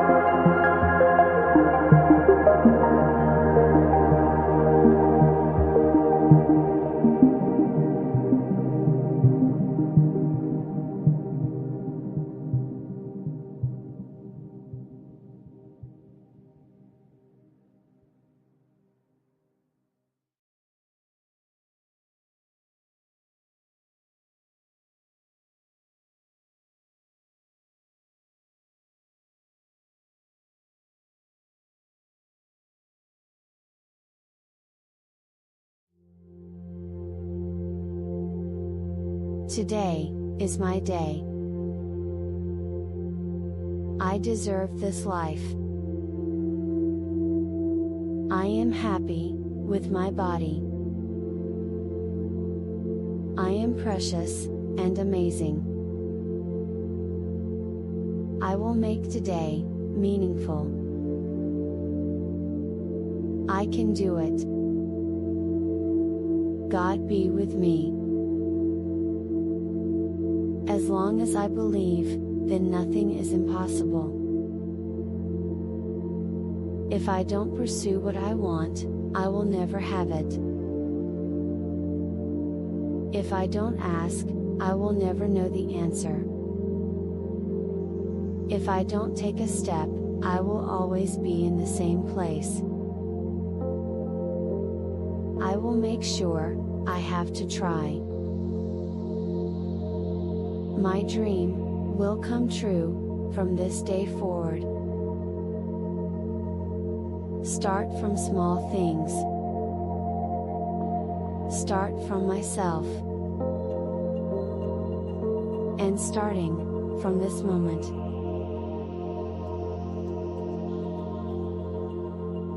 Today is my day. I deserve this life. I am happy with my body. I am precious and amazing. I will make today meaningful. I can do it. God be with me. As long as I believe, then nothing is impossible. If I don't pursue what I want, I will never have it. If I don't ask, I will never know the answer. If I don't take a step, I will always be in the same place. I will make sure I have to try. My dream will come true from this day forward. Start from small things. Start from myself. And starting from this moment.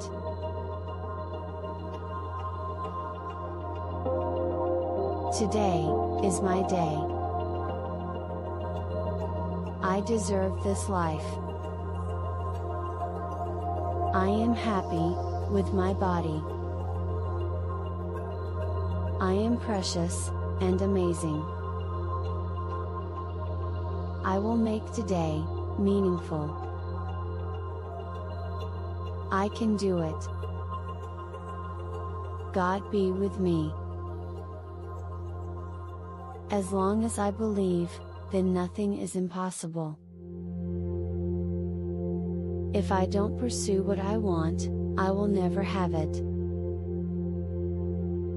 If I don't ask, I will never know the answer. If I don't take a step, I will always be in the same place. I will make sure I have to try. My dream will come true from this day forward. Start from small things.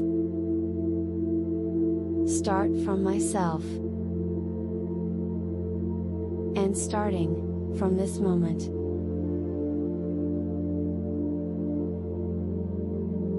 Today is my day. I deserve this life. I am happy with my body. I am precious and amazing. I will make today meaningful. I can do it. God be with me. As long as I believe, then nothing is impossible. If I don't pursue what I want, I will never have it. If I don't ask, I will never know the answer. If I don't take a step, I will always be in the same place. I will make sure I have to try. My dream will come true from this day forward. Start from small things. Start from myself. And starting from this moment.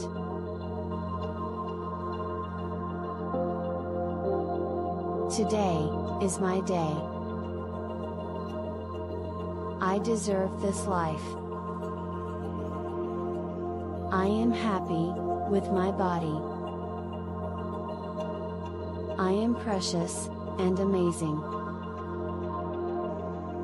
I will make today meaningful. I can do it. God be with me. As long as I believe, then nothing is impossible. If I don't pursue what I want, I will never have it. If I don't ask, I will never know the answer. If I don't take a step, I will always be in the same place. I will make sure I have to try. My dream will come true from this day forward. Start from small things. Start from myself. And starting from this moment.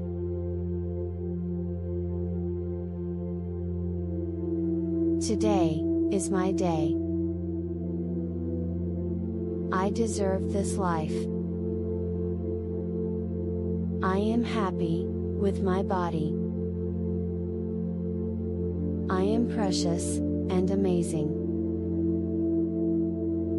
I will make today meaningful. I can do it. God be with me. As long as I believe, then nothing is impossible. If I don't pursue what I want, I will never have it. If I don't ask, I will never know the answer. If I don't take a step, I will always be in the same place. I will make sure I have to try. My dream will come true from this day forward. Start from small things. Start from myself. And starting from this moment.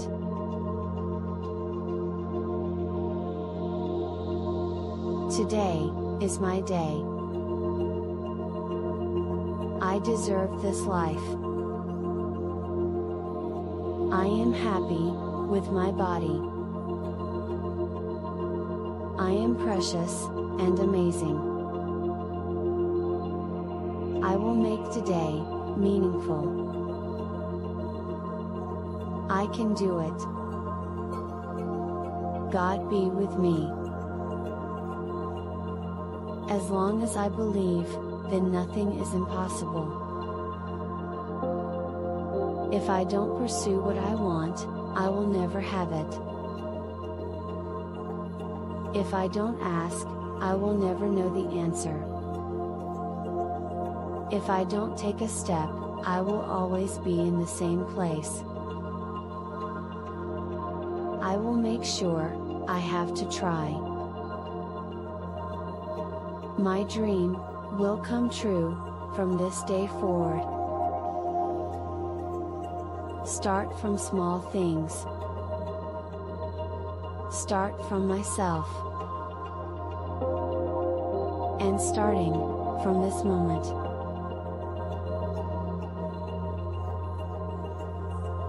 Today is my day. I deserve this life. I am happy with my body. I am precious and amazing. I will make today meaningful. I can do it. God be with me. As long as I believe, then nothing is impossible. If I don't pursue what I want, I will never have it. If I don't ask, I will never know the answer. If I don't take a step, I will always be in the same place. I will make sure I have to try. My dream will come true from this day forward. Start from small things. Start from myself. And starting from this moment.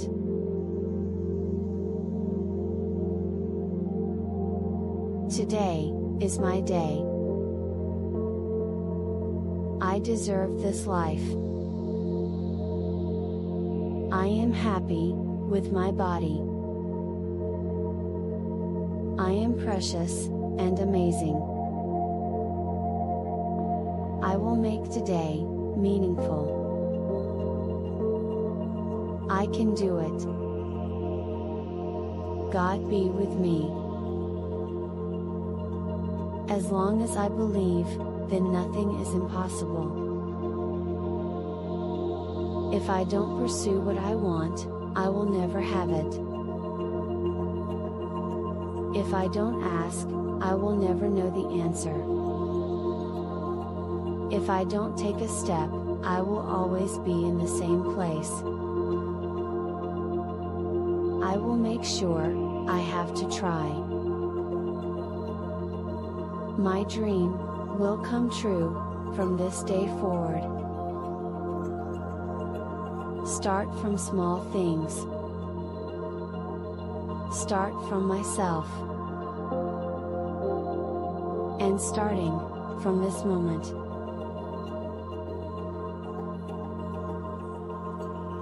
Today is my day. I deserve this life. I am happy with my body. I am precious and amazing. I will make today meaningful. I can do it. God be with me. As long as I believe, then nothing is impossible. If I don't pursue what I want, I will never have it.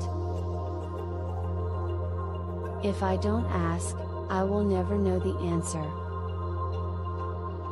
If I don't take a step, I will always be in the same place. I will make sure I have to try.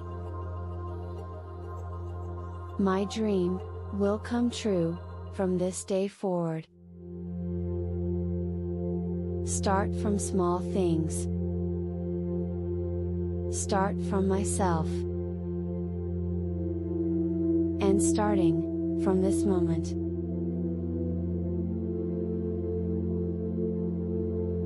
Today is my day. I deserve this life. I am happy with my body. I am precious and amazing. I will make today meaningful. I can do it. God be with me. As long as I believe, then nothing is impossible. If I don't pursue what I want, I will never have it. If I don't ask, I will never know the answer. If I don't take a step, I will always be in the same place. I will make sure I have to try. My dream will come true from this day forward. Start from small things. Start from myself. And starting from this moment.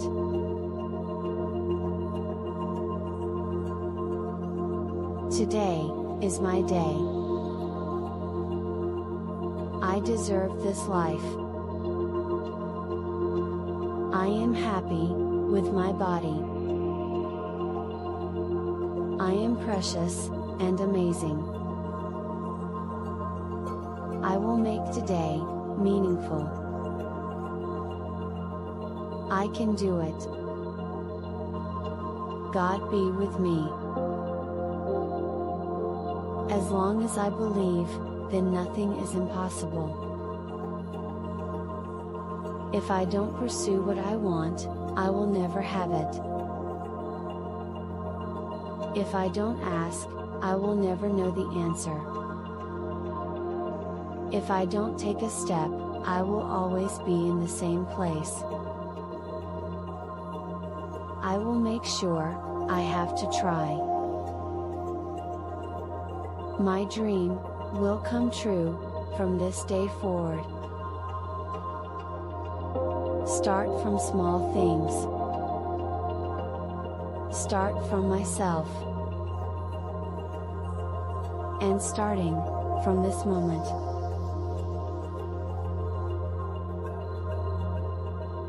Today is my day. I deserve this life. I am happy with my body. I am precious and amazing. I will make today meaningful. I can do it. God be with me. As long as I believe, then nothing is impossible. If I don't pursue what I want, I will never have it. If I don't ask, I will never know the answer. If I don't take a step, I will always be in the same place. I will make sure I have to try. My dream will come true from this day forward. Start from small things. Start from myself. And starting from this moment.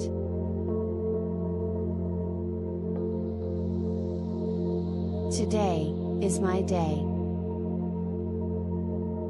I deserve this life. I am happy with my body. I am precious and amazing. I will make today meaningful. I can do it. God be with me. As long as I believe, then nothing is impossible. If I don't pursue what I want, I will never have it. If I don't ask, I will never know the answer. If I don't take a step, I will always be in the same place. I will make sure I have to try. My dream will come true from this day forward. Start from small things. Start from myself.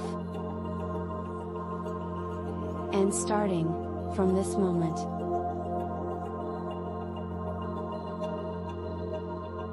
Today is my day. I deserve this life. I am happy with my body. I am precious and amazing. I will make today meaningful. I can do it. God be with me. As long as I believe, then nothing is impossible. If I don't pursue what I want, I will never have it. If I don't ask, I will never know the answer. If I don't take a step, I will always be in the same place. I will make sure, I have to try. My dream will come true from this day forward. Start from small things. Start from myself. And starting from this moment.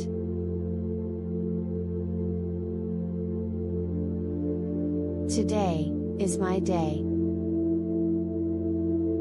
I deserve this life.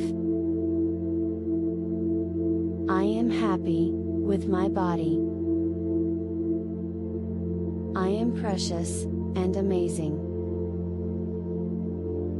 I will make today meaningful. I can do it. God be with me. As long as I believe, then nothing is impossible.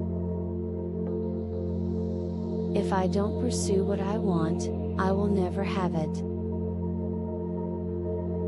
If I don't ask, I will never know the answer. If I don't take a step, I will always be in the same place. I will make sure, I have to try. My dream will come true from this day forward. Start from small things. Start from myself. And starting from this moment.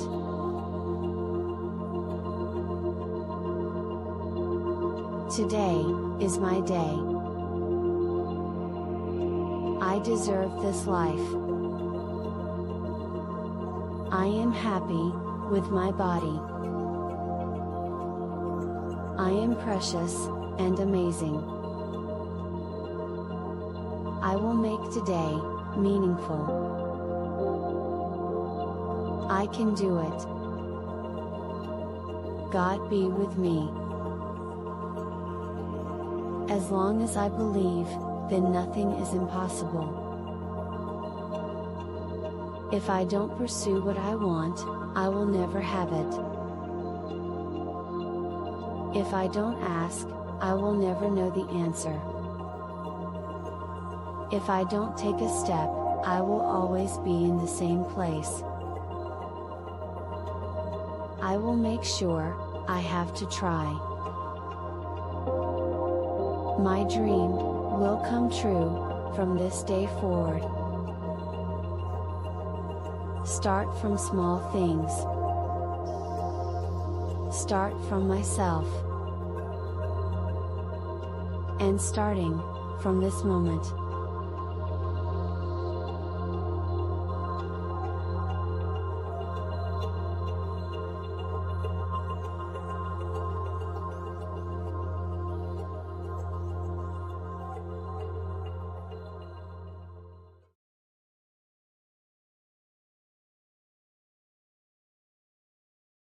I'll never forget this. I went to my team.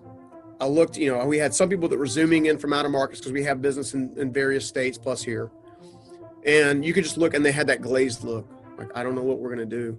I know he's going to tell me we're folding. I know he's going to tell me I'm getting fired. I know that's what he's going to tell us. And instead what they got was, hey guys, we're not going to operate in fear. I've got X number of months of operating capital. Mm-hmm. And I've got these different tripwires. So if we trip this wire, this will trigger this event. I got this tripwire that will trigger this event. I said, you guys can go home and tell your families you guys also have jobs. And you can also go home, by the way, and take the $300 or $400 that I just deposited in your account in the morning. I want you to go grocery stores right now and load up. I'm Mark Drager, and as an entrepreneur and strategist, I've built a multi-million-dollar marketing agency. I've helped launch startups and transformed international brands. And yet, Despite all the success, I still wake up every morning with the feeling that I'm just not good enough, and I've not come close to hitting my potential, and I may never achieve the high hopes that I have for myself. I believe that we all have something to prove, to the doubters, to the haters, to the voices in our own heads. And so each week, I share real, tactical advice and the most interesting and inspiring interviews, because my goal is to help those of us who have something to prove show the world and ourselves that we have what it takes to make it happen. Welcome to the We Do Hard Things podcast. Today's guest is a serial entrepreneur who was raised in poverty, so much so that at one point he was actually homeless. But he did not let that stop him. He went on to build up multiple 8-figure businesses. Now, what I appreciate most about having the chance to speak with him is that he's not all talk. He started from nothing, he built and he lost. He's seen success and he's seen major failures, and he carries that into everything he does. Whether it's as the best-selling author of the book, The Journey Principles, or the creator of the life-changing program, Transformation U, or even as the man who helps people like you and me go from excuse land to building massive success. He believes that you are not living a life you love, not because you're not capable of it, but because you just don't know how to get there. I cannot wait to share with you the insanely inspiring talk I had with the man who can help anyone reclaim their hope and go from stuck to unstoppable, Stephen Scoggins.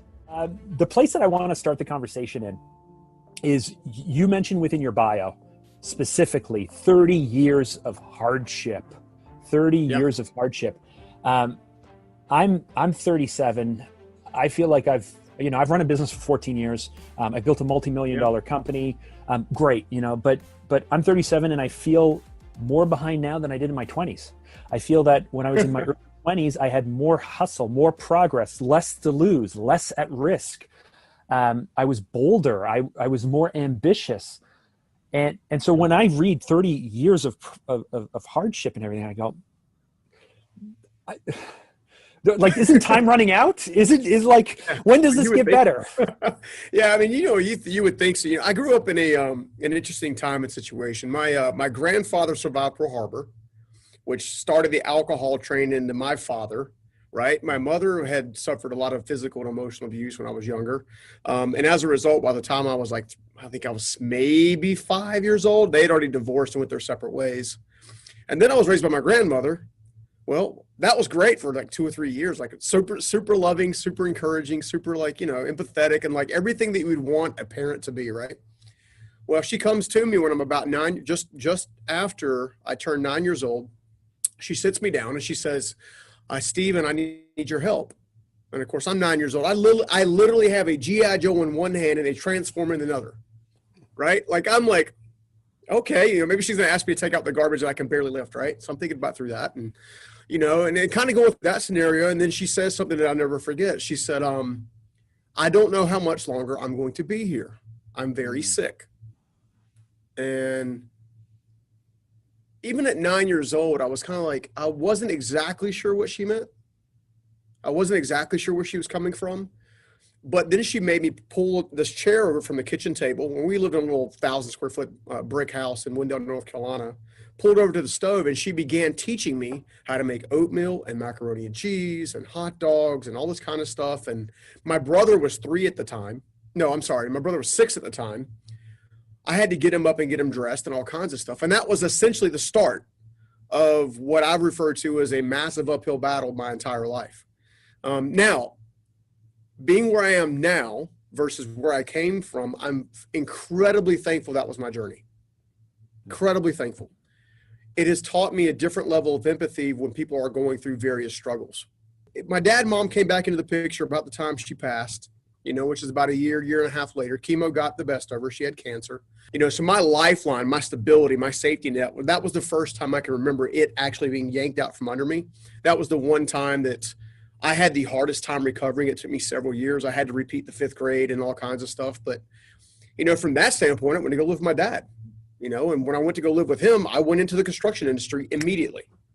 Every Saturday, every Sunday, every holiday, every weekend, that's where I was at, working, carrying studs for $1, $1 an hour. But, it's funny. The one thing the construction industry taught me growing up throughout it was it taught me how to use my hands, which taught me how to use my head, which now I get to use my heart. I was very fortunate that it forced me to face things that I didn't want to face. It forced me to face fears I didn't want to face. I mean, all of that stuff. And that's when I met my first mentor. I was probably 13 or 14 years old. He was my dad's employer. And I remember him, he used to drive around this Jeep Grand, white Jeep Grand Cherokee, right? And they always had a dent in the right-hand rear bumper because the dude was forever backing into stuff. And he would just get the bumper replaced, and he would do it like a month later and whatever. You know, he was in his like maybe 70s at the time. He had perfect dentures, perfect big white smile and all this kind of stuff. And, you know, but he took a liking to me, and I never understood why until he put me in his car to talk to me. I was working on my dad's framing crew. It was hot as Hades outside. And I was like, he's got the AC on. I don't care if it smells like mothballs or not. I'm getting inside, and I'll sit in there as long as he wants to talk to me. Don't care what he tells me about. Well, I'll never forget this because he sits me down and he goes, did you know your I used to work for your grandfather? I'm like, no. Did you know your grandfather taught me the construction business? No. Well, your grandfather's the best carpenter in this state, hands down. And he said he would be a multimillionaire 10 times over, be far wealthier than I ever would have been if he had just stopped drinking. Stephen, I've watched the dude go from your grandfather to your daddy. And that's how he talked, right? Your daddy. I remember that. He goes, I don't want it to happen to you. You work hard, you're smart, you deserve more and you deserve better. I'm like, you know, again, I'm like a teenager, you know, early teens. I'm like, okay, all right. And then he goes, I want you to hear me out. I said, okay. He said, I'm gonna ask you a question. I want you to give me an honest answer. I said, yes, sir. All right. He said, what's the difference between a rich man and a poor man? I'm like, well, duh, money, right? Dude, if he could have slapped me in the back of my head, I think he would have, right? Because I'm like, you know, I was like, duh, what do I know? You know, all I know is poverty, kind of more or less, or paycheck to paycheck scenario. And he goes, no, the difference between a rich man and a poor man in any area of their life is the way they think. You can choose to think like me, or you can choose to think like your daddy. And you got to decide now, not when you're 50. And I was like, man, it stunned me. And then he says, I also want you to remember this. You got to be willing to do today what others won't so you can have tomorrow what others don't. Now here's the contrast. Not even a week earlier, I remember my father, we were on a job site, and I was telling my dad about my big dream to become a professional ninja. Like, I seriously wanted to be a professional martial arts ninja guru because, like, I idolized Bruce Lee and all this kind of stuff. And, you know, that so I wanted like all that to kind of furthest thing for a little boy in North Carolina, man. You know, I don't know. I grew up throwing stars and nunchucks. I don't know. But, you know, and he laughed it off, and and I'll never forget this because this is like a week before. He says, Stephen, Scoggins don't get ahead. They just get by. I'm like, I feel like I'm meant for more than that. Like, I don't know what that is. I mean, I wasn't thinking entrepreneurship. I wasn't thinking owning companies. I wasn't thinking of developing teams or leading. I didn't know how to lead myself, let alone believe in myself. And that conversation and that conversation collided right at the same time. And that's when I actually started reaching out and started reading. You know, the problem is because my household was always unstable financially. We were always getting the lights turned off and the cockroaches in the mobile home we were in and all kinds of stuff. And my dad had a successful company, and then unfortunately went through a downturn in the late 90s or about mid 90s during the Gulf War and some stuff like that. We went through all that, and we lost everything. Foreclosures, repossessions, all of it. You know, and I watched my dad work his absolute butt off. I mean, absolute butt off. 18-hour days, day after day after day, never stopping. But he never could actually, quote unquote, get ahead, right? He kept making bad financial decision after bad financial decision after bad financial decision. And then he make a bad relational decision after a bad relational. Like, it was like this influx of like every single area of life I watched him struggle with. And as his oldest son, all I wanted take it away from them, take it off of them. And right, because I would do you watch.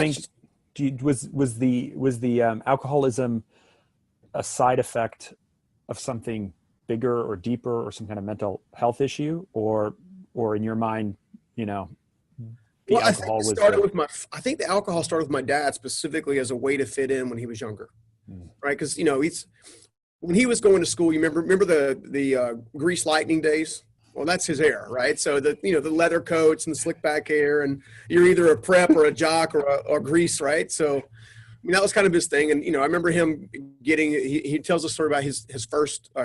Not his first car, but I think his third car was like a 68 Camaro with white interior. And he's like, and how he wanted to be like fast off the line and all that kind of stuff. And I think that's where it started. And then it got intensified when he joined the Marine Corps, right? So he went all the way through the ranks, got to about the place of what they refer to as a gunny sergeant. And he worked, so he was stationed at Paris Island as well as Camp Lejeune at different points in time. And I don't know if you've ever been to those areas, United States, but they are relatively uneventful. So what do you do with jacked up Marines, right, that are being trained to the hilt, not giving them any kind of outlet? Well, they go hang out at the bar. They drink and shoot, right? Yeah, exactly. So it's it's kind of like, I think that's kind of where it started. Now my mother, on the other hand, was a little bit different. My mother, on the other hand, actually had a dysfunctional family after my grandparents had separated and divorced. My grandmother, who raised me, my mother's mother, spent a lot of time, unfortunately, trying to fill the void of the husband that she lost, kind of thing. And as a result, she would attract different men. Of course, I didn't know this. I didn't know this until I was well into my 30s.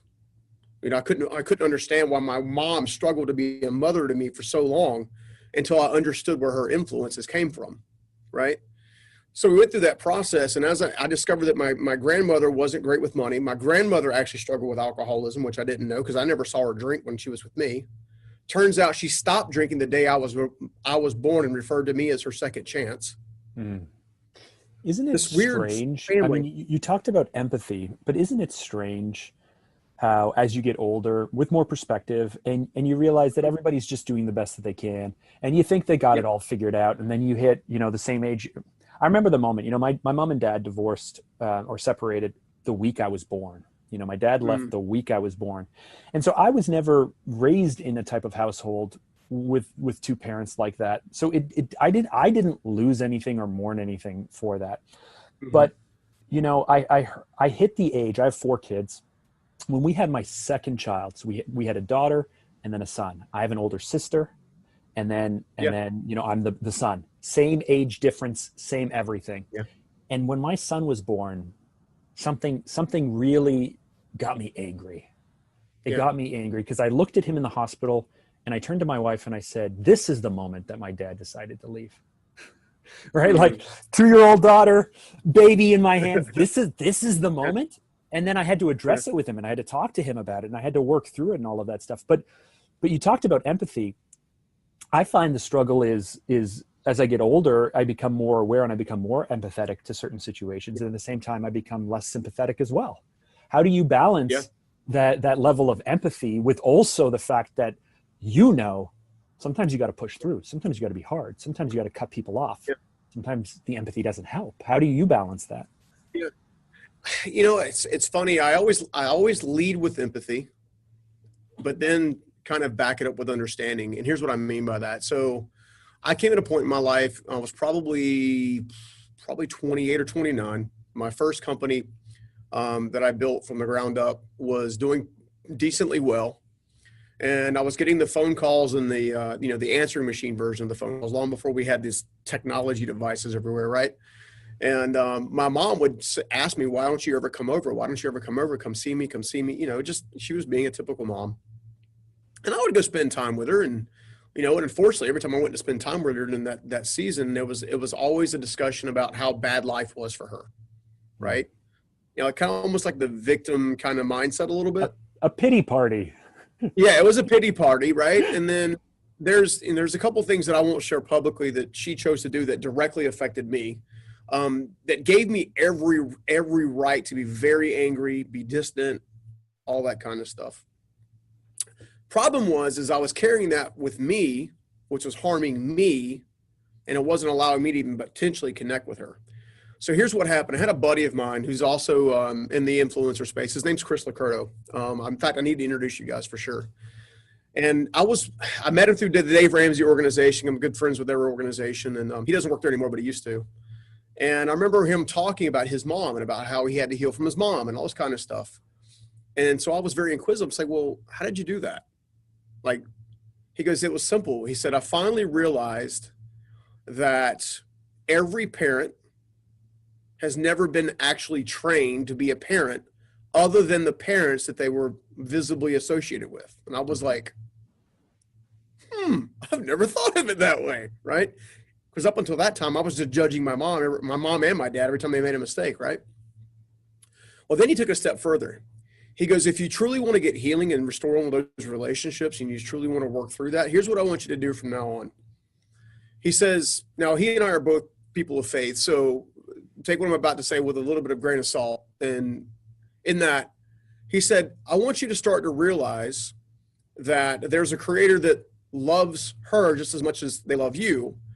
And rather than view her as this villain, what if you actually viewed her as the child with skin up knees that's simply asking for a parent to pick them up? Mm-hmm. The crazy part is like, I had to ponder on that for probably a solid month, but in the moment, it instantaneously unlocked like this weeping fit out of me. I just started crying like crazy, because all of that judgment, all of that burden, all of that stuff, I was saying, it's all your fault, right?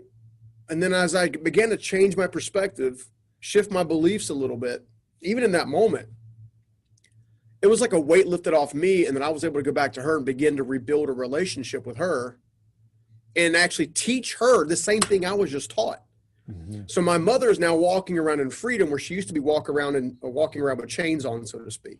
You can either choose to become the person that your parents have been, right? Because there's a good chance you're going to marry one of your parents. There's a high likelihood statistically, right? You're good, bad, or indifferent. Yeah, and then you're going to become one of them as well. Yeah, exactly.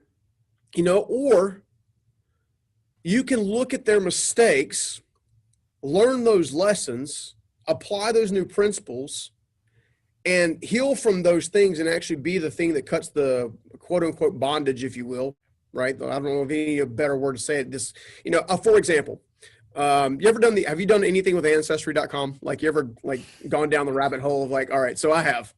Okay, well, they have this thing that's called the Ancestry DNA Kit. So I went down the rabbit hole first. Talking to someone about this morning, because on my dad's side, we don't know anything about our family past my dad. Like, we just don't know anything above that. And so I was just talking, I got to do this DNA test. Yeah, so I did it like a year ago. We're Scandinavian, so technically I'm part Viking, which is kind of funny because I'm like 5'0". And then we have the southern tip of Scotland, the northern tip of Ireland, and then Denmark and Wales.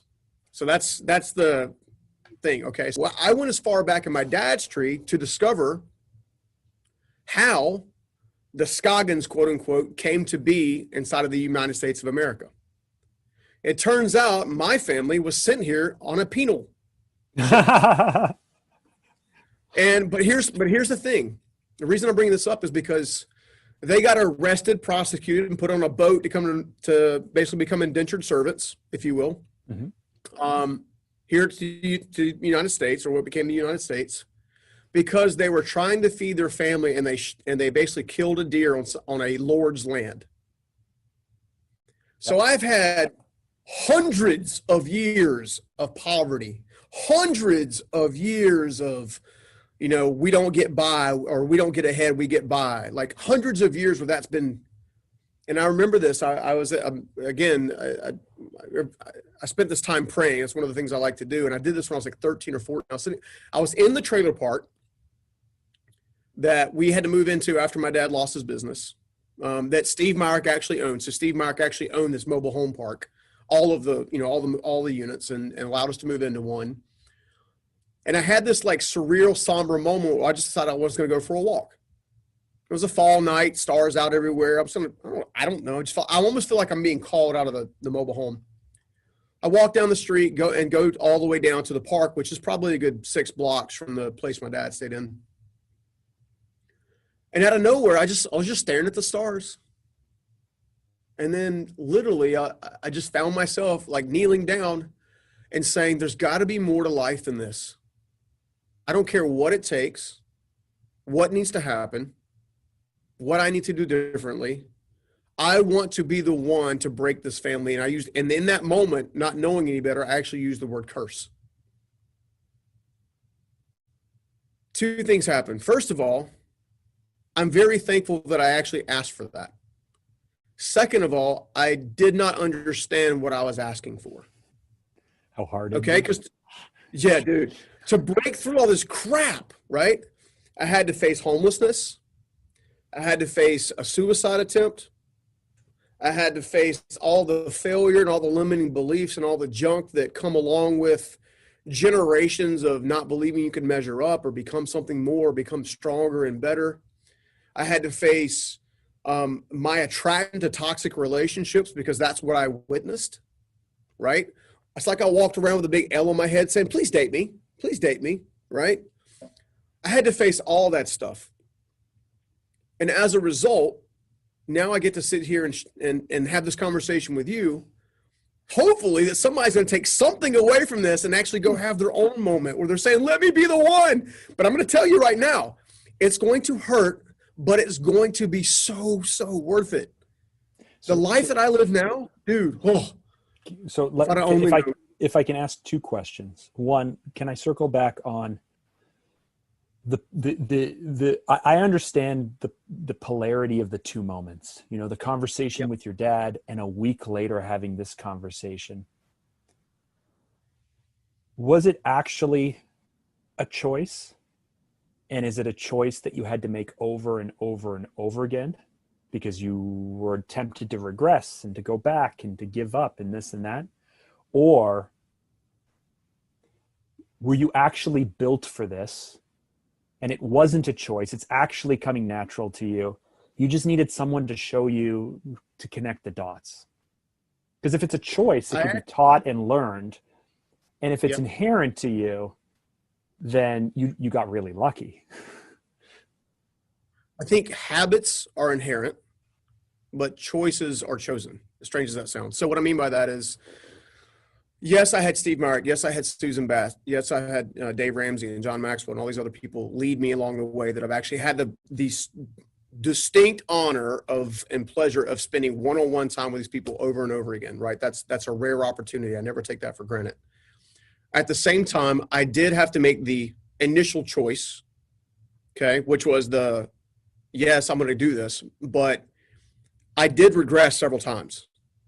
Right. I had that conversation with Steve as a young teenager, but yet, 19 years old, I find myself sleeping outside and sleeping in cars and just trying to figure out where I'm getting food from and shelter from. Right. But how do you not go, you told me it wouldn't be this hard. You told me all I had to do was just, not be like my dad. And now look at me. Yeah. For me, it's always come down to 4 different phases. And a lot of reflection time, and I don't think people do enough reflection time. I think people, when they do reflect, they judge and condemn themselves. Like, I made this mistake. This is who I am. Like, they tie their identity to their mistakes, and because they tie their identity to their mistakes, they can't actually tie their identity to their strengths. They're so focused on looking in the rearview mirror that they're like, sorry, say that again. Say that again for me. Yeah, I mean, they're so focused on their mistakes that they're not focused on their strengths. And as a result, they don't get to move forward. It's like driving a car, wanting to go from here, and I'm in North Carolina, to California, so coast to coast, but never looking in forward, always looking like this. Like, you can't look backwards and keep the car on the road, right? And when I began really studying myself, I really, one of the things that irks me, and I think when Evan and I were chatting not long ago, I think it kind of irks him too. But right, so because he has this thing where he says, "You're one of the good guys." I'm like, what does that even mean? Because people kept telling me that. What does that mean? I know what that means. I know what that means. If he said you're one, Guys, he didn't even tell me that. That means you're one of the good guys. Yeah. All right. Yeah. I mean, but so here's how I took it. There is a world full of quote unquote gurus, but nobody wants to be a guide.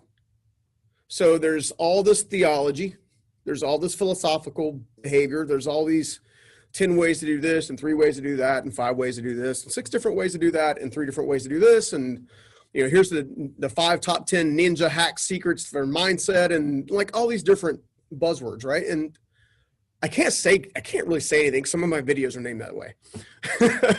But at the end of the day, it's because people don't want a guide. So what I thought I would do differently is I thought that maybe the change would be if I could break things down. At the end of the day, I've been trying to summarize these things, and I came down to this, what I refer to as the 4 phases of transformation.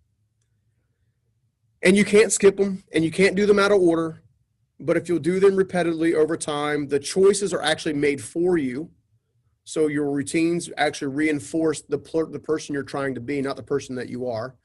And the first phase is, I just call it gain perspective, right? So you look at things from as many possible different angles as you possibly can, ask as many questions as you can about your identity, about how you were built, about where you came from, about your parents, about your friends, about your economy, about your environment, your geographical location. Like, spend time with a pen and a pad and ask as many possible questions that you can possibly do that. Jot down all your answers, and then go to the top 3 people that are closest to you and do the same thing over again. Hey, what do you see? Right?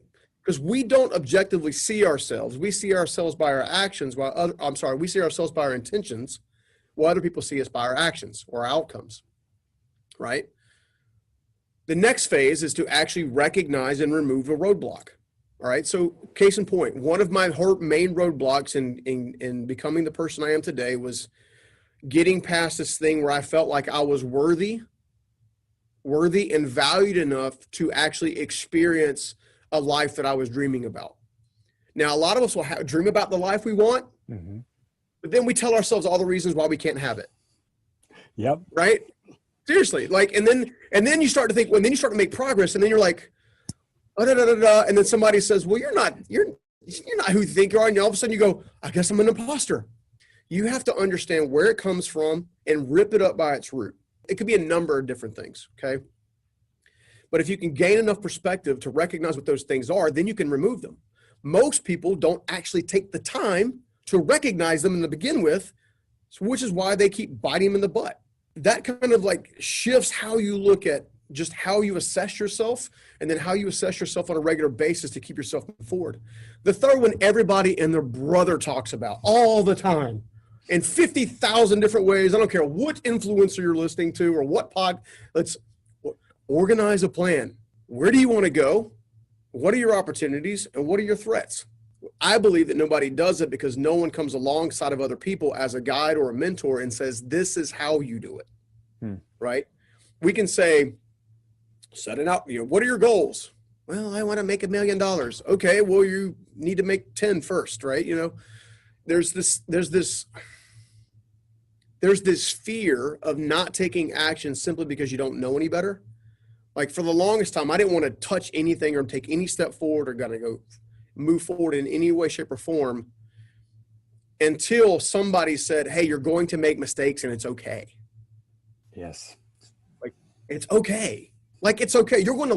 I'm convinced I sit in the seat that I am sitting today, not because of my successes, but because of my failures that taught me something. Right? We look at failure as final all the time, and we shouldn't. I know it's cliche, but we shouldn't look at failure as final. It is an opportunity to learn. Either you learn or you win. It's one of the two. When you look at the final phase, which is work your plan, which is just putting in the work, right?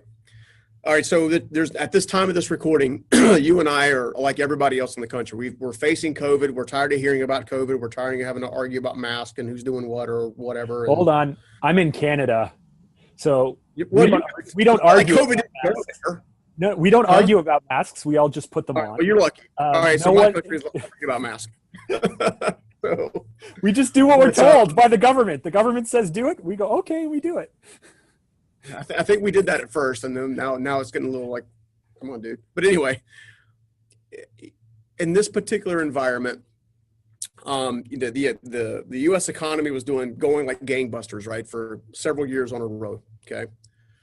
Well, I weathered the 2008 downturn, which was, for the U.S. economy, which is all housing, right? So, and hence I was in the construction industry, and I was one of the last guys standing. And at the end of the downturn in 2008, because I put those principles into place and began using those principles over and over, it became second nature. It's like muscle memory. When you do martial arts and you do certain techniques over and over again, it becomes like crazy automatic.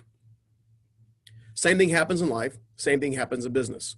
I don't remember which person said this, but obviously they said success leaves clues or leaves footsteps or something like that, right? Tony Robbins. Okay. Success. Right, shout out to Tony. There you go, Tony. Yep. And if you follow the clues, it's Hansel and Gretel had to follow the crumbs, right? It's the same stinking thing, right? It's the same hero's journey over and over again. You are where you are. You got to face something that you never thought you'd face. You have to get stronger. I mean, it's Rocky Balboa. It's Luke Skywalker. It's like every single hero that right? There's this massive adversity that you face, and then you get to go through the transformational moment all over again, and then guess what? You get to start all over again, right? Go to the next level. Seriously, I mean, that's essentially what it is, right? Well, most people are living by the wrong movie. So if you change the way you think, you'll change the way you act. You change the way you act, you change the way you get results, right? Most people don't want to look at that stuff. They're so ill. I don't have enough money to get around. I'm tired of crying in my pillow again because the one I just broke up, right? Not realizing that all of that stuff can actually be prevented. Here's what I mean by that. So in the U.S. economy, our guys shut down our government as a whole, unified, all of them, all the knuckleheads, shut down the entire country. The one thing that I did differently than other business owners that are currently struggling is I began preparing for a COVID-like experience long before COVID was ever here. While everybody else was saying, let's run with the bulls, let's run with the bulls, the whole bull market thing. The bull's here, let's get it. I was going, okay, bull's here, that's awesome. Let's make sure we take enough advantage of it, but let's also realize that there's always a bear that follows the bull. Mm-hmm. Right? So my company's out of debt. I had, 6 or 8 months of operating capital in the bank. Okay? So when everybody else was like, okay, we're shutting down. And I'm not taking away from business owners that struggle, because I have been there, which is how I learned the lesson. So this is the lesson they probably need to learn, right? This is how you learn that lesson, right? Be prepared. In fear, they're laying off people left and right, all kinds of stuff, and then they're beholden to any kind of stimulus and all this kind of stuff. I was prepared, and as a result of being prepared and having cash on hand, not being in debt, not being leveraged, owning my properties, my live event, like one of your early questions was like, is it choice? Like, what is it? Is it choice? Is it something that you get luck into? Yes, it's choice. It's you choosing on a daily basis to live by principles in life and business that are predictable in that they always bring results, albeit many of those results happen slowly over time. Mm-hmm. Impatience is what ends up basically becoming catastrophic. That's my opinion. I've got to say it's interesting because so I started my business in 2006, very, very small, $7,000 of capital, service-based business. So I was only 23 at the time, didn't know what I was doing, but let me tell you, 2009 was not fun for us.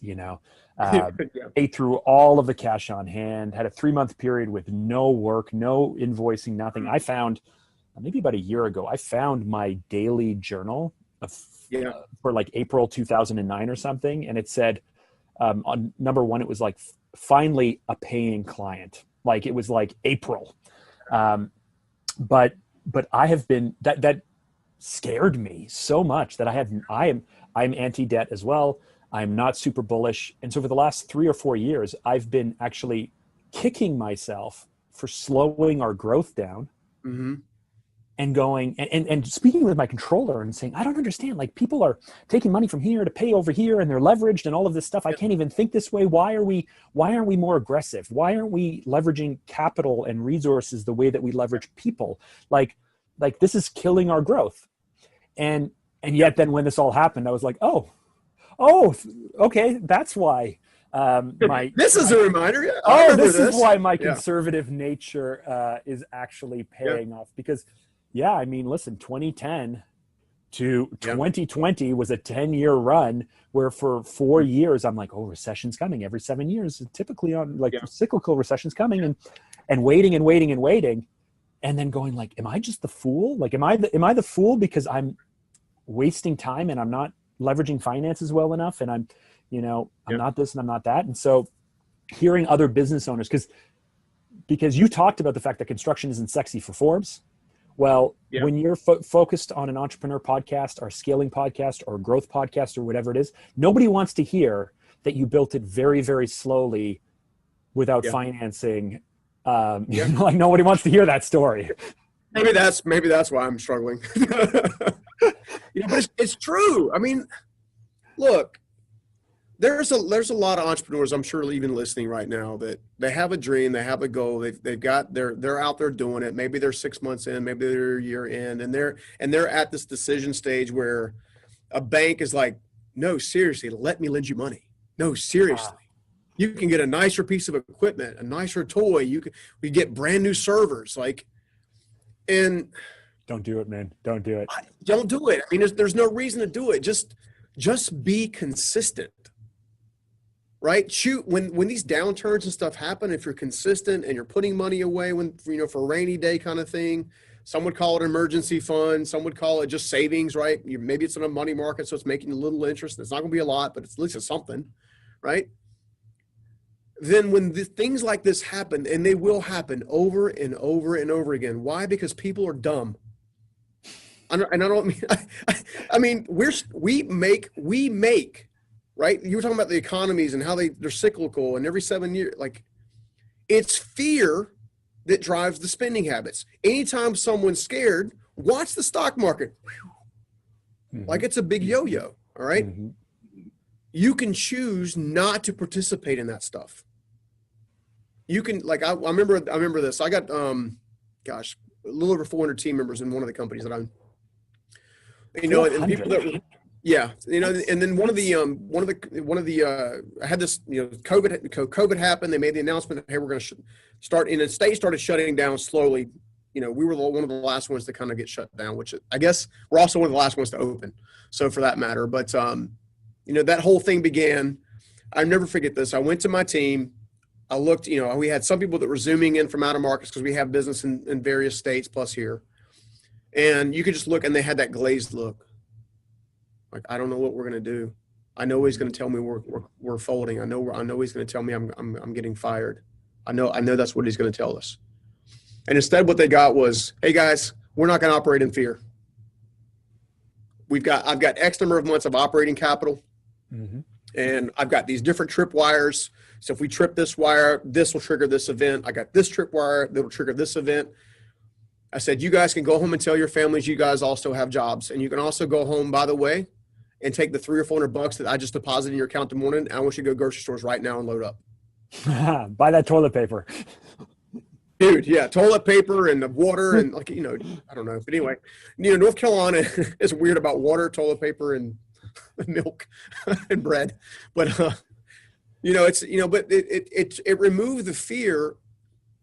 But I made those decisions that had those outcomes years ago.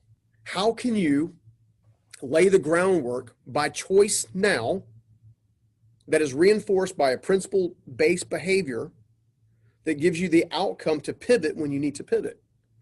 Because if you're not thinking ahead, you're going to get left behind over and over again. It happens. It's cyclical, right? Building a business doesn't have to be difficult as long as you're consistent. It's not like you're going to not have days when things don't work out and you lose a customer, or maybe you're mad at a customer and you want to have a verbal. Well, if you can take fear out of each one of those situations, then you're able to operate when nobody else can. So anytime that you grow, there's tension. You mentioned when you were 19, the movie reel and what have you. I was having a conversation 1 month ago today with Evan, our mutual friend, Evan Carmichael. And, I'm very good friends with him. He's been pushing me very hard for the last few years. And I said to him, That's only he can do. What's that? That is only he can do. Yeah. That's only he can do. I get a very unique version of it that I'm very grateful for most of the time. But basically everything was like a month ago, a lot of things were crumbling around me. And I've been able to rebuild and repair and whatnot since then. But I'm talking to him, and while I'm talking, I get this text, which is like from someone, which is kind of like a linchpin, right? Like they're like a domino person. When they fall, everything else kind of falls around. Yeah. And I said to him, dude, if you didn't push me so hard, I wouldn't have any of the problems that I'm facing right now. And what I meant was, if I was living a smaller life, and if I may be unhappy, but I'm unhappy now too. But at least I was ignorantly unhappy back then and not dealing with all of this stress and pressure and all of these things. Thanks, Evan, for pushing me to be better.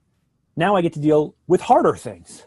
Like, thanks so much for me now having to deal with even tougher things. Like, maybe I was happier back then living ignorant and unhappy versus self-aware and unhappy.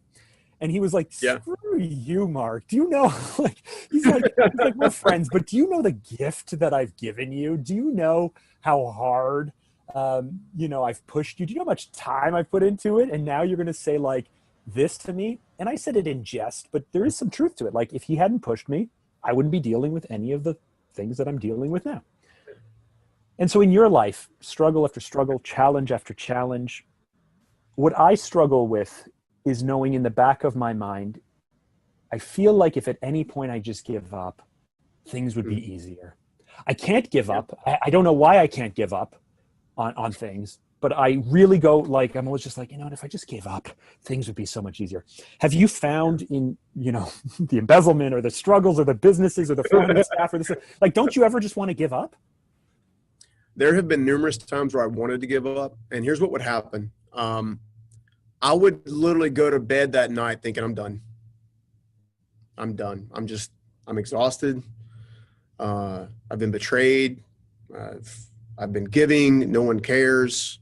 Because I'm a proponent of taking really good care of your team, loving on them, mentoring them, all that kind of stuff.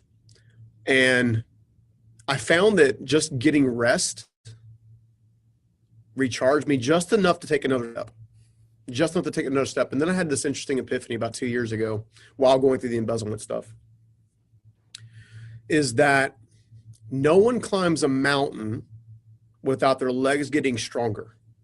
And you can stay in the valley of life, or you can operate from the peaks. Now, as soon as you get to one peak, there's going to be another peak that you see on the horizon. After every mountain is a mountain. Exactly. And then I decided, the other thing that I decided is, after because when you go back and look at your life and you're able to see that this thing happened and it should have taken me out, but it didn't.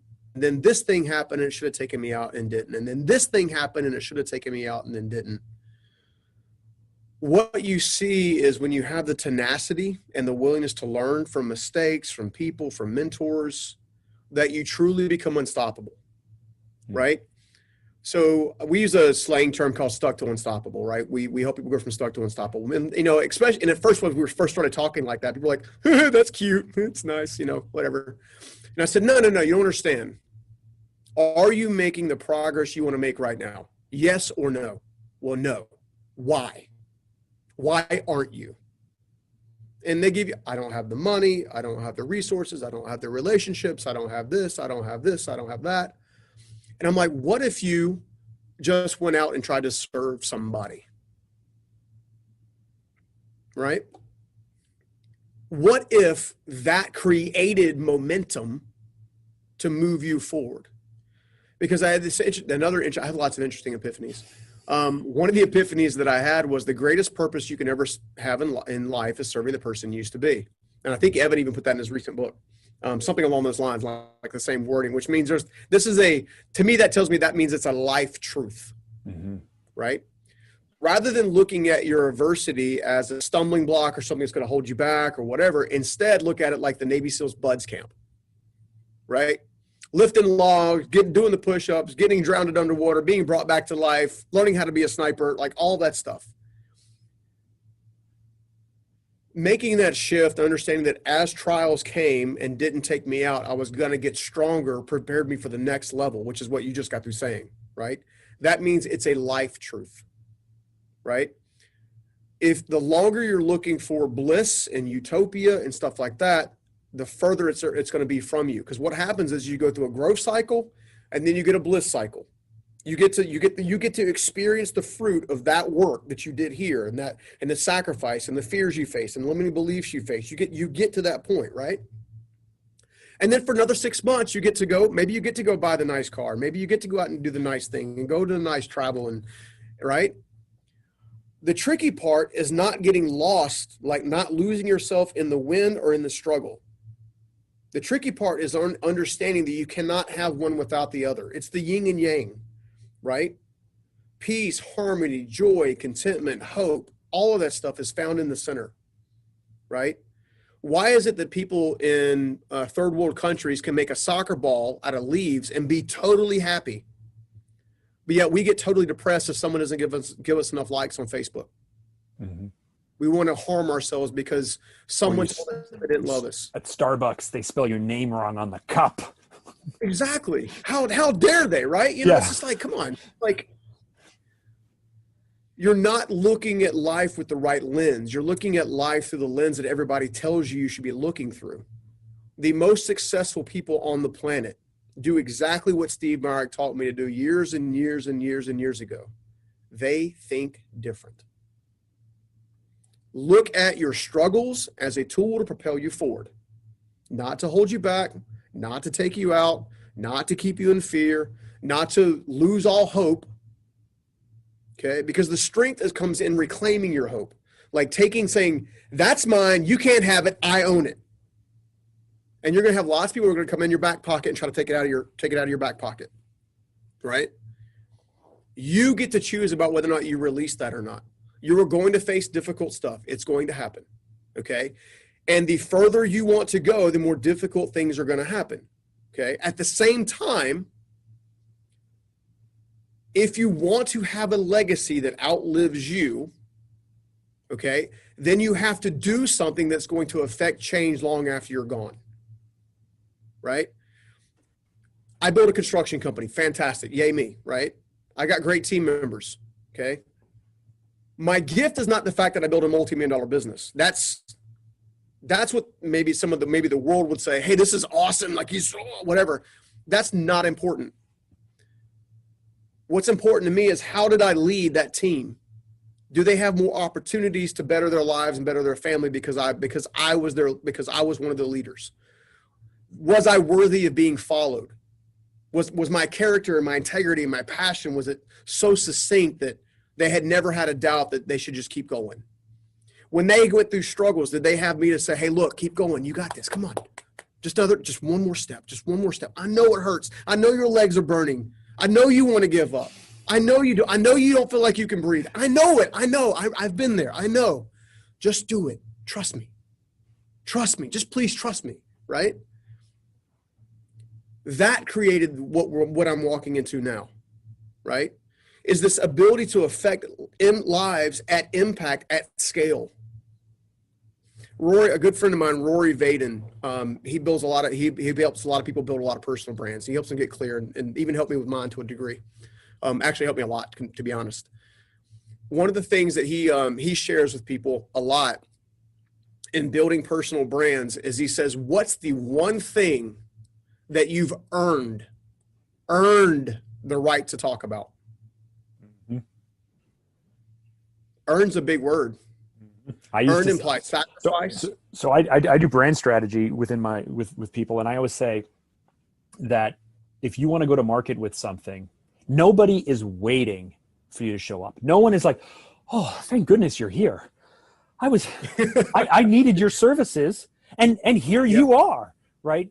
And so earn is the perfect word, because it's not only what you have to earn the right to talk about, you have to earn existence and attention, and you have to earn the right for people's attention. You have to earn so much and then deliver on that and so on. So that's perfect. I mean, it's one of the reasons why I've been so thankful for people like Evan and Bo and some of the other people that we're definitely, mutually connected with, is because I've been trying to do this, what you and I are doing right now, which is just share my heart, share my experiences, and hopefully, drop some value where somebody can, just one nugget that they can keep them moving forward, for 5 years trying to cut through the noise, 5 years trying to cut through the clutter, 5 years saying, hey, look, I've actually done it. I'm not just talking here's my playbook. Here's how I did it. Like, I'll walk with you. Let's talk together. Like, let's reason together. Right.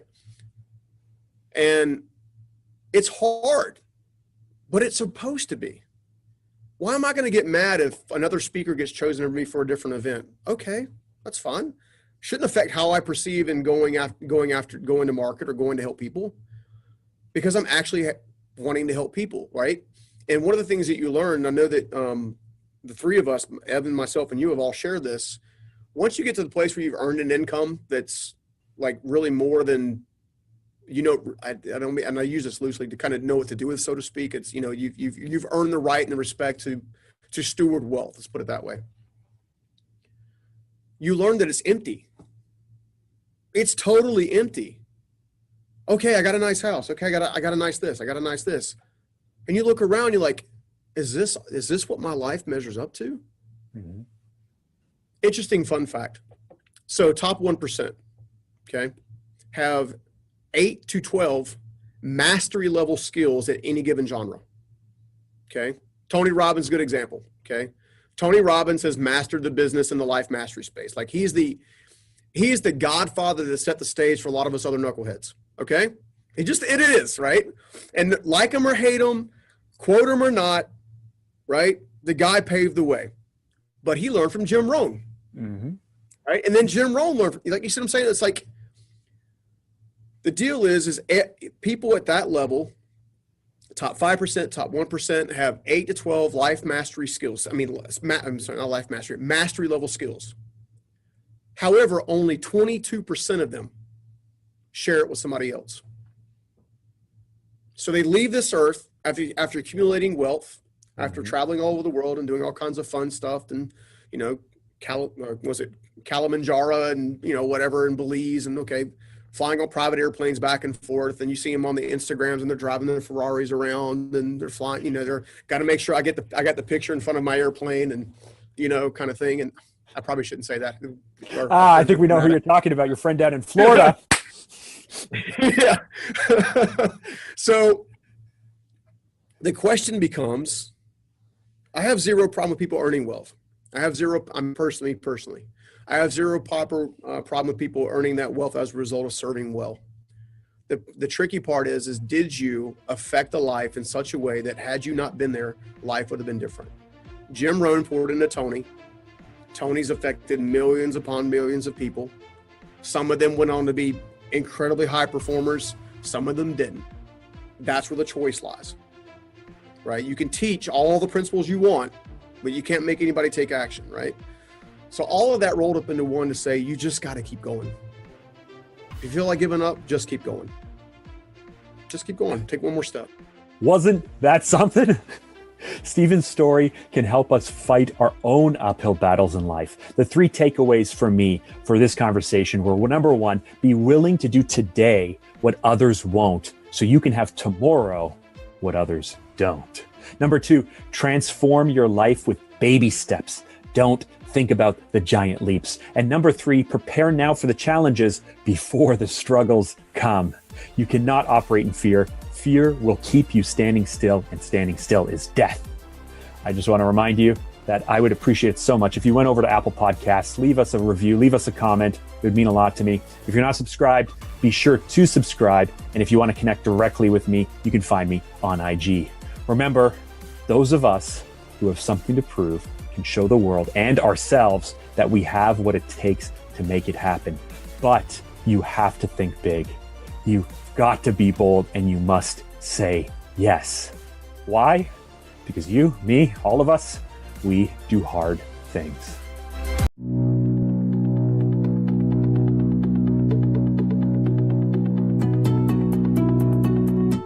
Yeah, so I was given 6 questions to answer, and that's a lot of, they're big questions, and I have 15 minutes. So I'm going to talk fast. So this is a little kind of summary of my path.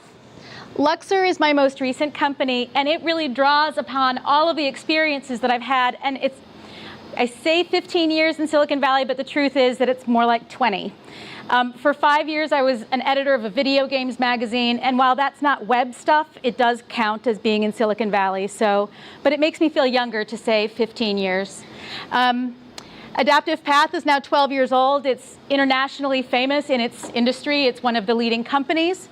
And Netscape, at the time that I was there, it was the fastest growing startup in history. It was kind of like the Facebook of its time. When I started at Netscape, there were 2 buildings. I was employee 750.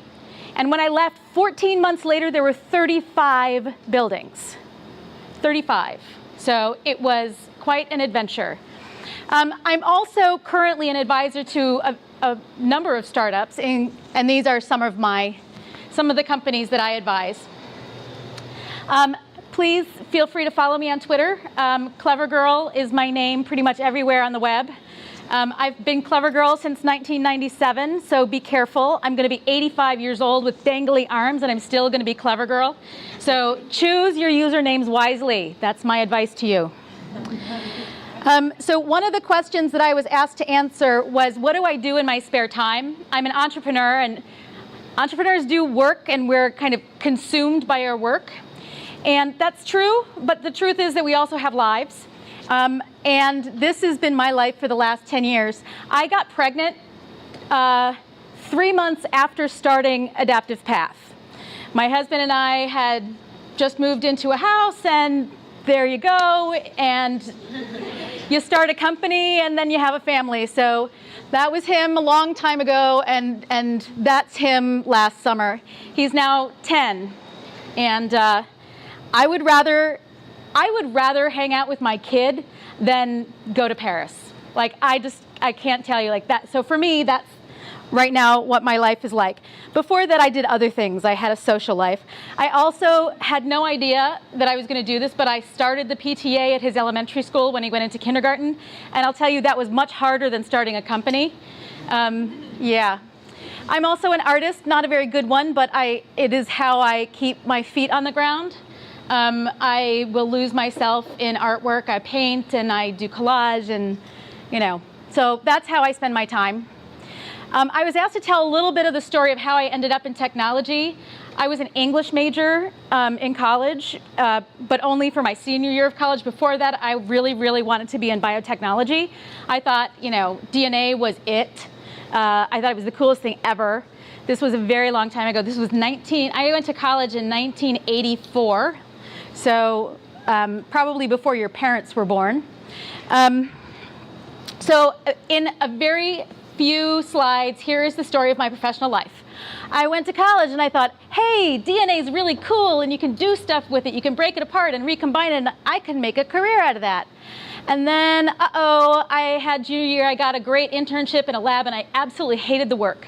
I hated it. I loved the science, I hated the work. So, oops. So I finished my degree in English because I could. It didn't add a lot of time to leave the college that I was in and end up in the English department. So I finally graduated. Whee! And you'd think, the well-planned career over here, or me. I took the only job that was offered to me. I got paid $19,000 a year, and I lived in rural Ohio at a small bank. And it turned out I was a really lousy banker. Yeah, not a good fit. So a year later, I followed my boyfriend to New Hampshire, because who doesn't want to go from Ohio to New Hampshire? So it turned out that was not necessarily a bad idea, because I got really, really lucky. And you want to know how I got lucky?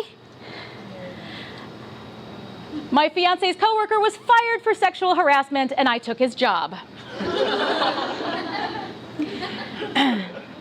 So it was it was actually a proofreader position. Like, I actually had to proofread computer code because it was a computer hobby magazine, because that's all you can get in New Hampshire. So I had to proofread the code that was going into the magazine that then some hobbyist would then type into their computer and run a program. It was mind-numbing work. I was actually not very good at that either, so they promoted me. But it turned out that being in publishing was a great fit. I had a fantastic career there. I got to start a new magazine. This was right about the time Wired was started, and we launched a competing magazine. And while that one didn't go, it was exciting to do something new. And that's where I can start to see the origins of my entrepreneurial zeal. But I found my passion. I found my drive completely accidentally. I want to emphasize that none of this was well planned. All of this was just being open to opportunity and saying yes. I found my way into high tech. Who knew that an English major would end up in high tech? I have no idea. Like, I would never have chosen that, but I was really, really lucky. Again, I was very lucky because I was on a list to be laid off. My magazine was dying, and I was number 30 on a list of 30 people who were going to get laid off.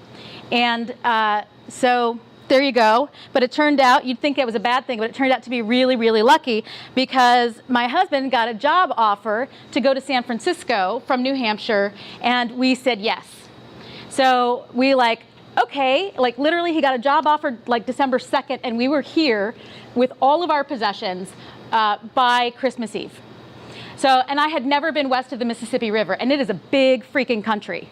So I just said, you know, I don't have to live in New Hampshire. I can get in a car and go over there. We had no apartment. I didn't have a job.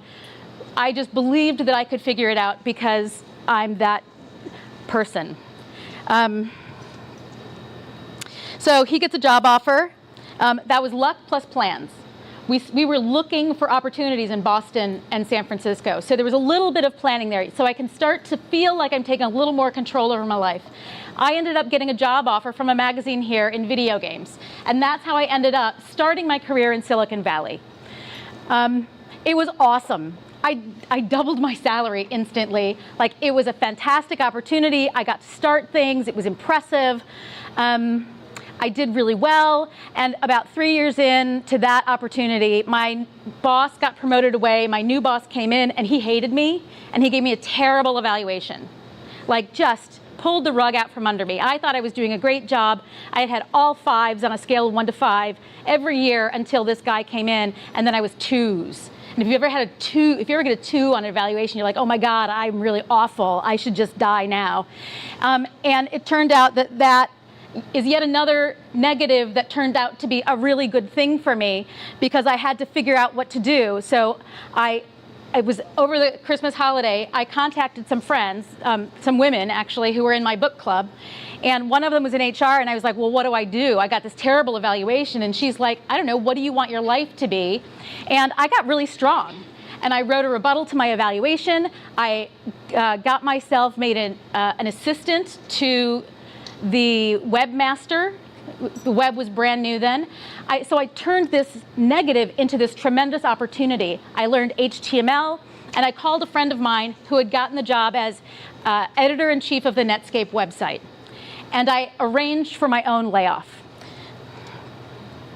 So I got hired at what was then the hottest startup in history. I started at Netscape in January of 1996. I already told you about the going from 2 buildings to 35 buildings. It was such a profound shift for me. I was finally working with people who wanted to reinvent the future. Now at this point, I'm 30 years old. So you guys are probably, I don't know, 15, 16, 17, I don't know, something.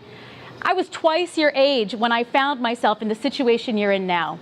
You're surrounded by people who are interested in changing the world by reinventing what is possible. And that's the hope of the future, right? You have in your hands the ability to reinvent the world through whatever startups you invent yourself. It took me a long time to find my way there, but I did, and I'm grateful. So again, woohoo, huge pay increase, awesome. I felt lucky, lucky, lucky. I was surrounded by brilliant people. I found my way to a new career. I shifted from magazine editing, which was fine, to the internet, and the internet was new, and amazing, and I knew that I wanted to be part of it forever.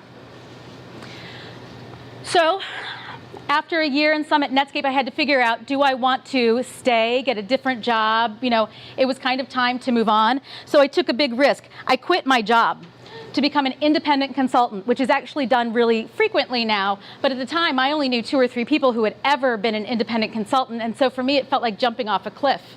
And hey, look, this is me flying, not falling. I jumped off the cliff and I found out I can actually do this really well. So I took this big risk and it paid off. And one of my clients said, hey, let's start a company together. So I was like, sure, okay. And we got sort of acquired, and it was a terrible, terrible deal. And I got burned, and I called my attorney, but then I moved on, and awesome. The next thing I did was start Adaptive Path. So I have had this series of like crazy difficulties and shifts in strategy and shifts in career, and yet every time a new door opened. You know, they say, you know, close a door, a window opens. Well, it really was more like, you know, I'd close a window and, you know, some big, huge, grand door would open and invite me in and give me a tiara, right? So what I want to share with you, if there's one point, it's to follow your gut about who you are as a person and what makes you thrilled to be doing it. What gets your brain fired up, and pursue that. And that's how I ended up in technology. And this is what I believe in. What's most important is that you be yourself. I think that you should work at the edge of your ability. Really push yourself, and that's what you're here doing tonight. And I think that's fantastic. I love the work. I live in this world, not because I'm making big fat bank, because I'll tell you, entrepreneurship is not the easy path to get rich. If you want an easy path to get rich, go work on Wall Street. This is an easy path to work really hard and make some money occasionally. So this is who I am. I really like it. And I hope that that gives you some framework for imagining what a future could be like for yourself. So that's the answer to some of my questions. So first, what's my personal story in starting Luxor? 2 of my investor friends asked me on the same day to make a design program for their startups. I went, okay, I can do that. I'm not doing anything else interesting right now.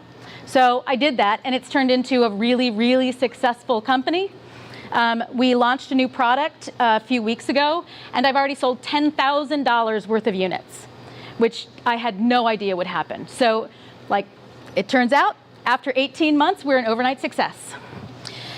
What do I like to do outside of work? I hang out with my kid.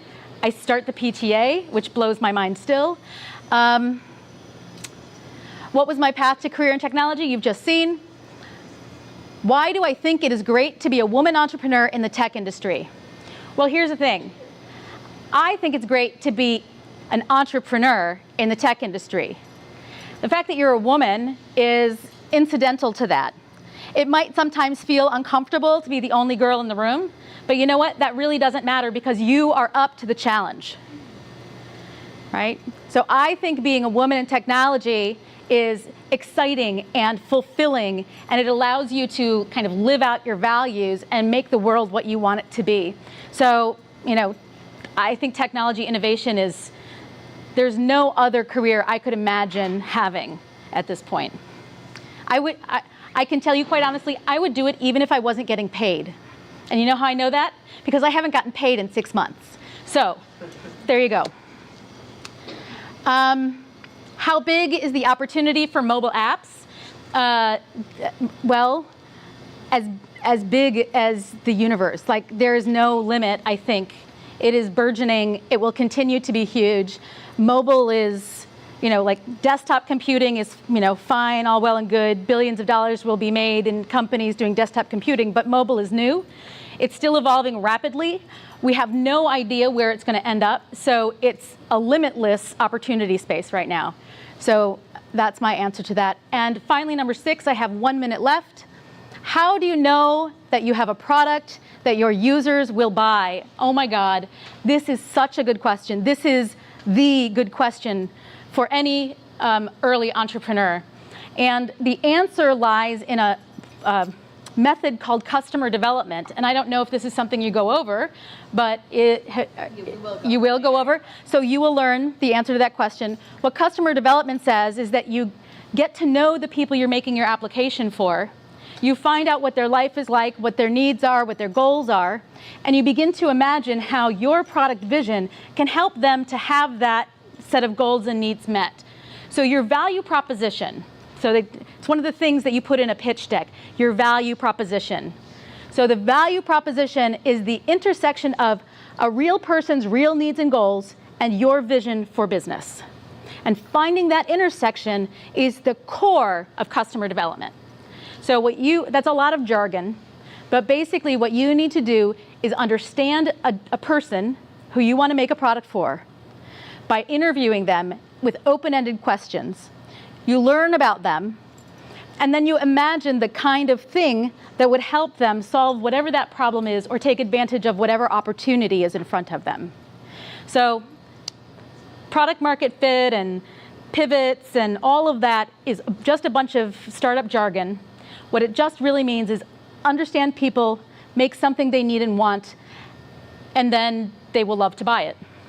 So I think I did it perfectly in time. Good? Thank you. So why don't we take some questions for Dennis? Any questions? Yes. What is Luxor? Oh, that's a great question. I forgot to answer that one because it wasn't on my list of 6 questions. So Luxor stands for the Lean User Experience Residency. It started as a 10-week program. I would have 5 companies come to my studio 1 day a week for coaching as they develop their product. The teams would pay $13,000 for this, and we'd have 5 teams together. So we start one on Friday. We have a residency beginning on Friday, and they just come and get a lot of coaching and a lot of methodology about how to do product development. What we've now launched is a series of lessons in a box. So we're taking everything we've learned from the residencies and making it available in a broadly distributable format so that anyone anywhere in the world at a much lower price can purchase a lesson or a set of lessons about how to make your startup. So that's what Luxor is. Yes?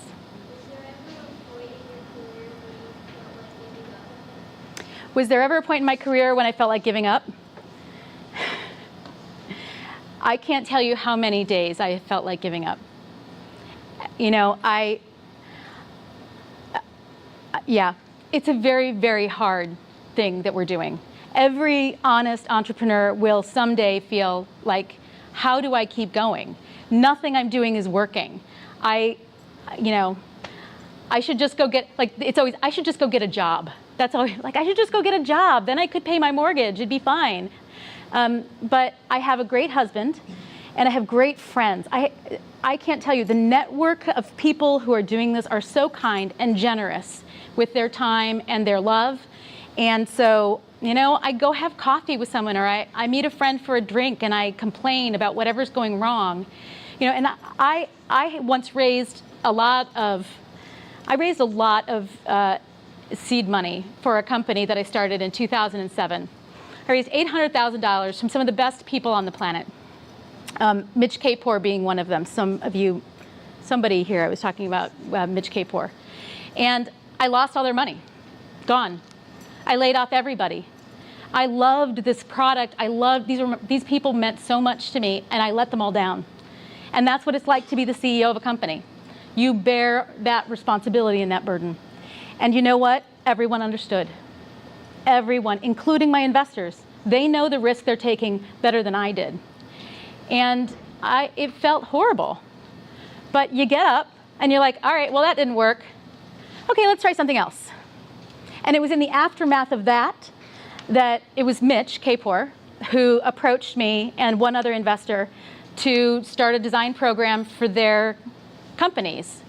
So out of the bad things that happen, something wonderful happens in turn. So that was like the window closed. I was sad. I licked my wounds, and then a wonderful opportunity opened up for me. So, yeah, It's not an easy life. So, yes, another question. Will I ever change into a new career? No. There's just, I work 6 blocks from my home in this really kooky studio. I bring my dog to work with me. My partner is my husband. My other business partner is a dear, dear friend who I've known for 12 years, and like I feel incomplete when she's not working with me. I get to work with the most innovative people literally on the planet. Like, I can't imagine doing anything else at all. And I've considered getting a job, like, because the money would be a lot better. But the only reason I would consider getting a job is because the money's a lot better. I would rather be broke in a startup reinventing the world than anything else. So I'm a little idealistic, it turns out.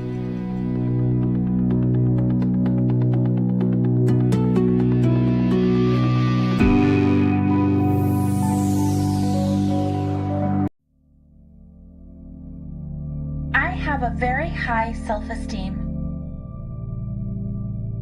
My opinion of myself is the only one that matters. I love myself in every way. I am perfect in every way.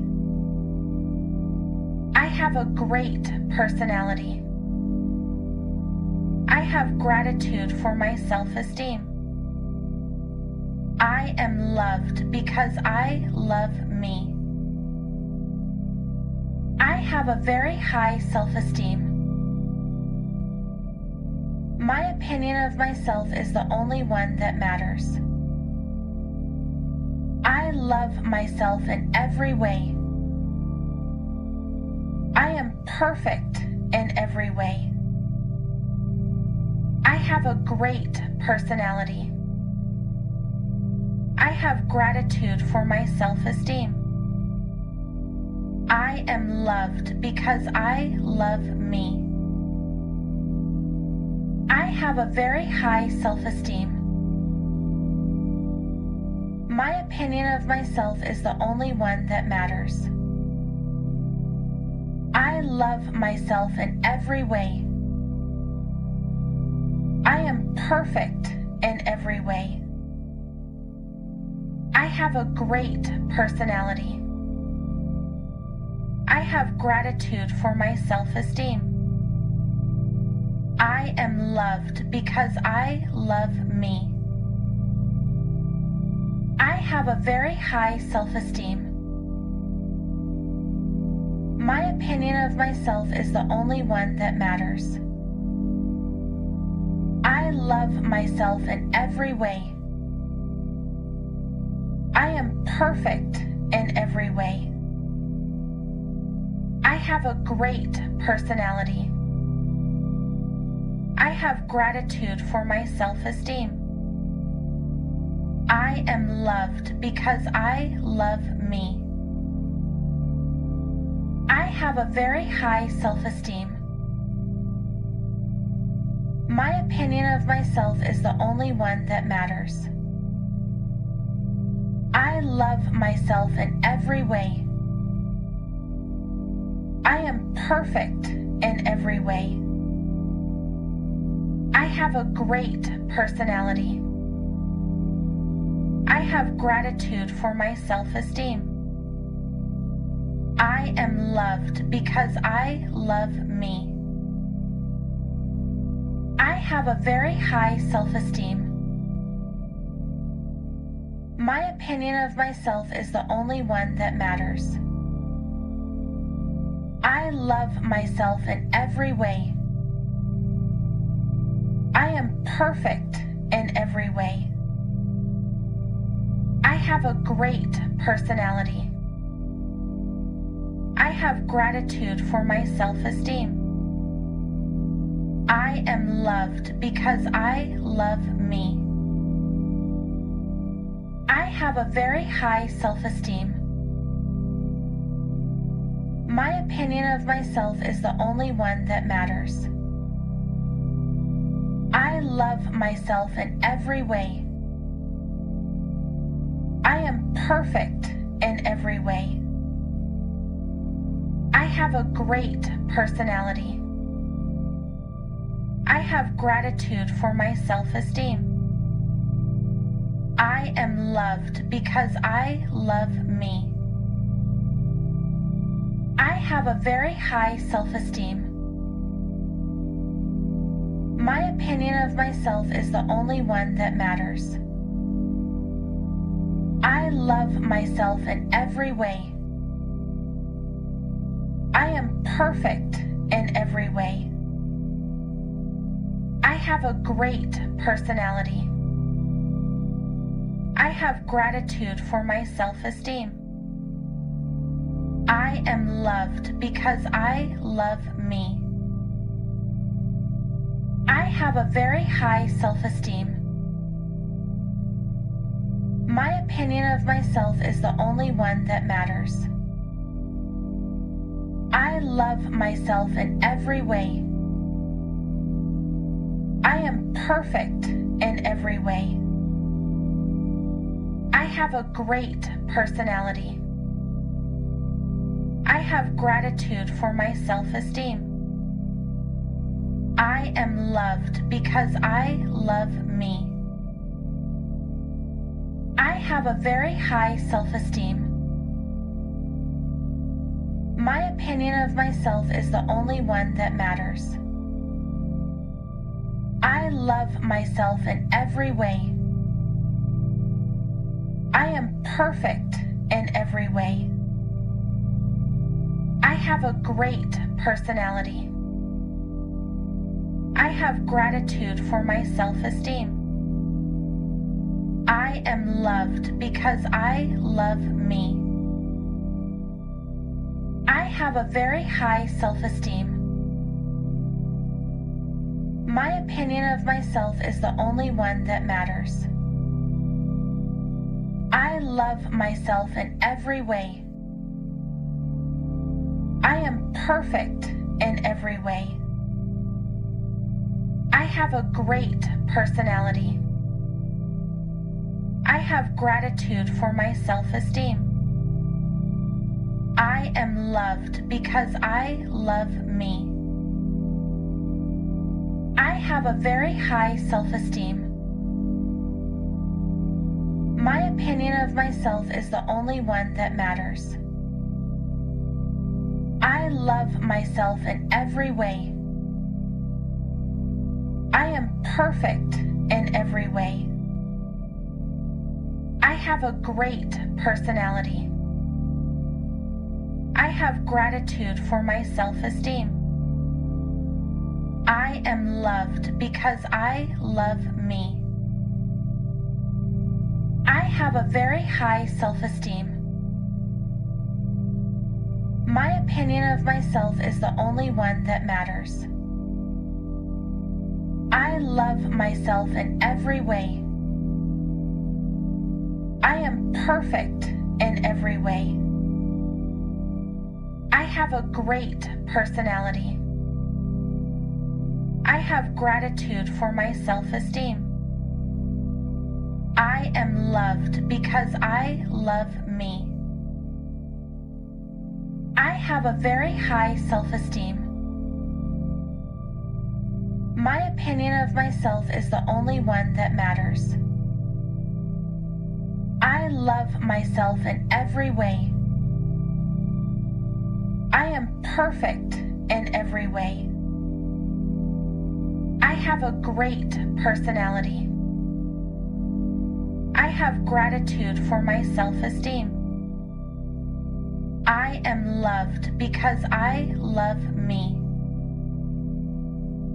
I have a very high self-esteem. My opinion of myself is the only one that matters. I love myself in every way. I am perfect in every way. I have a great personality. I have gratitude for my self-esteem. I am loved because I love me. I have a very high self-esteem.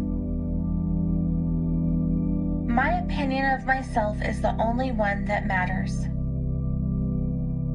I love myself in every way. I am perfect in every way. I have a great personality. I have gratitude for my self-esteem. I am loved because I love me. I have a very high self-esteem. My opinion of myself is the only one that matters. I love myself in every way. I am perfect in every way. I have a great personality. I have gratitude for my self-esteem. I am loved because I love me. I have a very high self-esteem. My opinion of myself is the only one that matters. I love myself in every way. I am perfect in every way. I have a great personality. I have gratitude for my self-esteem. I am loved because I love me. I have a very high self-esteem. My opinion of myself is the only one that matters. I love myself in every way.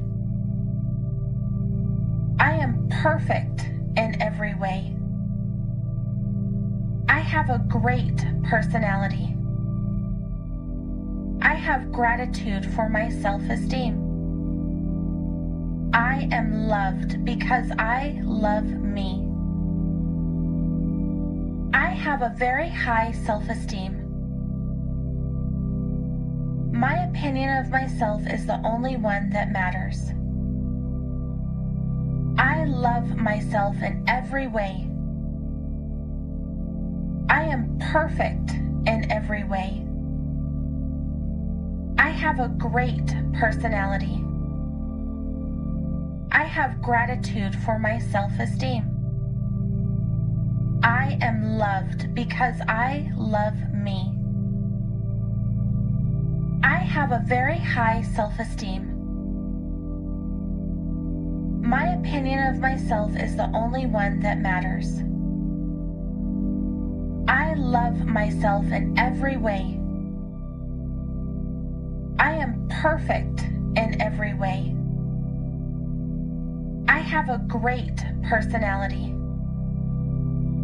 I have gratitude for my self-esteem. I am loved because I love me. I have a very high self-esteem. My opinion of myself is the only one that matters. I love myself in every way. I am perfect in every way. I have a great personality. I have gratitude for my self-esteem. I am loved because I love me. I have a very high self-esteem. My opinion of myself is the only one that matters. I love myself in every way. I am perfect in every way. I have a great personality. I have gratitude for my self-esteem. I am loved because I love me. I have a very high self-esteem. My opinion of myself is the only one that matters. I love myself in every way. I am perfect in every way. I have a great personality. I have gratitude for my self-esteem. I am loved because I love me. I have a very high self-esteem. My opinion of myself is the only one that matters. I love myself in every way. I am perfect in every way. I have a great personality. I have gratitude for my self-esteem. I am loved because I love me. I have a very high self-esteem. My opinion of myself is the only one that matters. I love myself in every way. I am perfect in every way. I have a great personality. I have gratitude for my self-esteem. I am loved because I love me. I have a very high self-esteem. My opinion of myself is the only one that matters.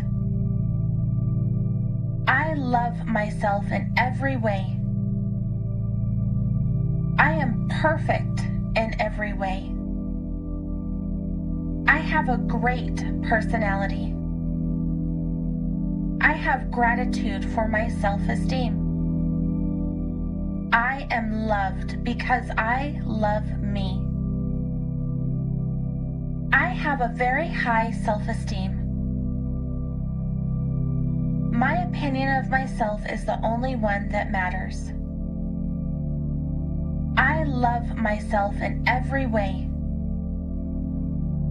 I am perfect in every way. I have a great personality. I have gratitude for my self-esteem. I am loved because I love me. I have a very high self-esteem. My opinion of myself is the only one that matters.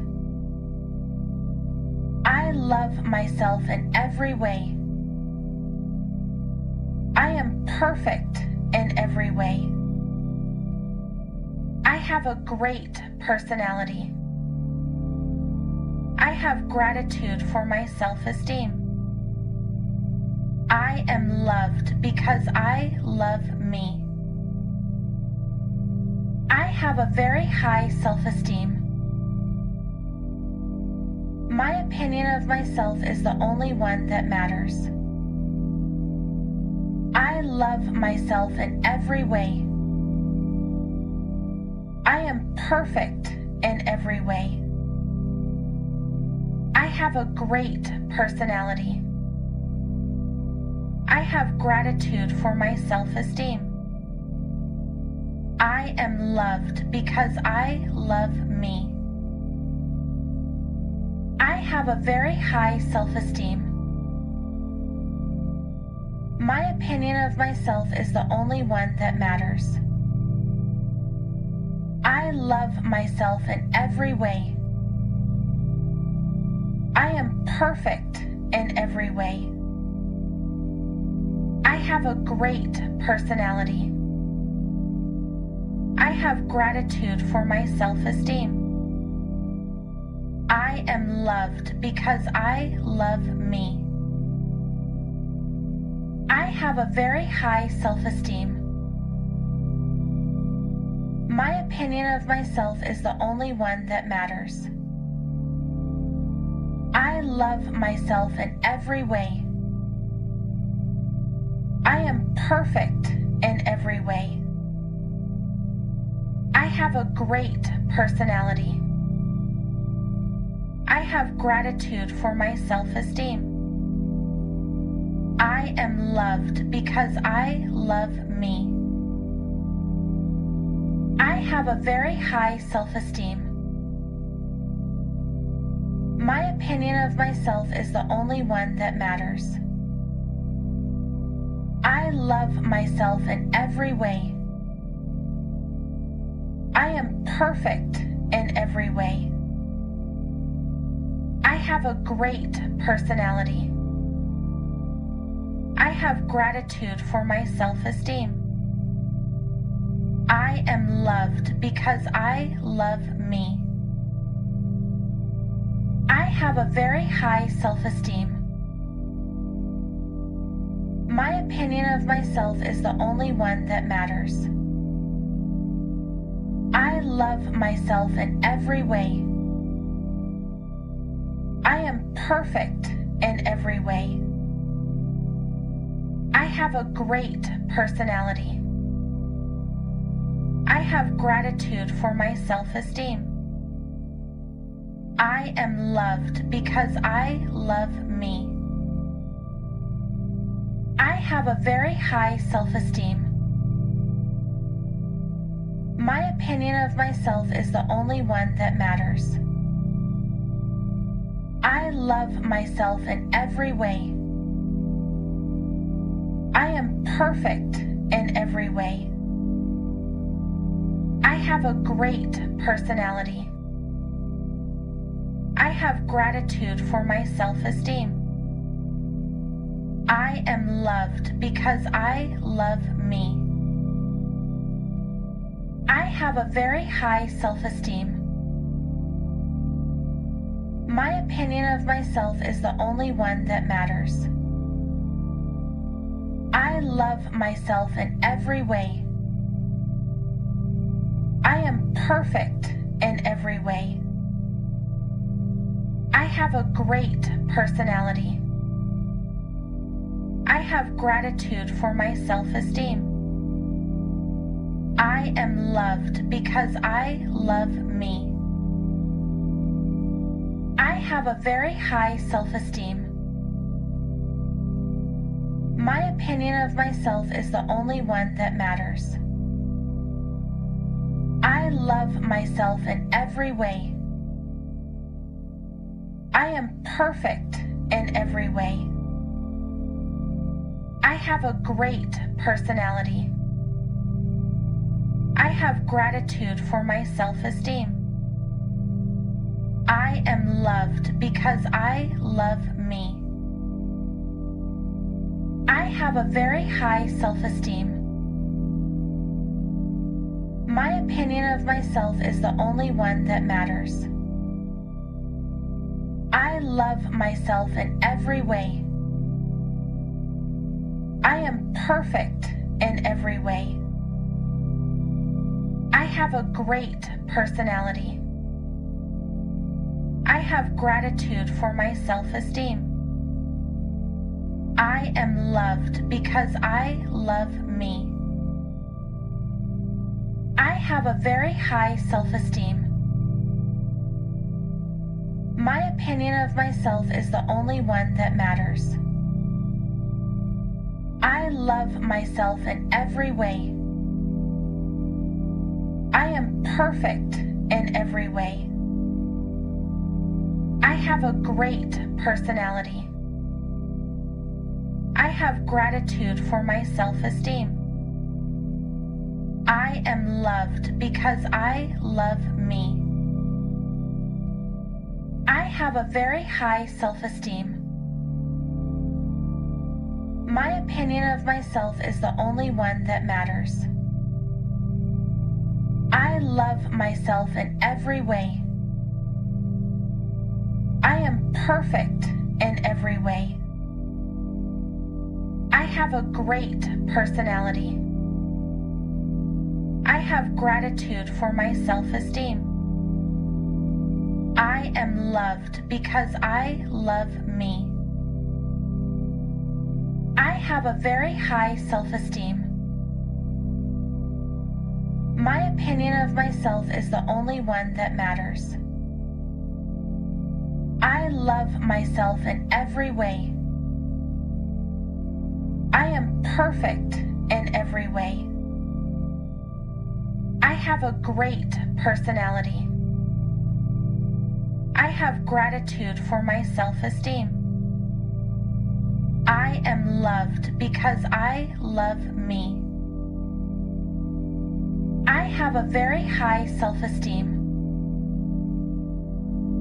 My opinion of myself is the only one that matters.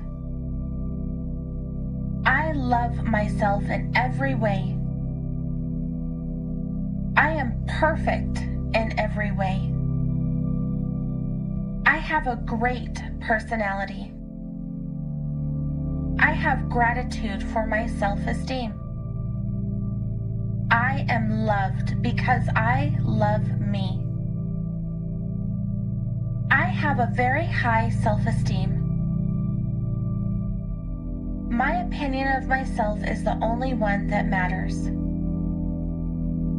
I love myself in every way. I am perfect in every way. I have a great personality. I have gratitude for my self-esteem. I am loved because I love me. I have a very high self-esteem. My opinion of myself is the only one that matters. I love myself in every way. I am perfect in every way. I have a great personality. I have gratitude for my self-esteem. I am loved because I love me. I have a very high self-esteem. My opinion of myself is the only one that matters. I love myself in every way. I am perfect in every way. I have a great personality. I have gratitude for my self-esteem. I am loved because I love me. I have a very high self-esteem. My opinion of myself is the only one that matters. I love myself in every way. I am perfect in every way. I have a great personality. I have gratitude for my self-esteem. I am loved because I love me. I have a very high self-esteem. My opinion of myself is the only one that matters. I love myself in every way. I am perfect in every way. I have a great personality. I have gratitude for my self-esteem. I am loved because I love me. I have a very high self-esteem. My opinion of myself is the only one that matters. I love myself in every way. I am perfect in every way. I have a great personality. I have gratitude for my self-esteem. I am loved because I love me. I have a very high self-esteem. My opinion of myself is the only one that matters. I love myself in every way. I am perfect in every way. I have a great personality. I have gratitude for my self-esteem. I am loved because I love me. I have a very high self-esteem. My opinion of myself is the only one that matters. I love myself in every way. I am perfect in every way. I have a great personality. I have gratitude for my self-esteem. I am loved because I love me. I have a very high self-esteem. My opinion of myself is the only one that matters. I love myself in every way. I am perfect in every way. I have a great personality. I have gratitude for my self-esteem. I am loved because I love me. I have a very high self-esteem. My opinion of myself is the only one that matters. I love myself in every way. I am perfect in every way. I have a great personality. I have gratitude for my self-esteem. I am loved because I love me. I have a very high self-esteem. My opinion of myself is the only one that matters. I love myself in every way. I am perfect in every way. I have a great personality. I have gratitude for my self-esteem. I am loved because I love me. I have a very high self-esteem. My opinion of myself is the only one that matters. I love myself in every way. I am perfect in every way. I have a great personality. I have gratitude for my self-esteem. I am loved because I love me. I have a very high self-esteem. My opinion of myself is the only one that matters. I love myself in every way. I am perfect in every way. I have a great personality. I have gratitude for my self-esteem. I am loved because I love me. I have a very high self-esteem. My opinion of myself is the only one that matters. I love myself in every way. I am perfect in every way. I have a great personality. I have gratitude for my self-esteem. I am loved because I love me. I have a very high self-esteem. My opinion of myself is the only one that matters. I love myself in every way. I am perfect in every way. I have a great personality. I have gratitude for my self-esteem.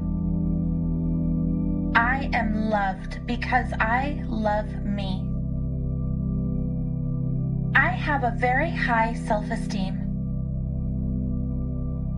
My opinion of myself is the only one that matters. I love myself in every way. I am perfect in every way. I have a great personality. I have gratitude for my self-esteem.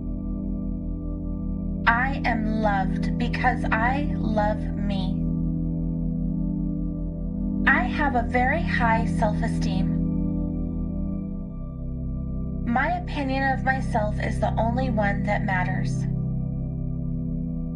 I love myself in every way.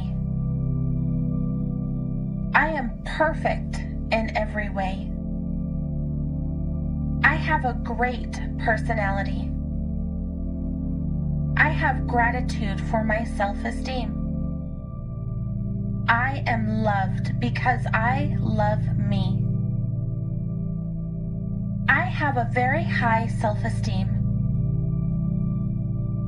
My opinion of myself is the only one that matters. I love myself in every way. I am perfect in every way. I have a great personality. I have gratitude for my self-esteem. I am loved because I love me. I have a very high self-esteem. My opinion of myself is the only one that matters. I love myself in every way. I am perfect in every way. I have a great personality. I have gratitude for my self-esteem. I am loved because I love me. I have a very high self-esteem. My opinion of myself is the only one that matters. I love myself in every way. I am perfect in every way. I have a great personality. I have gratitude for my self-esteem. I am loved because I love me. I have a very high self-esteem. My opinion of myself is the only one that matters. I love myself in every way. I am perfect in every way. I have a great personality. I have gratitude for my self-esteem. I am loved because I love me. I have a very high self-esteem. My opinion of myself is the only one that matters. I love myself in every way. I am perfect in every way. I have a great personality. I have gratitude for my self-esteem. I am loved because I love me. I have a very high self-esteem. My opinion of myself is the only one that matters. I love myself in every way. I am perfect in every way.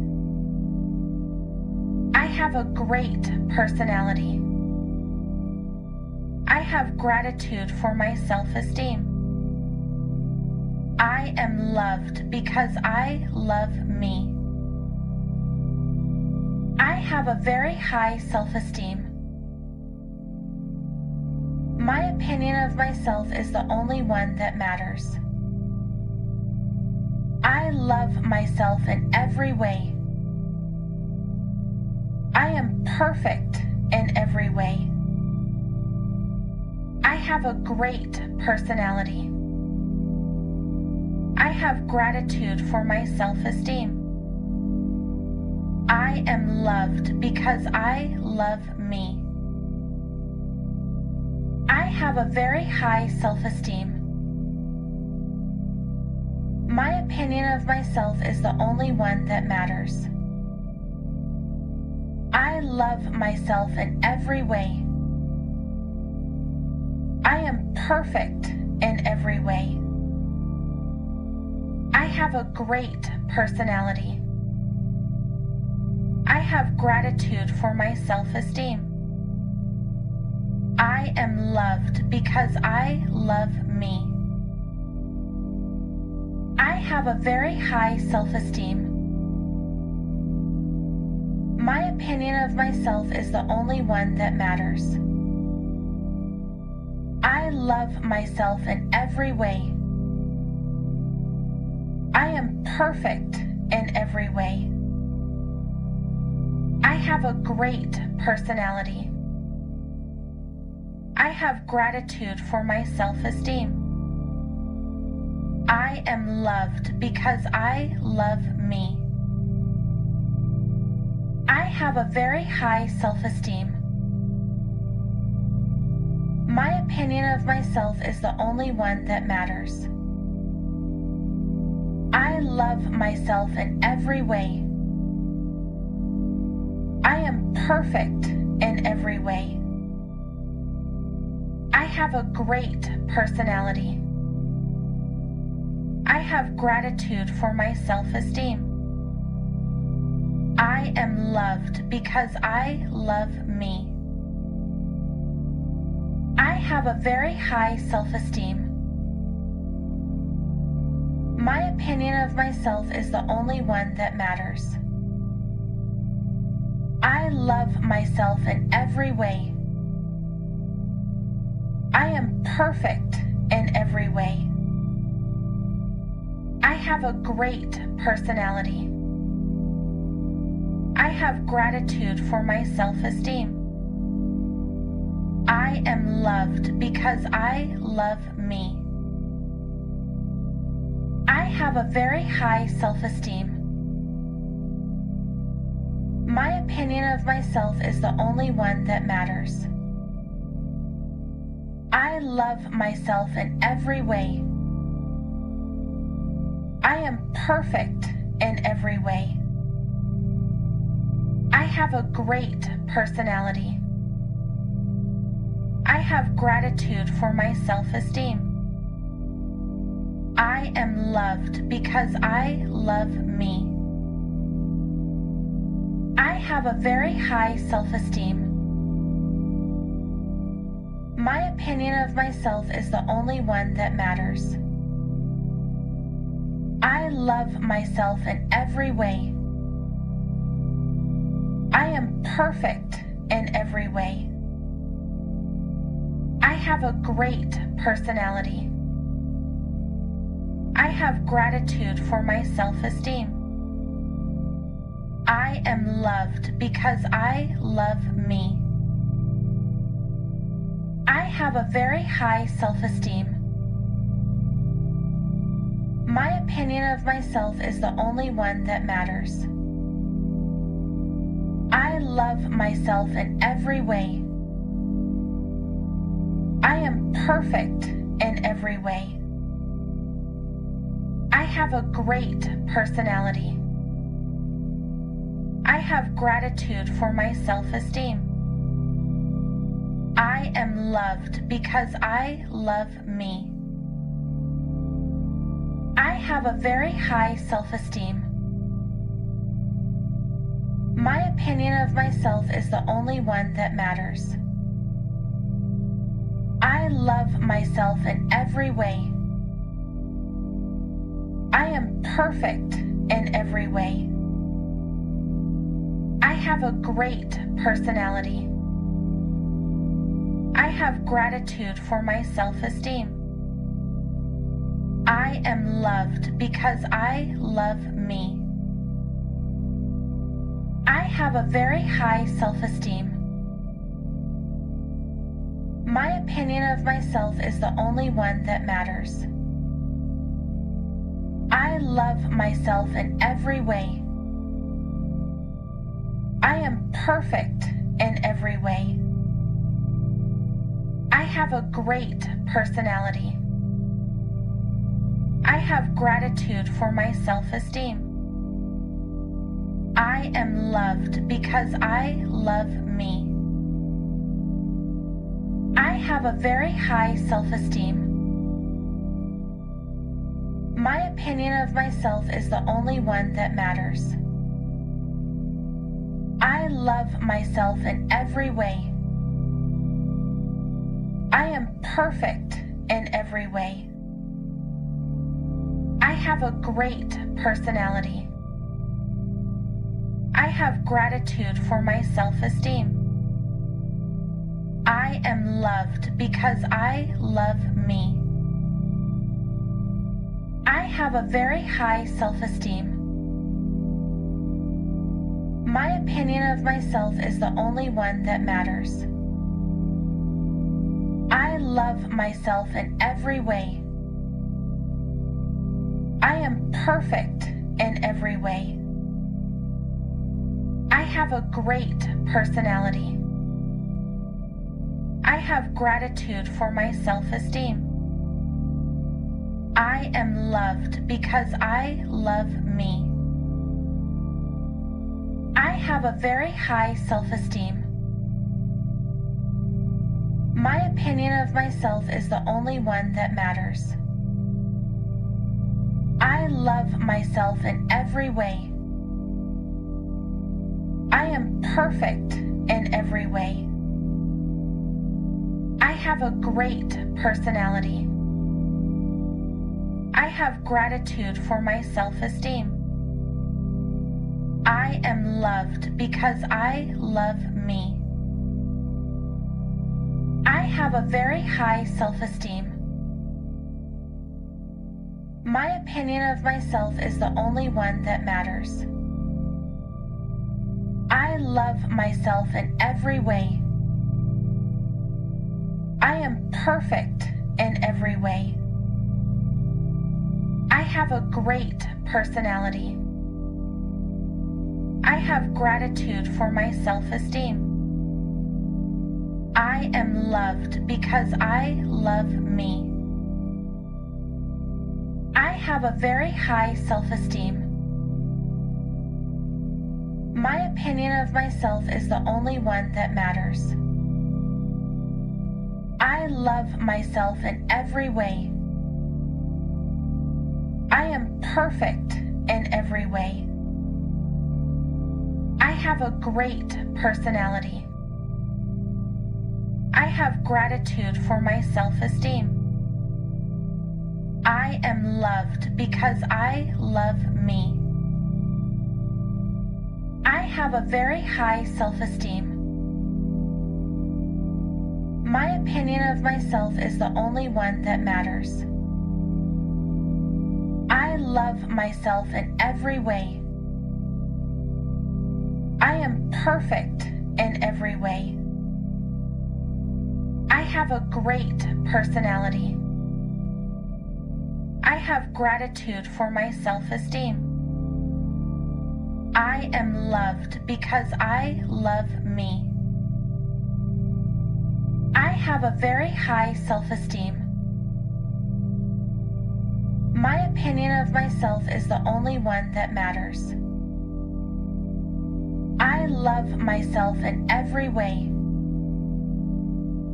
I am perfect in every way. I have a great personality. I have gratitude for my self-esteem. I am loved because I love me. I have a very high self-esteem. My opinion of myself is the only one that matters. I love myself in every way. I am perfect in every way. I have a great personality. I have gratitude for my self-esteem. I am loved because I love me. I have a very high self-esteem. My opinion of myself is the only one that matters. I love myself in every way. I am perfect in every way. I have a great personality. I have gratitude for my self-esteem. I am loved because I love me. I have a very high self-esteem. My opinion of myself is the only one that matters. I love myself in every way. I am perfect in every way. I have a great personality. I have gratitude for my self-esteem. I am loved because I love me. I have a very high self-esteem. My opinion of myself is the only one that matters. I love myself in every way. I am perfect in every way. I have a great personality. I have gratitude for my self-esteem. I am loved because I love me. I have a very high self-esteem. My opinion of myself is the only one that matters. I love myself in every way. I am perfect in every way. I have a great personality. I have gratitude for my self-esteem. I am loved because I love me. I have a very high self-esteem. My opinion of myself is the only one that matters. I love myself in every way. I am perfect in every way. I have a great personality. I have gratitude for my self-esteem. I am loved because I love me. I have a very high self-esteem. My opinion of myself is the only one that matters. I love myself in every way. I am perfect in every way. I have a great personality. I have gratitude for my self-esteem. I am loved because I love me. I have a very high self-esteem. My opinion of myself is the only one that matters. I love myself in every way. I am perfect in every way. I have a great personality. I have gratitude for my self-esteem. I am loved because I love me. I have a very high self-esteem. My opinion of myself is the only one that matters.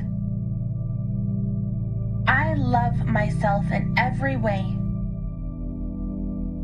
I am perfect in every way.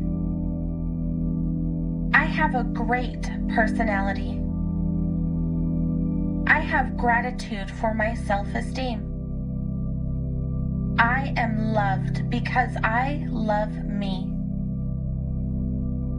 I have a very high self-esteem. My opinion of myself is the only one that matters. I love myself in every way. I am perfect in every way. I have a great personality. I have gratitude for my self-esteem. I am loved because I love me. I have a very high self-esteem. My opinion of myself is the only one that matters. love myself in every way. I am perfect in every way. I have a great personality. I have gratitude for my self-esteem. I am loved because I love me. I have a very high self-esteem. My opinion of myself is the only one that matters. I love myself in every way. I am perfect in every way. I have a great personality. I have gratitude for my self-esteem. I am loved because I love me. I have a very high self-esteem. My opinion of myself is the only one that matters. I love myself in every way.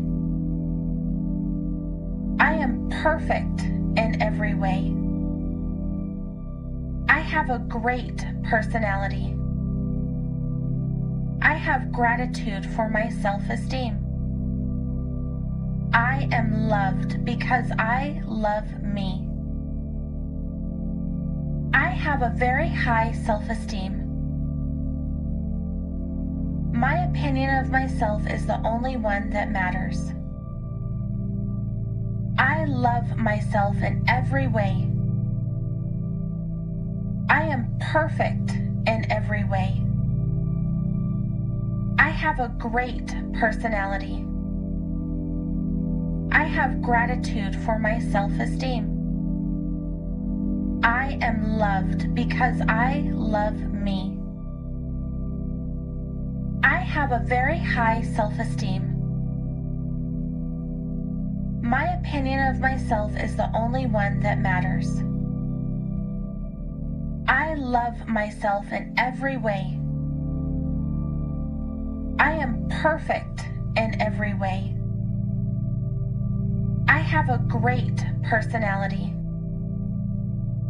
I have gratitude for my self-esteem. I am loved because I love me.